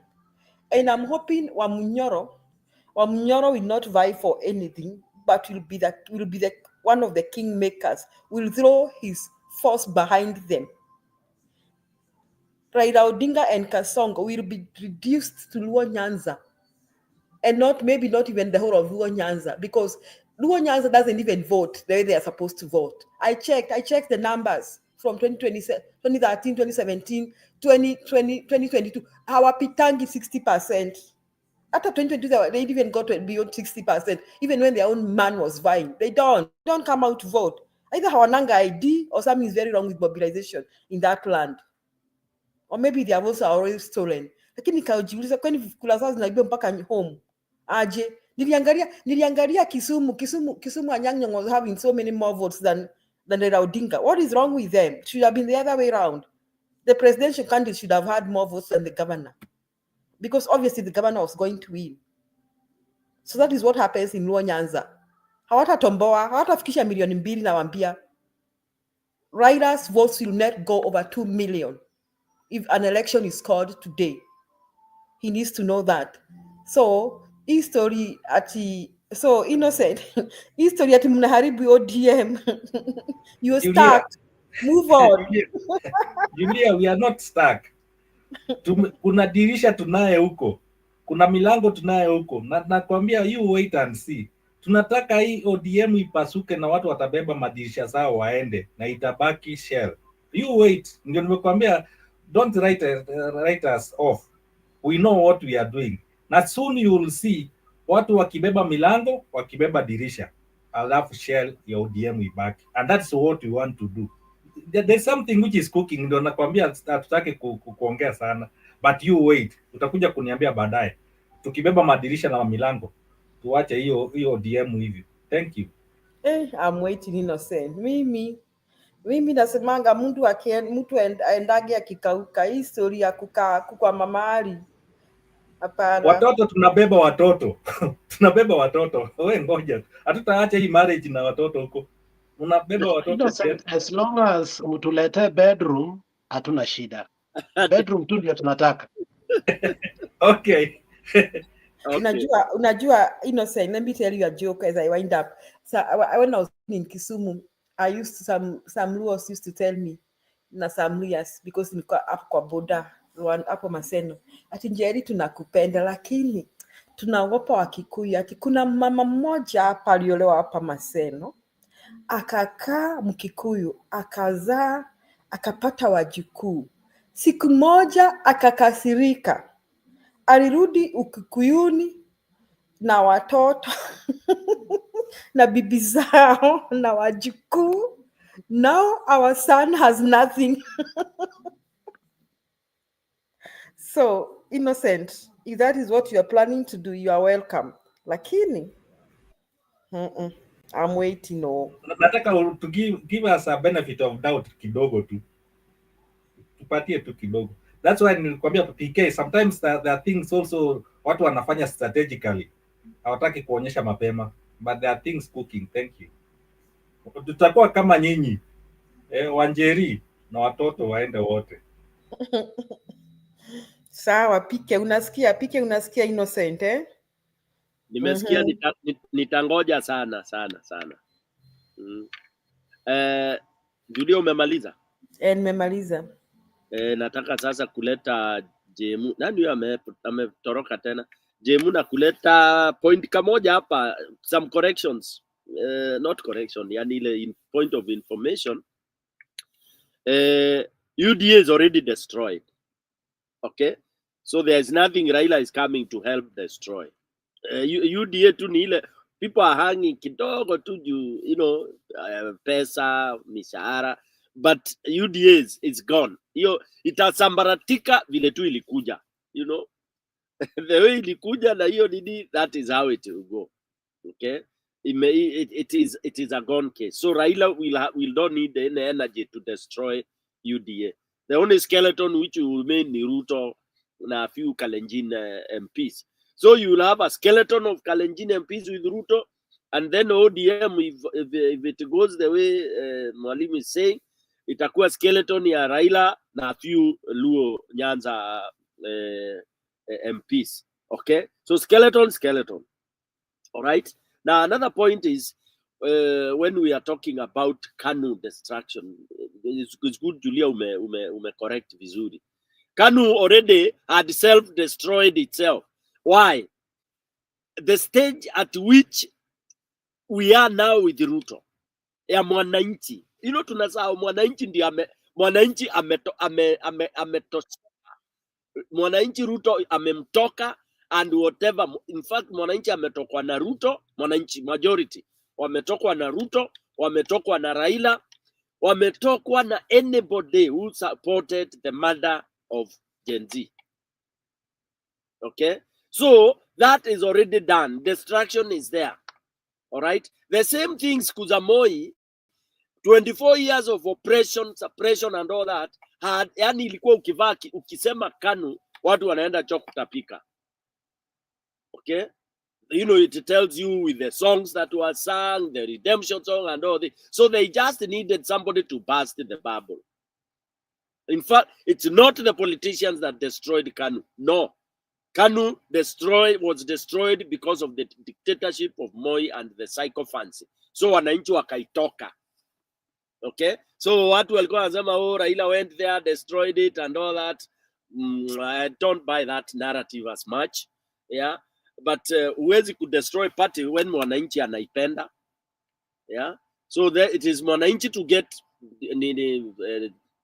dissatisfied, and then you, as a politician, you take advantage. Like what now should have happened? Let me give an example. You see, like now, Sifuna is on top as a darling, but again on top, alafu watu wanasema, and what are you doing? What are you still doing in ODM? Imagine people asking that. No, unafanya nini kwa hii chama? Hii chama pia inaenda kuangamia. We know, we are hearing you talking. Akinaongea around anasema oh, ODM iko because he's a secretary. But Sifuna akitoka ODM na asimame Nairobi with either independence or anything, leo kesho atachaguliwa. But the longer he's going to stay in ODM, itamkanganya, itamletea shida. Back to Jemu. Jemu ako wapi? Oh, Jemu alikuwa ametupwa nje kidogo. Oh, yuko Jemu, karibu. Well,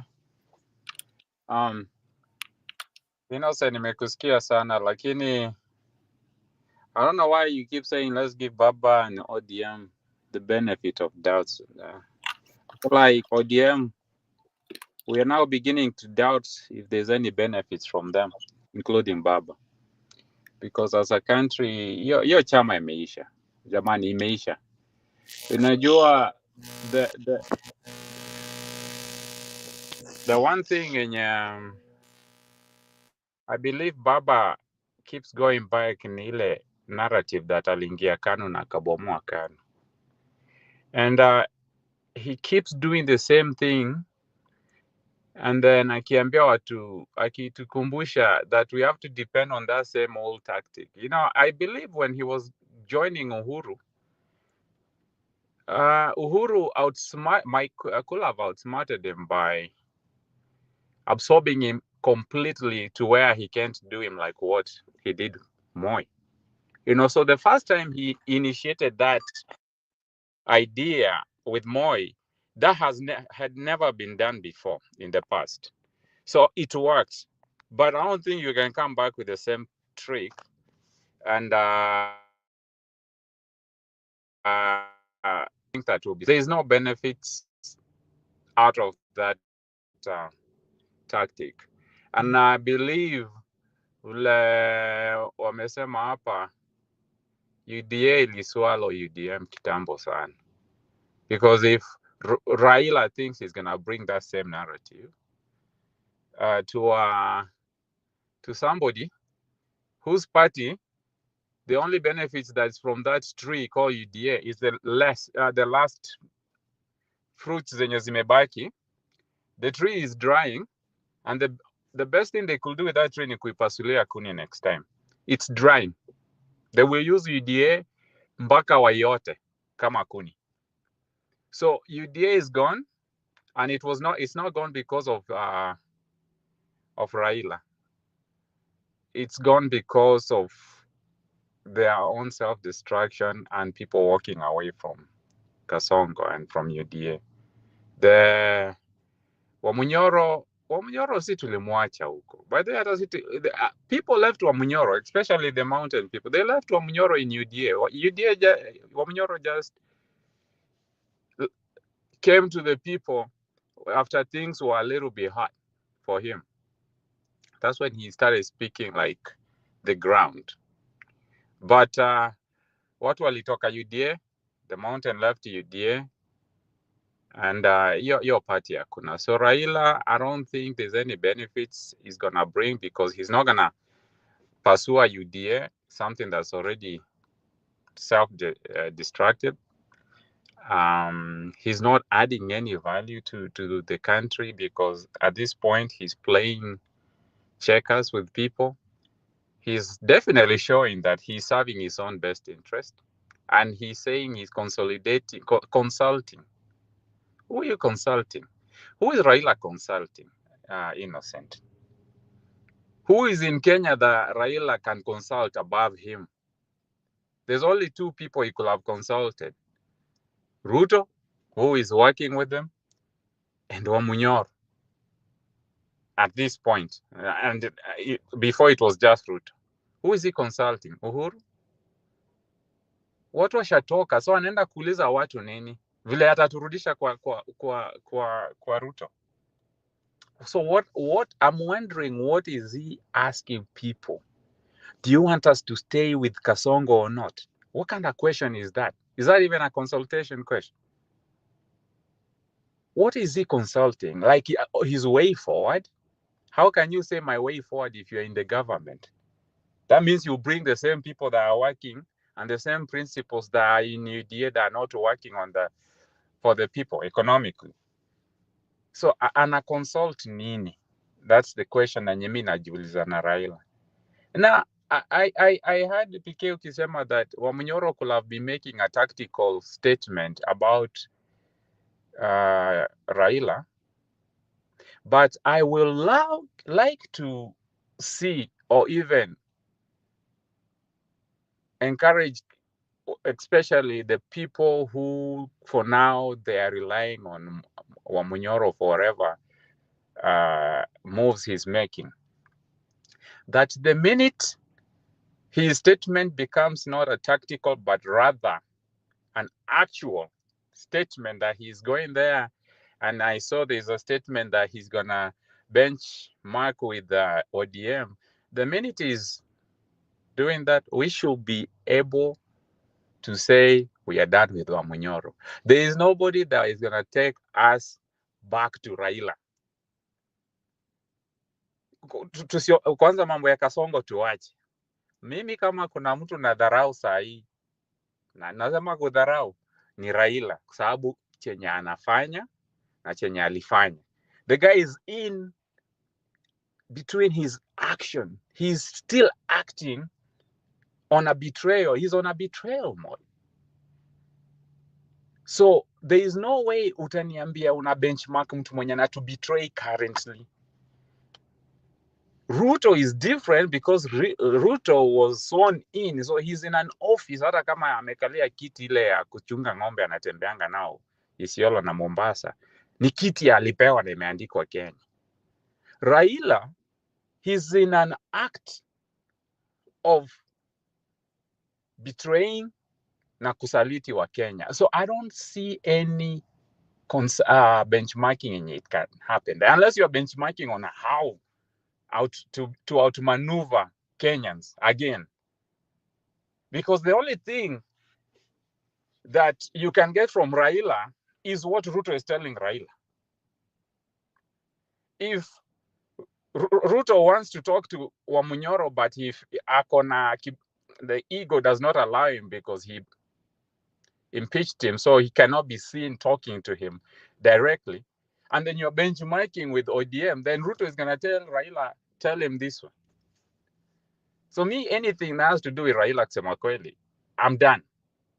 Meanwhile, as we handle Nani Kasongo when time comes. But there's no talks with Raila. And the minute Wamunyoro thinks he's doing a benchmarking,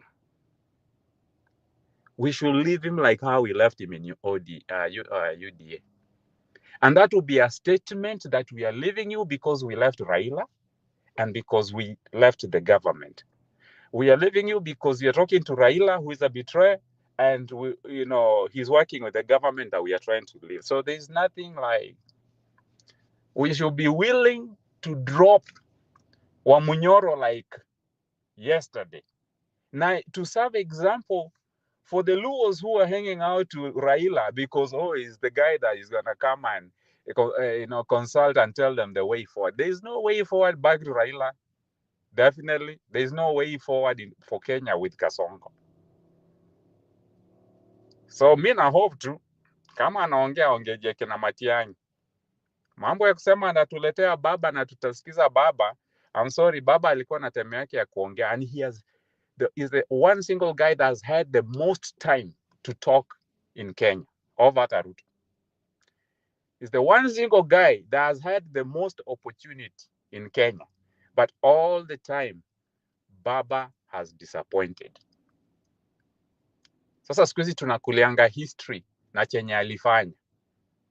Kuna watu hawakujua hii mambo kama ni ukweli ama ni nini.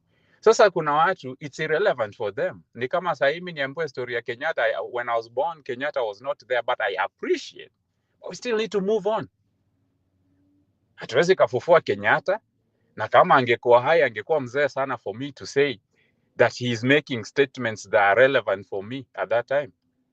So we need to treat Raila the same. There are people who, whatever Raila did was good, but they are disappointed because when you read the history and you're having a chance of compare and contrasting the notes, unasema kwani hawa wawili ni wagani? Huyu wa kitabu anakaa mnoma, lakini huyu wa Kasongo huyu. It's only like chapter 5 and the real chapter of our lives today does not go hand in hand. And that's what Raila is failing himself and failing the this generation that is growing up watching him as a hero. He wiped himself. If there was a book for Raila, these kids are banning that chapter. Currently, if there is a history, tuko nasoma GXC, hiyo inachomwa saa hii. If anything to learn is learn on how not to be like Raila. So Mimi Wamunyoro, I hope it was a tactical statement. We are moving away. Yemo. Yes. There's something I want you to understand in politics. Maybe but I know some of the strategies of Wamunyoro, what he was trying to do, and I want also to comment on what you're saying. When I don't know whether you entered before after I said we are in the same, we have the same script but a different casting. Mimi sijasema ati Raila ama atuongee maneno ya Raila, tunaongea maneno ya ODM, how do we are going to destroy it. So I'm not in ODM, and maybe I'm one of the people wenye wana destroy from within, ametokelezea kusema, na ndio nimesema I'm saying it because I know what is coming next. So what I'm saying, ngoja nimalize ndio nikwambie, whatever Wamunyoro was saying, some of the experts wenye wako kwa Munyoro, they are in a certain place in staki kuongea, and what he was trying to say, sio ati ni Raila ndiye anataka ati akuje, anataka kushika wale watu wa ODM, yani those wenye wako hawajui where to go. Maybe that's what I need to put it clear. So the people wenye walimwambia aende kusema hakuiweka vizuri, but what he meant ama what he was supposed to say, those disgruntled ODM members, not Raila. Now I want to put it clear, not Raila, but though alitumia jina Raila nini, unajua nile please also those people wenye wanasikianga jina ya Raila also they can kumbe anaongea juu yetu, but those disgruntled members of ODM wataenda kwa unasema Munyoro ama. So that's exactly what is cooking. So it's not ati kwa akisema ati anaenda kwa Raila means ataenda kwa Raila mtu, ni ile inaitwaje, ile kambu yake ya Raila, mahali Raila alikuwa ameshikilia, kama ni Western, kama ni Coast, kama ni wapi, hapo ndio anaingia. That's exactly what he meant. Ni ile maybe hakuitoa vizuri. Thank you. Yeah, and I appreciate that. However, you know, the part that he told us, we need to take it as a tactical, but we also need to remind him, if for any chance you are not being tactical, this is what's going to happen. Unajua, ni mzuri kuonyeshanga mtu ni sawa, unajifanya huko, but in case utasahau, unacheki, because there is a political language which sometimes they're not, it stays political. And every time we let these people make political statements and they make stupid moves, we try to go back that alikuwa anamaanisha hivi, tungemsikiza, you know, we should have taken him word by word. Mi nasema hivi, ni mzuri kama anafanya tactical, lakini we should be ready to dump Wamunyoro if he's gonna drag us back to Baba. Mi hata sitaki kusikia mambo ya Kasongo hapo, kwa sababu Kasongo ni shida ya kila mtu. But kama Baba ako ndani ya kubomoa ma coalition, na sahi movement ya Gen Z is so strong, it's like the other main opposition has never been there, bigger than him.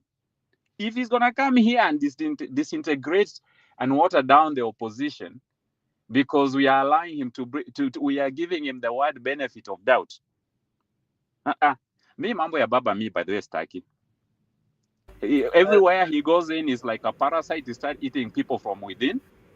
He will break down the coalition. He will eventually want to be the guy, the most important person. He wants to be exalted and be worshipped. Kwa opposition hataki mambo ya worshipping. So that's why nasema kama Wamunyoro ana make tactical for the ODM people to lower them into our side, yeah, good. I love it. But tumkumbushe pia tutamuacha kule na Raila kama tutakuwa tukienda mahali tukisikia haya hiyo ujinga mimi sitaki. We need to let Raila be. Raila needs to be with Kasongo. I love Raila with Kasongo on that side. That we can vote him out on one side. That's where I'm at with that Wamunyoro statement and Raila for that matter.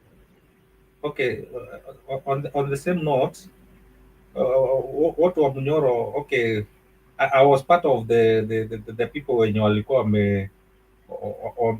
wamestructure when you went to KTN kwenda kuongea, and I was privy to what he was being told to say ama nini. One of the thing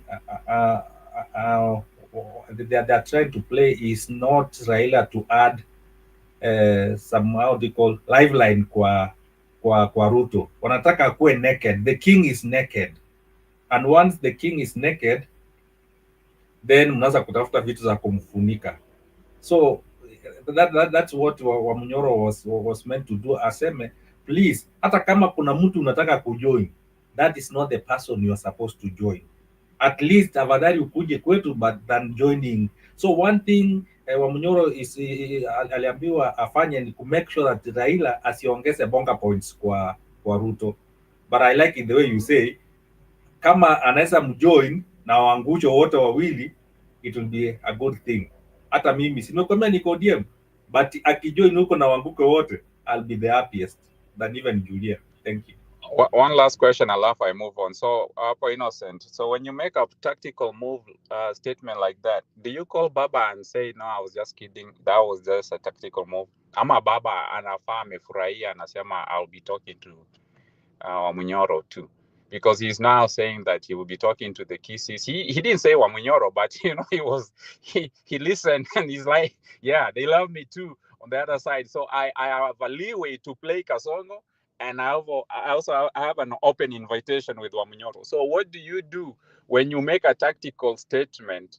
Who do you call and say, because Baba is taking that as an open invitation. Do you call him and tell him, hey, bro, hiyo ilikuwa too for the pictures, that was just for tactical, you are still not invited? Jemo, you will see. Wait and see. Utaona Wamunyoro wakikutana. Those are some of the strategies zimewekwa. Wanataka kwanza wa make sure wamepatana, na wakipatana then Ruto ataanza kushangaa, okay, this guy is with me but I meet the other person, aanze kufikiria mara mbili.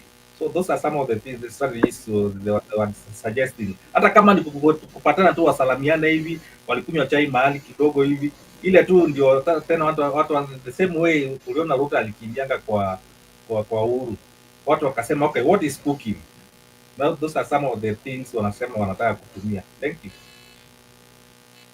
Wow. Mnanisikia? Unasikika? Innocent, I like your tenacity, Innocent. Sasa let me ask, Jemo na kuchika pia. Let me ask, of what now Gachagua for example, na Jemo umesema vizuri. Gachagua is hanging on a thread. If people didn't know, Gachagua has to be careful because where he is on the way you are on a borrowed seat. He's there just by default. That Mulima who are very hard, they don't have somebody they can gravitate around. Okay? So it's not that he is there watu wanaenjoy sana, he is the option and all that. Niliwaambia example ya mbwa ikulagi pum nini mavi kinyesi kienjoy, inakula tu because at that moment it has hiyo tu ndio itakula. Otherwise it's not that it enjoys it as a dish. The same thing with Gachagua and Mulima. Not that people are so happy at sijui nini, hata ukiona wana dance hapo, yeah, it's just because they have no other option at the moment. All right, remember, Jemu umetukumbusha kwamba Mulima had left kitambo, walikuwa wameshaenda. Gachagua ndiye alikuja kudandia hiyo nini madhiri ilikuwa ishaishia, yeah, alipofukuzwa ndiye anakuja kuidandia. Kwa hivyo si ati alikuja by his own volition, that people know unless wamesahau. So he's not somebody you can really dilly-dally around, have a lot of loyalty. Ana swing kama pendulum. Now, Raila coming to Wamunyoro or Wamunyoro going to Nani, those would be the desperate kicks of a dying horse from either of the two, any of the two. Yeah. whether Raila thinks that by gravitating to Kachagua he is making a strategic move is a goof. And as I said honestly, hii ilishafika king.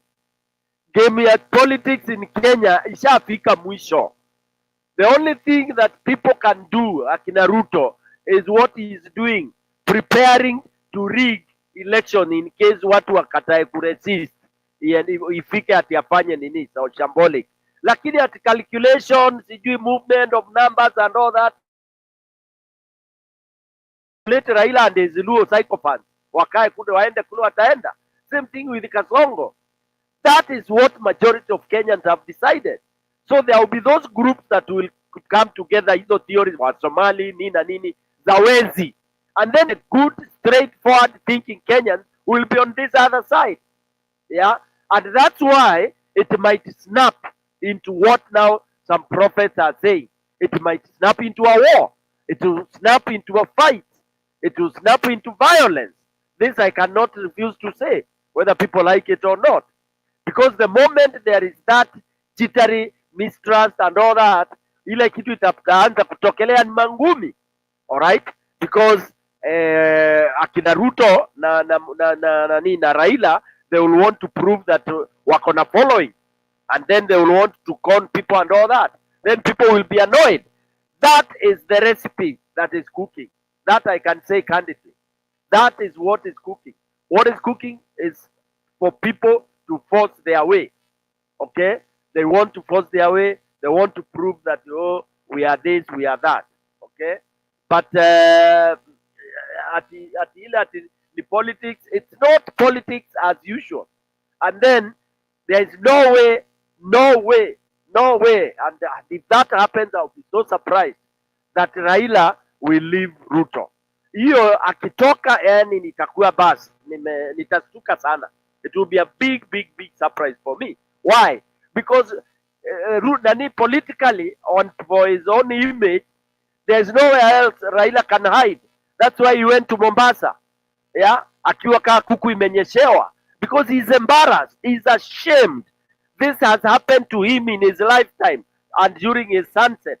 To tell you the truth, the situation in which Raila is in now, it is so bad. Una ile situation mtu sema si God tu aniite sahi niishie kabla sijakuwa embarrassed zaidi, because Raila will be continually embarrassed when he will lose, and of course he has lost popularity. Then when there are the proof of numbers, proof of crowds in his meetings, it will be so embarrassing, such that if I were Raila, I would not even go for public rally. Thank you. Yeah, exactly. Stone PK, you put it right. Both of them, they are written off. But you see, these are the masses, especially what you said and what Jemo said. Wakenya walitoka kitambo. Hata hii ODM wenye mnasema watu walitoka kitambo. Yani wako na the leaders, wako tu kwa wanaongojea tu. So what they are waiting ni basi gani inaingia. And one of the buses yenye inaongojewa is what people are just waiting. Now the moment basi itaanza kutoka nje, watu waanze kuingia ndani, ndio utaanza kujua now people are serious.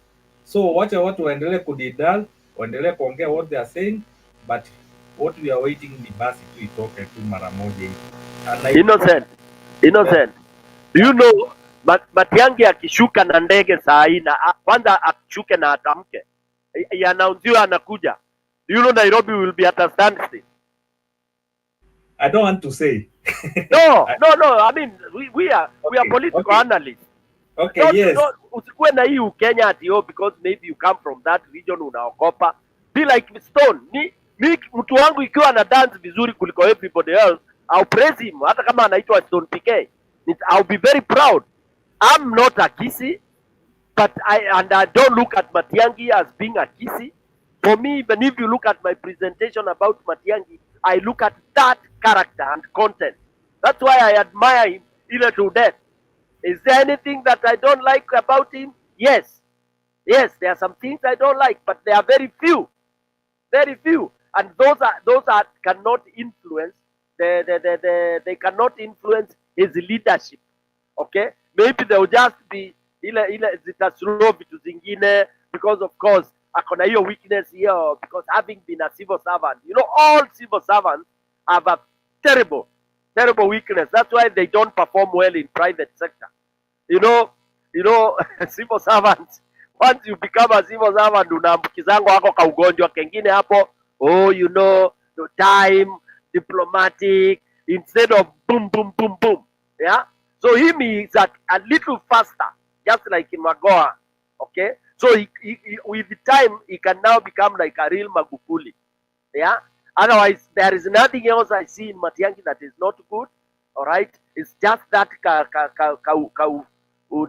civil servant, ile civil servant tuhuruma twingine kwa umbali.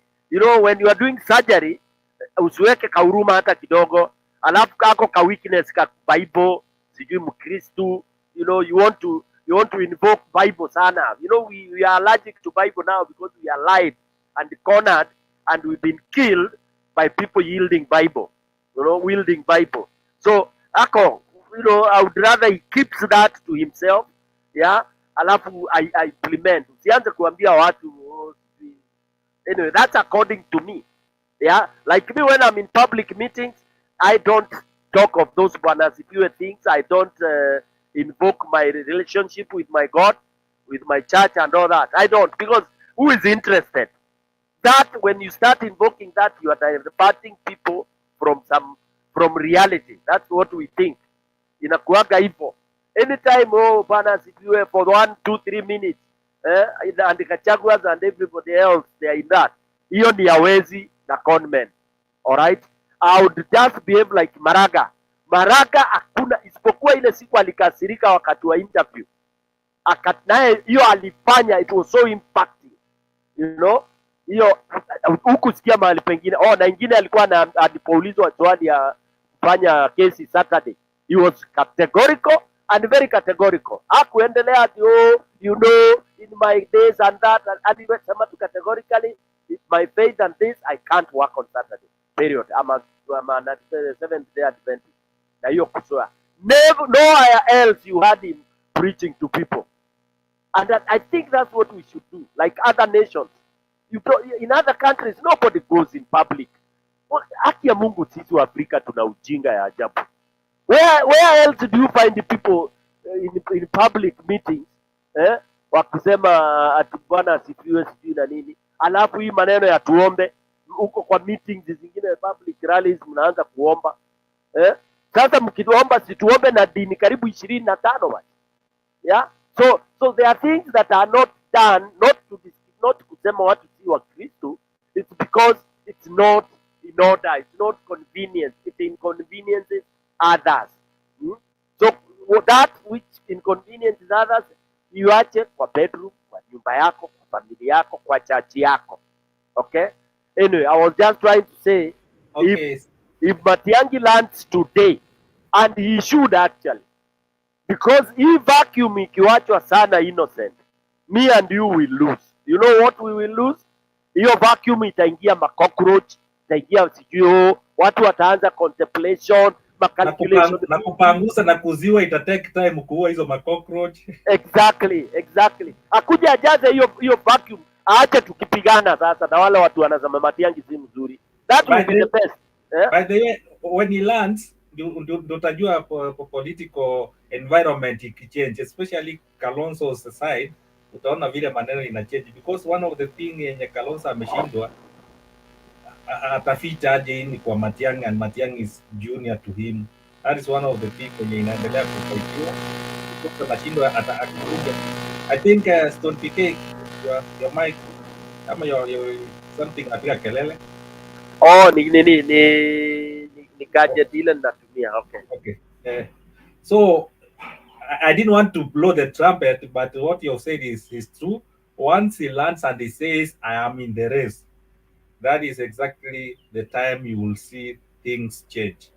And wakina Kalonzo also, ndio nimekuambia Kalonzo, unajua anataka kukua kwa ballot, come what come may, anataka kukua huko, and those are some of the intrigues zenye zinakuja, but wamesema hata kama atakuja akataa ataki kuachia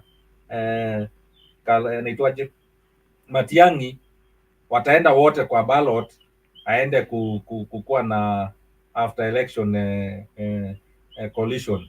But things are cooking, na ndio nimekuambia, and some of these things wa Munyora anaongea ni ile some of the strategists ni kama wana share, and some of the things unaona wa Munyora anaziongea, those are some of the things Matiang'i ameandikiwa na kuja kutumia kufanya. But you see now wa Munyora ameenda mbele, ameendelea kusema, especially watu wa payslip.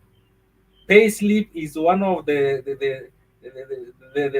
cloud for voters Matiang'i atatumia kupata votes, because hao watu wameumia sana. Payslips, by the way, those who are working siku hizi hata huna pesa, unaenda tu unafanya kazi, lakini ukirudi nyumbani hakuna. People are crying, and those are some of the people wenye wataingia kwa hii bus, all of them mara moja. Hao watafanya, na ndio nakwambia Raila waje tu aendelee kuongea, waje Kasongo aendelee kuongea.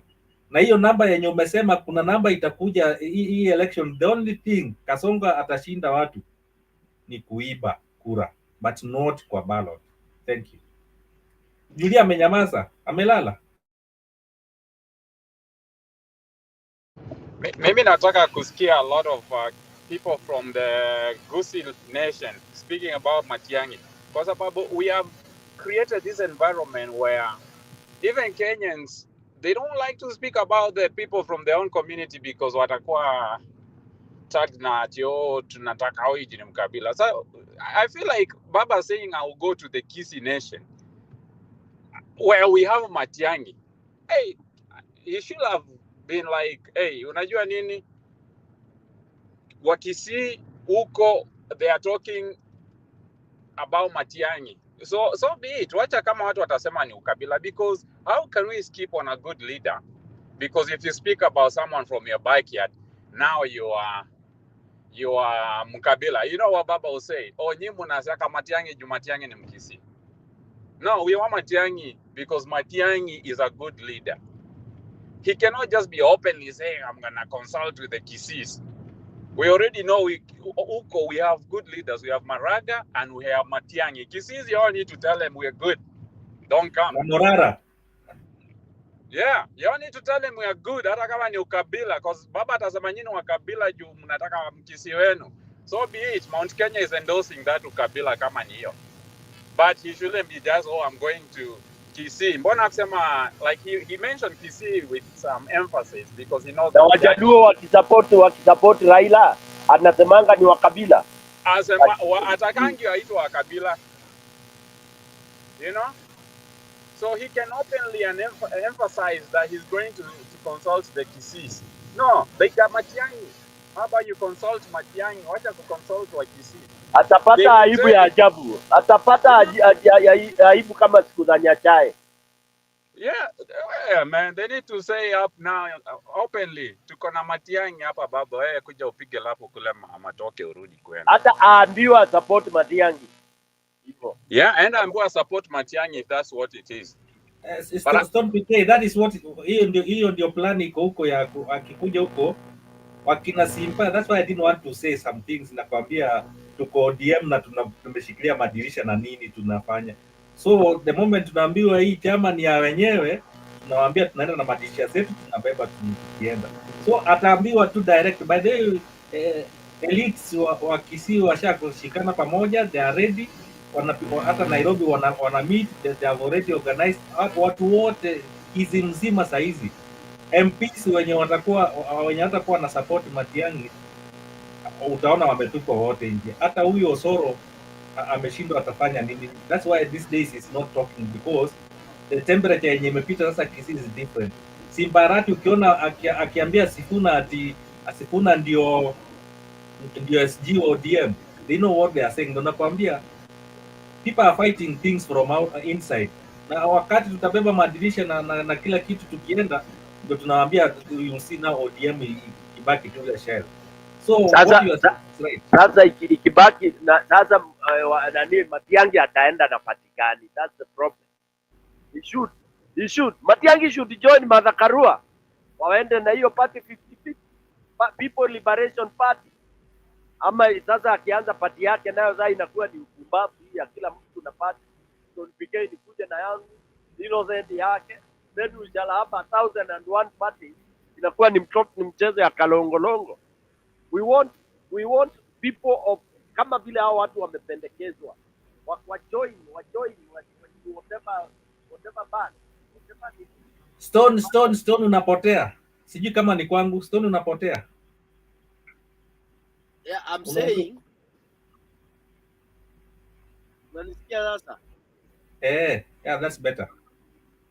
Yeah, nilikuwa nasema you know, in my submission nilikuwa nasema I wish we would kill story ya party system because ina antagonize watu. You know, unaambiwa lazima ukuje usimame na party yako. Sasa must you start a party if you want to contest? You see, that's a very bad way of holding Kenyans at ransom. Unaona Morara ati alihave kuregister party yake ndio nini, because it is so difficult, you know, to start a party, then it is so tough. Kwanza unaanza ukiregister, uanze kwanza kupopularize the party. Hiyo energy ambayo ungetumia kujipopularize you as a person, as a character, una spend time party yako inject ijulikane. Unaenda mashinani unaambia washosho huko atupate yako itakuwa inject. Anakuuliza inject ni nini? You know? I think Kenya tuliruka mbele sana. Tuliruka sana. I would even have thought after Moi ameenda na nini watu wangesafisha hiyo KANU ambayo ilikuwa inajulikana na another party ingine maybe DP. Alafu hizo parties ziwe ndio old parties zile, you know, watu wanaingia. If I want to go DP, I go DP. Na hiyo ODM for example, you have 3. Wale wanataka kuingia ODM wanaingia ODM, but not ODM iwe ni ya Raila na Wajaluo peke yao, you know, ati DP ni wa Kikuyu peke yao, you know. I don't know. Matiang'i anakuanga na party by the way, kama ujuangi. Matiang'i anakuanga na party. Nani? Matiang'i alikuanga na party 2022, it's there. Inakuanga na watu from Kisii na kuna I think part of Kenya mamali ya MCS wamechaguliwa inaitwanga UPA. He has a party. Ni ile kutaka ninaambiwa na Danitaria. Oh yeah, ameandika alikuwa na party ni ile because alikuwa civil servant, hakutaka kuijulikana ni yake. Hata Kisii walikuwa wanataka kutumia hiyo lakini wakasema acha waachane ndio isionyeshe. Nyamira governor was elected plus other MCAs on that party. Yeah. UPA ina mean nini? I don't know, United Party sijui what something alliance, I don't know. But governor wa Nyamira ndiye ametumianga UPA. Ibana sijui watu watafanyaje. Unajua simplicity maze. Okay, one of the thing walikuwa naongojea kama Raila atamwambia atumie party ya ODM, but vile walisema ni kama ODM imechafuliwa then atatumia hiyo. So ni kama ODM kwetu sitaweza kumuuza nayo because imechafuliwa na Innocent kuuza ODM juu ya Raila. Sasa amegoof, huwezi enda ukisema tu ODM watu wanajua Raila hata kama hayuko. Okay, Alex ametuambia Progressive Alliance. Innocent. How on earth could Matiang'i think about ODM? Mnataka kuuza Matiang'i na ODM? No, they walikuwa nasema atarun na what? Unaona what happened? That was before. That is a very bad idea. Let me tell you. No, it was before. What happened, Julia? This is what happened. You remember there was a fight with Simbarati seriously with Ongwae to the last minute, whereby they didn't even want to offer him the ODM ticket. It is the people who forced Arati to be given. Remember, they were the last few people to be given the ODM nomination, even after they had won.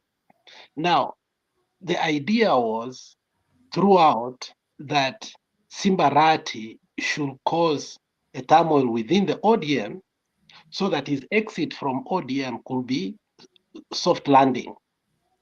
And he was working with the then cabinet minister for security, Matiang'i. And I think they had agreed on it. But now, given the fact that Simba was still in ODM, his exit ilimshinda how to get out of ODM openly. But ukiangalia, the person who protected Simba so much, even in his campaign, you don't know how many times the deputy governor was arrested. The deputy governor for Kisii was arrested just to protect Simba Arati and his goons, for Simba Arati to win, even though he was very popular. But the UPA was supposed to be used as a vehicle. But the ODM fought so much, they put Ongwae na nani na Mbadi na nani, so that they can be part of the people ambao wamesimamia kura in that region, if you remember, which overpowered Matiang'i to come out openly with Simba Arati and other members of parliament who wanted to contest from. And that is the mistake they made, not being bold enough to decide and tell ODM that, look, we can work with you on the side. And then they feared the repercussions also of what happened to Nani. His name, the Speaker for the Senate. Remember, when the Speaker for the Senate formed his party and then Joho did not board on it, remember what was going, the tuggle that was going in between the two, and eventually Kingi had to move out because he was not accepted as a party that can work with ODM or with Azimio. They just wanted him to reject completely his party and work within ODM. And that is what some of the masharti tulipewa, that if we work with UPA, then we are not within the Azimio coalition. And you know, it had reached a point where the Azimio coalition was most favored. So it was two coalitions, the Kenya Kwanza and the Azimio. So that's how the UPA was faced off. But when it came to Nyamira, I think Nani alidecide akakataa kabisa. The deputy governor who became the governor by proxy. So, but he ended up winning. So there are many people who have done what?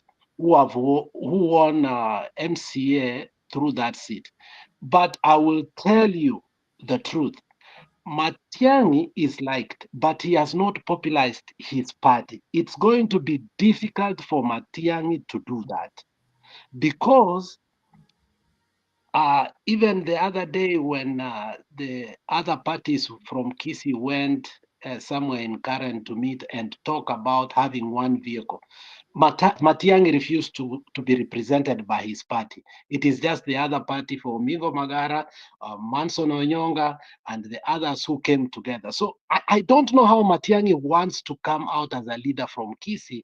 He wants to come by himself, or he will work with other people.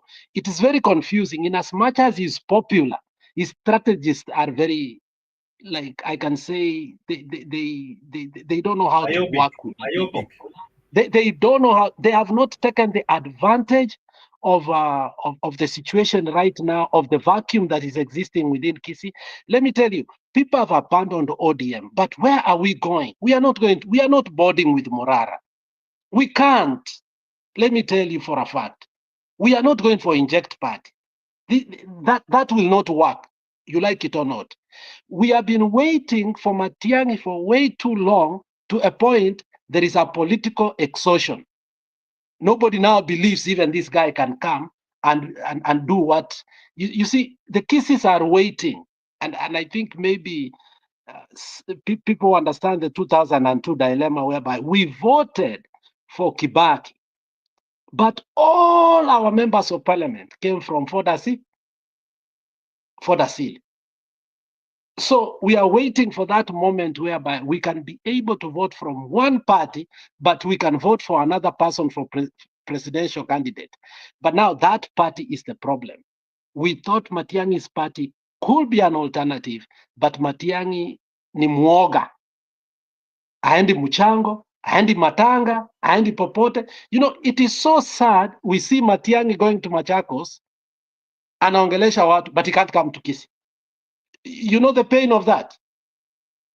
It's so painful the people of Kisii. So the reality is Matiang'i has not taken the advantage politically that he ought to take, and his party may not even be the party of the choice. And that is why sometimes I say that maybe Innocent is right. Wanataka kutoroka na ODM. Maybe Innocent is right. Thank you. Wataweza. So Alex, na hiyo I'm getting what you are saying. So I don't know what strategy he's using, unless he planning to come Matiba style, akae ngambo alafu one day to scare Matiang'i homecoming, because it's not just the Kisii is waiting, the whole Kenya is waiting. He's now the talk of umesikia hata Gen Z wanataka Matiang'i. I mean, Kenyans are not wrong to think about him. They are not wrong. Wakenya hawajakosea sana. I don't know what strategy he's using. I don't know. Maybe he'll come, because even right now, there's a vacuum right now. We have people fighting the government. We have people on the opposition right now. We have people posing to be fighting for Kenya. Not posing, really fighting, like people come out, Omtata. Omtata amepigania wa Kenya, lakini Omtata hajajiasert vile tunataka. Hajajiasert, hana ile command voice, unaona. Hajajiasert vile tunataka. But we know that a Matiang'i speech, just one speech assassing, yani moja tu tuseme aanze kuongea kama Matiang'i mwenye tulikuwa najua kama secretary anajiassert. He's assertive, very assertive. However, he's not coming out, okay, and he's not taking advantage of the Gachagua fires. You know, Gachagua is really firing. You know, Gachagua has really reduced Ruto to something else, to something, yani hiyo matusi ya Gachagua na mathreats na nini imefanya Ruto aonekane kumbe huyu mtu hata si kitu. You know, Ruto has been scared people and saying atawasafirisha binguni na kuabduct Gen Z mpaka kama Wakenya walikopa kiasi, lakini in the recent past people are like yani Gachagua even dares Ruto usikanyange Meru. So these people are not taking advantage of that environment. The other person who is, I don't know what she's strategizing, is Mother Karua. She's not taking advantage of that. But then, unaona Kalonzo Musyoka had announced himself as a presidential candidate. But as soon as the Matiang'i name came up, they all put their tails between their legs. For reasons, I think they felt intimidated. Now, so what strategy, what are they waiting for? And you know me, this is my feeling. Wacha niseme tu hivi juu nataka kwenda kulala. PK, this is my feeling. And I think my feeling, my gut is right. We may have a snap election. That's my feeling. And in the event we have a snap election, how will they handle that? That's my question.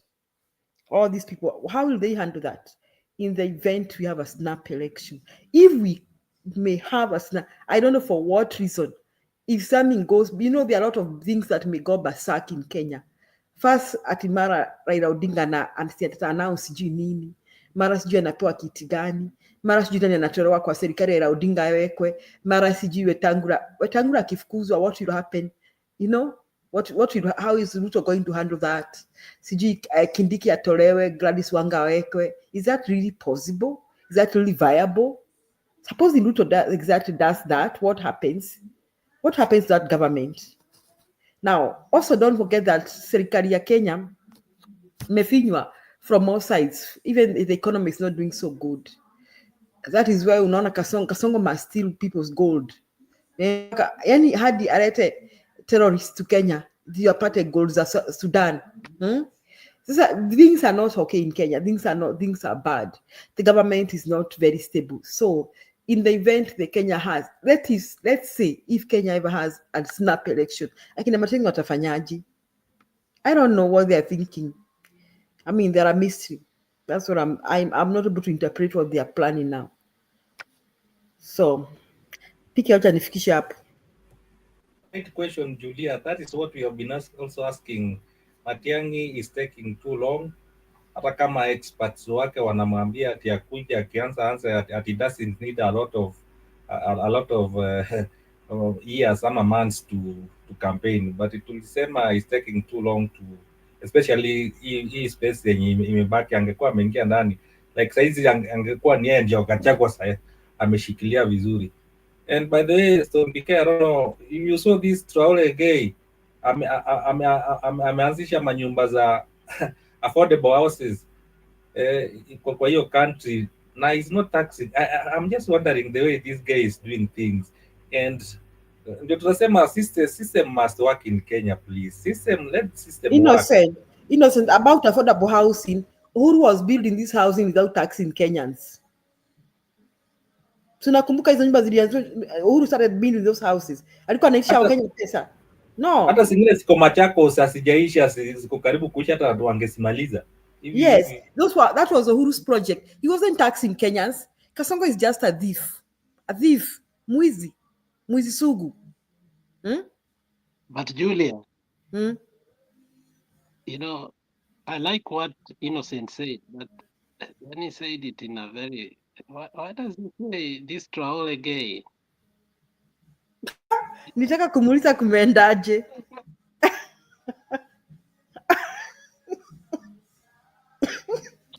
How do you just say this Traore gay? I mean, I was like, what? Okay, guy. Unajua Innocent, Innocent yako Kenya. Your name Kenya, I sound anything. Hapa Innocent, hey, it means a lot, man. Anyway, I understand. Nimezoea hiyo. Okay, guy. Hapa hiyo jina mispronounce. Guy. Hey, it means a lot. Sorry for those who are not in Kenya, guy. Ujama, Traore, he's doing good. So even Kenya says, you say same are working, Kenya can work. So me, I don't know what I'm thinking. I saw Kasongo kwa kanisa ya Alai. Nyinyi mlimwangalia sura. Najua mimi uba wangu na analyze paka mtu body language. Yes, exactly. Paka wanionyesha. Alikuwa na kichwa left. TikTok. And then he was turning the head left, right. I don't know what was wondering what happened with Kasongo's head kwa hiyo kanisa.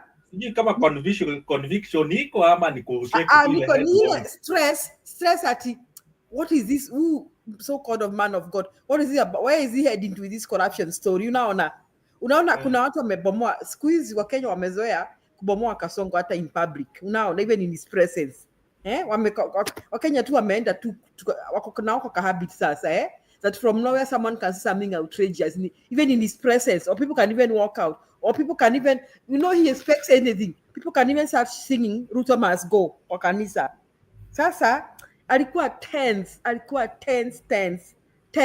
unaona sasa mimi tanga kama uko na hiyo tense, why are you appearing in public? Mimi nazaacha tu kwenda hizo kanisa, na kama ningelikuwa yeye I'm telling you, I wouldn't make much effort. I wouldn't anything that will stress me emotionally if I were him.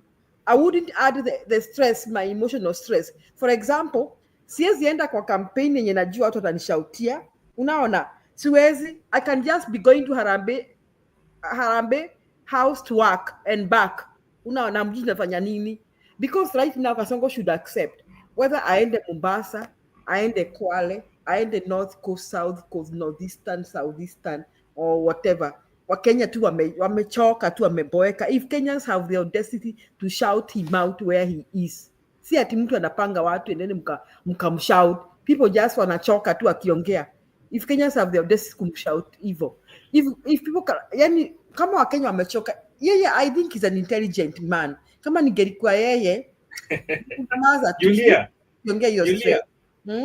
On the same note, don't you think that hii message haikuwa ya that church, ilikuwa ya Kasongo? Because listen to this the program ya hii church, Kasongo was supposed to come saa 5 akaambiwa imeisha, alafu akaambiwa at evening we have couples meeting. Sasa couples meeting, is that the message you preach to couples? Hiyo haikuwa couples if you look at unaona Innocent, if you look at there is another aspect, like let's think out of the box. Why is it all of a sudden the clergy are behaving that way? Two things come into mind. First of all, the money that they had been getting directly from State House or previously when Ruto was running, has run out. That's the first thing.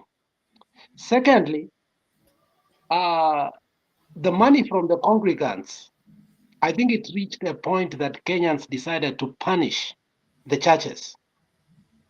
It may not be emphasized enough for us to know in terms of statistics how we have done it effectively. But I do believe, I spoke with one of my friends who goes to a very good mega church, a big mega church in Kisumu.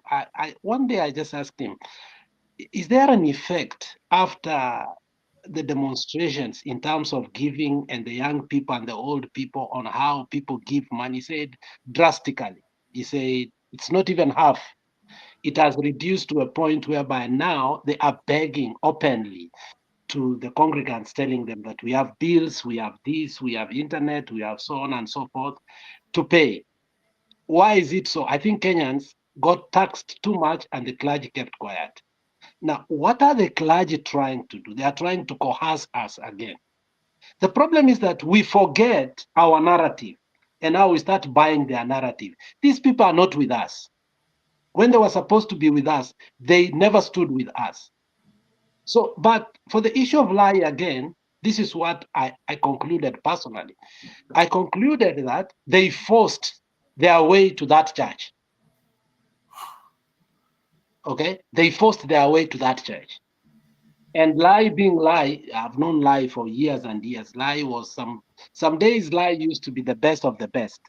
And he fell from grace to grace, and somehow he has been able again to now have a core congregation whereby he has built over the years, and he cannot mess up at his age. He cannot mess up. So I think Lai has learned from lesson how failure can make you succeed in principle, and you look at what you have or not what somebody can give you. So I think Lai, first and foremost, he was forced for those people to come to his church. But the other thing is that Lai has always been consistent. I don't think it was an afterthought. Lai has been, it's like this pastor from Kisumu. There's a little guy who, I see him a lot in Lakini TikTok. Alex, before you compare Lai na Makonyango, Lai aliendanga State House. No, that's why I'm saying there Alafu was money coming. akaenda kuombea Ruto siku moja hapo sijui kwa Uhuru Park. Yeah, that's why I said in the beginning, there was a time money was coming from State House. When the money ran out, they've started to behave differently. If you had my narrative, had these people still been receiving that money, you will not have had that kind of summer. So they are playing but also from what anaitwa nani Lai alikuwa na clarify is that he could be clarifying face to face that he has never taken money from Kasongo on his face. That way, kama Kasongo kama watu wali doubt, then he can say it to his face. So I think that's what I read from him saying that. Alisema hivi, Jemo alisema, I have never given a bribe, but he did not say I've never taken a bribe. Mimi, let me say this. Exactly. I listened to him twice. That is what he emphasized. He said, I've never given a bribe. Lakini hakusema I've never taken a bribe. Alikuwa guilty na anajua watu wameboeka na hizi makanisa. Sasa he was trying to like come back and say alikuwa na confess ndio samewe. And what is this Father Dan saying that PA wake alikuwa ameshikwa? Is it true? Alishikwa juu ya nini? He was buying the narrative of Maraga, but he did not finish his statement the way Maraga said both. I've not given, I've not taken. Yes, lakini hakusema I've not taken. Unaona? Yeah. Mimi nakwambia I played the favorite clip. I played it twice. Nitaka kusikia. Alafu naona Alex, he started talking about what the Gen Z were fighting for. He did not condemn the killing of the Gen Zs. He stopped there. Unaona? Akasema, these children, I have a Gen Z. Hata niko na Gen Z preacher hapa. They were fighting for this. He could have gone further and said, and I hate it that their blood was shed. Unaona? Yeah, thank you, Julia. Say it again. He didn't go there because bado huu ni best wake, bado ni pesa hakuna Alex, hawajachotoa pesa. That is what is making them turn around.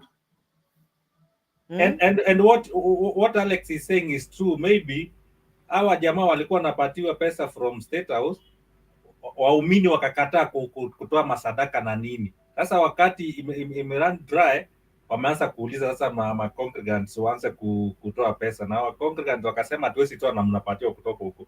So wakati wameona congregants they are the ones who wenye wataka na sisi forever, let me just say it, me what I'm suspecting JMO, hii message haikuwa ya family meeting. Family, you can't preach that. Hii alikuwa ameiweka mahali tu anaiongojea one day akikuja. Was that a family meeting ama ilikuwa kanisa main? Sikujua. Was that not the main church service? No, service hii alisema ati alikuwa nakuja saa 5, ati Kasongo alisema peke yake ati nilikuwa nakuja saa 5 nikaambiwa church imeisha, but we have a family meeting evening kama unaweza kuja. Family meeting unaweza kuongea juu ya hiyo. We know what family meetings Julia inaongeanga. It's couples meeting. Family meeting ni couples meeting, the way you take care of your family, ni vitu kama hizo. But sasa hapa hii message na ndio nasema all preachers wakwanga na message. Jamaa akikuja kwa church, hiyo message unamgonga nayo. So in other words, au pastor walikuwa mabishti wa Kasongo. Sasa ni kama hawachotei sana. Kasongo hata yeye anafanya hesabu yake. Aliwachotea akapata kura wale watu wa Mount Kenya wakasema tugokira tena. Lakini sasa haoni tugokira tena anymore. So haoni haja ya kuwachotea. So they are turning around. And they are departing from Kasongo. So me, I'm saying this. I saw Kasongo was very stressed in that church. He was stressed. Hata nakwambia one of these final Kasongo ataanguka, atafaint, atacollapse kwa meeting. You are stress. Alikuwa na turn, kichwa kilikuwa na turn left, right. Left, right. Nilikuwa na shanga. Kwani kuna kunguni hapo kwa hiyo kiti? Left, right. So I was like, what is biting this man? I was watching his behavior so much. So it is because alikuwa na stress. Ajui Rai atasema nini. Alafu na smile uongo. Alafu kimutu kitatokea huko kianze kusema Ruto must go. Unajua Wakenya wameenda is beyond all that. You know, young Kenyans have done now the unthinkable that Kasongo didn't expect them. And then after that, after I said that mtakufa, you'll die early. Nikaona Gen Z wameka Kasongo tena kwa saduku. Leo. I think Lai alifanya kazi poa. I mean, naweza chill na wewe na nisijue ulikuwa hiyo pesa ulikuwa unanunulia nyama choma ilikuwa ya wizi. But once after I break my ties with you and I tell you to your face, I think the person that left there uncomfortable was Kasongo. Hiyo ilikuwa breaking news. That was a lot. Hata mimi singeweza handle hiyo. That was a lot. Alitoka hapo kama kona. Did you watch? If you look at that clip, his head was turning left, right. Akajaribu kulin kwa kiti, aka-unlean. I'm telling you, I watched that just watching Kasongo's behavior. Nikaona mtu one of these fine days atatolewa hapa na ambulance. So Julia, yes. Huyu pia alishikwa nini? Nataka kujua hiyo pastor pia, kwani yeye ndiye alinvite Kasongo ndiye akashikwa ama ni nini? Mbona alikuwa anashikwa? I don't know about that. Unaweza uliza Danitera sawapatie details. Sijasikia. Dan, si tuandikie hapo tuambie ni nini, what happened ndiye akashikwa na akatolewa tena.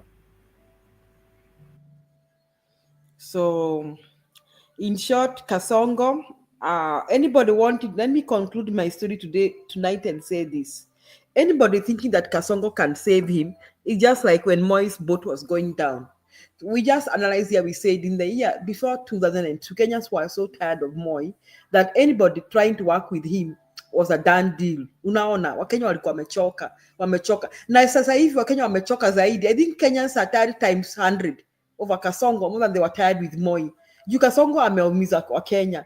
And what Kasongo did, the worst thing Kasongo did is killing Kenyan children. Hiyo hatuwezi msamehe. Tunaweza ongelea tuseme he's a poor manager of the economy, tuseme he's a poor manager of the workforce. Tunaweza ongelea hiyo yote ingine hiyo yote na tuseme yeye ni mwizi, juu yeye ni katrasra. Unajua Kasongo, acha niwapatie historia ya Kasongo. Kasongo amekuwa akiba. Yule mzee alituambia he used to steal people's other children's stationery, penseli, nini, raba. Anapeleka home, mama yake anamwambia, katoto kangu wewe ni mwerevu, hata leo umepata penseli ya bure. Sasa that is how Kasongo's culture. Kasongo vile alikuwa young man. Kasongo unasikianga hizi katorasri in Rift Valley. Kasongo it is natural to kwenda katorasri kuwa watu. Akirudi nyumbani mama yake anamwambia pongezi mtoto wangu. You are my hero.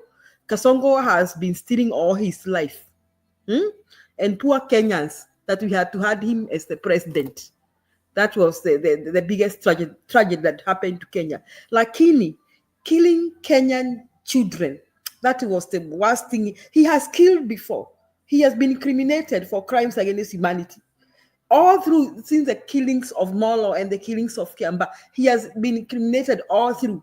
He's one of the suspects. His name has not been removed from among the suspects. But then huyu jamaa hachoki na kumwaga damu. Everybody who has worked with him, his personal assistants, his people who have worked with him are dead. No, jamaa hachoki. But as if that was not enough, he killed Kenyan children. He abducted them. He ordered their murders. And still he was not apologetic. Nyinyi watu mnakumbuka akiuliza yule mtoto wa wapi uko, sini Warongai ama ni wapi, anauliza amekufa. Yule mtoto alikufa. Do you remember Kasongo asking that live on 10? Is that boy dead? Can you believe that? Huh? He's middle that the child was given several bullets. And I was like, mtoto amekufa. Shame, he didn't even apologize. He has never apologized for that. He's never expressed any sympathy towards the families that lost their children. He's not sorry. So we will never forgive. And if we try to forgive, we shall not forget. So anybody aligning themselves with Kasongo, may they all go to hell. Asanteni. Good night.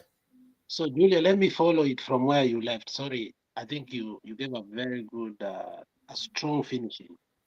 Sometimes I become very unfair by like it doesn't go with my core values. But again, I say it this way. When we were campaigning and we were looking at the history and telling the GNCs that, look, the history of this person, he has blood in his what? In his hands. We were told history is not important. Yes, the GNCs were killed. But it was important for them to learn from history that when we tell you this person killed people in Kiamba and you refused at the glare of daylight, you showed us the middle finger and told us that history does not matter. Good, this history has happened to them. So that they will not joke with history when we sit down to negotiate and say, this is how a country cannot go. This is how a country can go. So there is a positive side of it. There is a negative side of it. Had this not happened, the GNCs would never have believed when we were crying about the people of Kiamba. When we were saying, people have done what? Have been vanishing from the office of the deputy president. Walisema tunamwekelea. Unfortunately, it happened to them. So it is for us as a country to learn from it and understand that history is important. Thank you.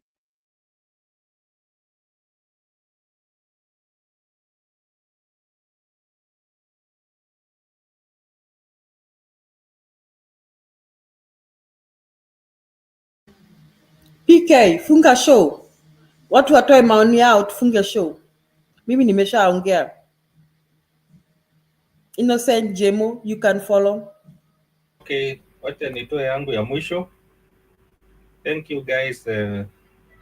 At least whatever we are speaking here, I'll continue challenging PK. Angalie some of those nice quotes, some things zenye zimeongelewa kwa hii kitu, atengeneze to TikTok the same way ameka WhatsApp group. Those we can share them to many different people, and that's how we can pass this information to them. Otherwise, our motto is Kasongo must go. Sasa mahali imefika, Kasongo and its cronies must go. We are continuing now to add the list. Wenye wanashikana na lazima waende.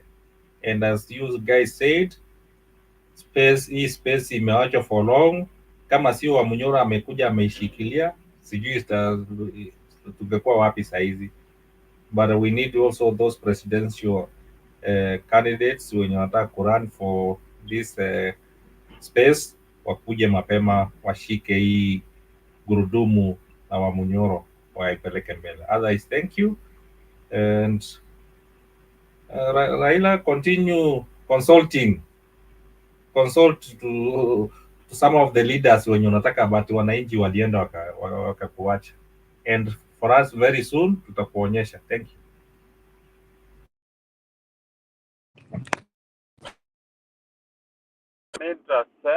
Nilisema jana pia, Kenya needs some bold people. I think anytime I feel like that's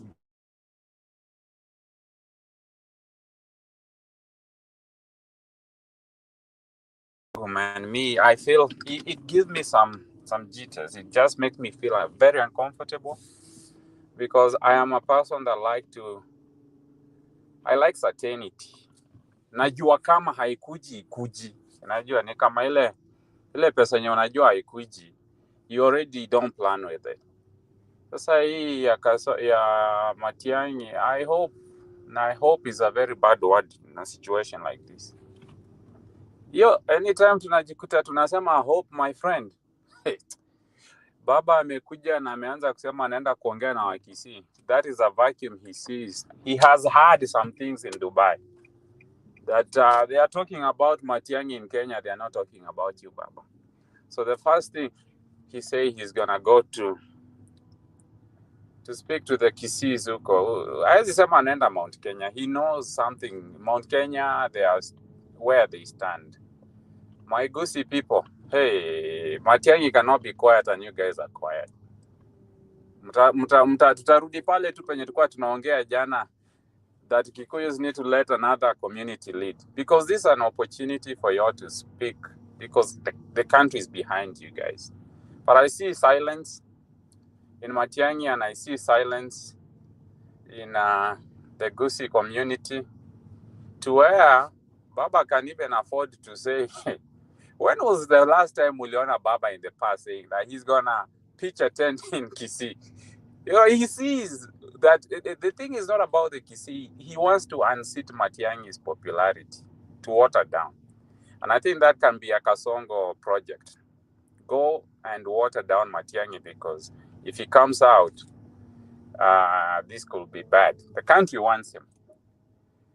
So let's just push our leaders to step up. The Mount Kenya can push Matiang'i as far as they can, but the Gusii too. If he's having a strategy to be silent, y'all don't be silent. Mumuongele at least tusikiange. Tunampush sana hapa, lakini huko nje ninasikia kuna kabaridi fulani spendi. You know, and Baba knows. Baba atakuja na hita huko Kisii. Akuja na blanket, ile electric blanket, mtaota jua na nini. Hey, we need to make sure that we are certain we are pushing boldness in the country. Na Baba akikuja Kisii, mtufanyie favor, fanyeni ile kitu ya Isiolo. Ruto must go, na mkiongezea Baba must go pia tutashukuru. That's it for me.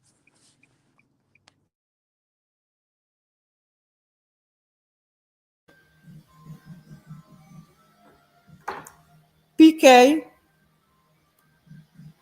I see PK ameenda kulala. Wacha nisalimie, nishukuru watu wenye wako kwa comment section. Akina Njue Njagi, asanti. For the Danny perspective, thank you very much. Tip point, asanteni sana. Wairimu end, thank you very much. Danny Dario, thank you. Innocent, I see you in the comment section. Thank you, Joseph Gashu, asanti sana. Alex, nakuona huko. Kiran Jigona, thank you. Dush, tunakushukuru sana. Mwamba, we see you there. Umepotea kwa studio. Resilient, Kufinish Kumalo TV, asanti sana. And everybody else too, Resilience, who joined us this morning and this afternoon, this tonight. And thank you those who are in comments, in the panel, Akina Innocent, Jemo, Alex, Njiru, Stone PK, all those who joined us tonight. We really appreciate your contribution. And like I always say that we cannot relent, hatubanduki, hatubabaishi, hatutikiziki. We must continue the struggle to restore the rule of law, justice, fairness, equity in Kenya. Now, hatuwezi kakuwa na mtu anatawala, anamwaga damu, anapora mali ya Wakenya, and he gets away with it. This needs to come to a stop. So no matter what, we must continue talking. If we don't talk, we will remain silent. Our children will suffer, our grandchildren will suffer, our great-grandchildren. We must change this country for the sake of the future of Kenya. We must support the leaders that we feel are revolutionaries and gonna change the future of Kenya. So mimi nawaomba penye mko, wherever you are, in your homes, to their relatives, speak to them, provide civic education, enlighten them on why this is serikali ya Kasongo lazima iende. Now enlighten them on the kind of leadership we want. People who obey the rule of law. People who not just talk about chapter 6 of the Constitution, but they implement the chapter 6 of our Constitution.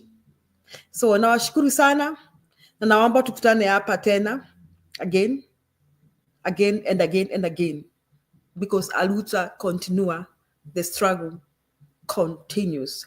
Good night, good morning, alamsiki.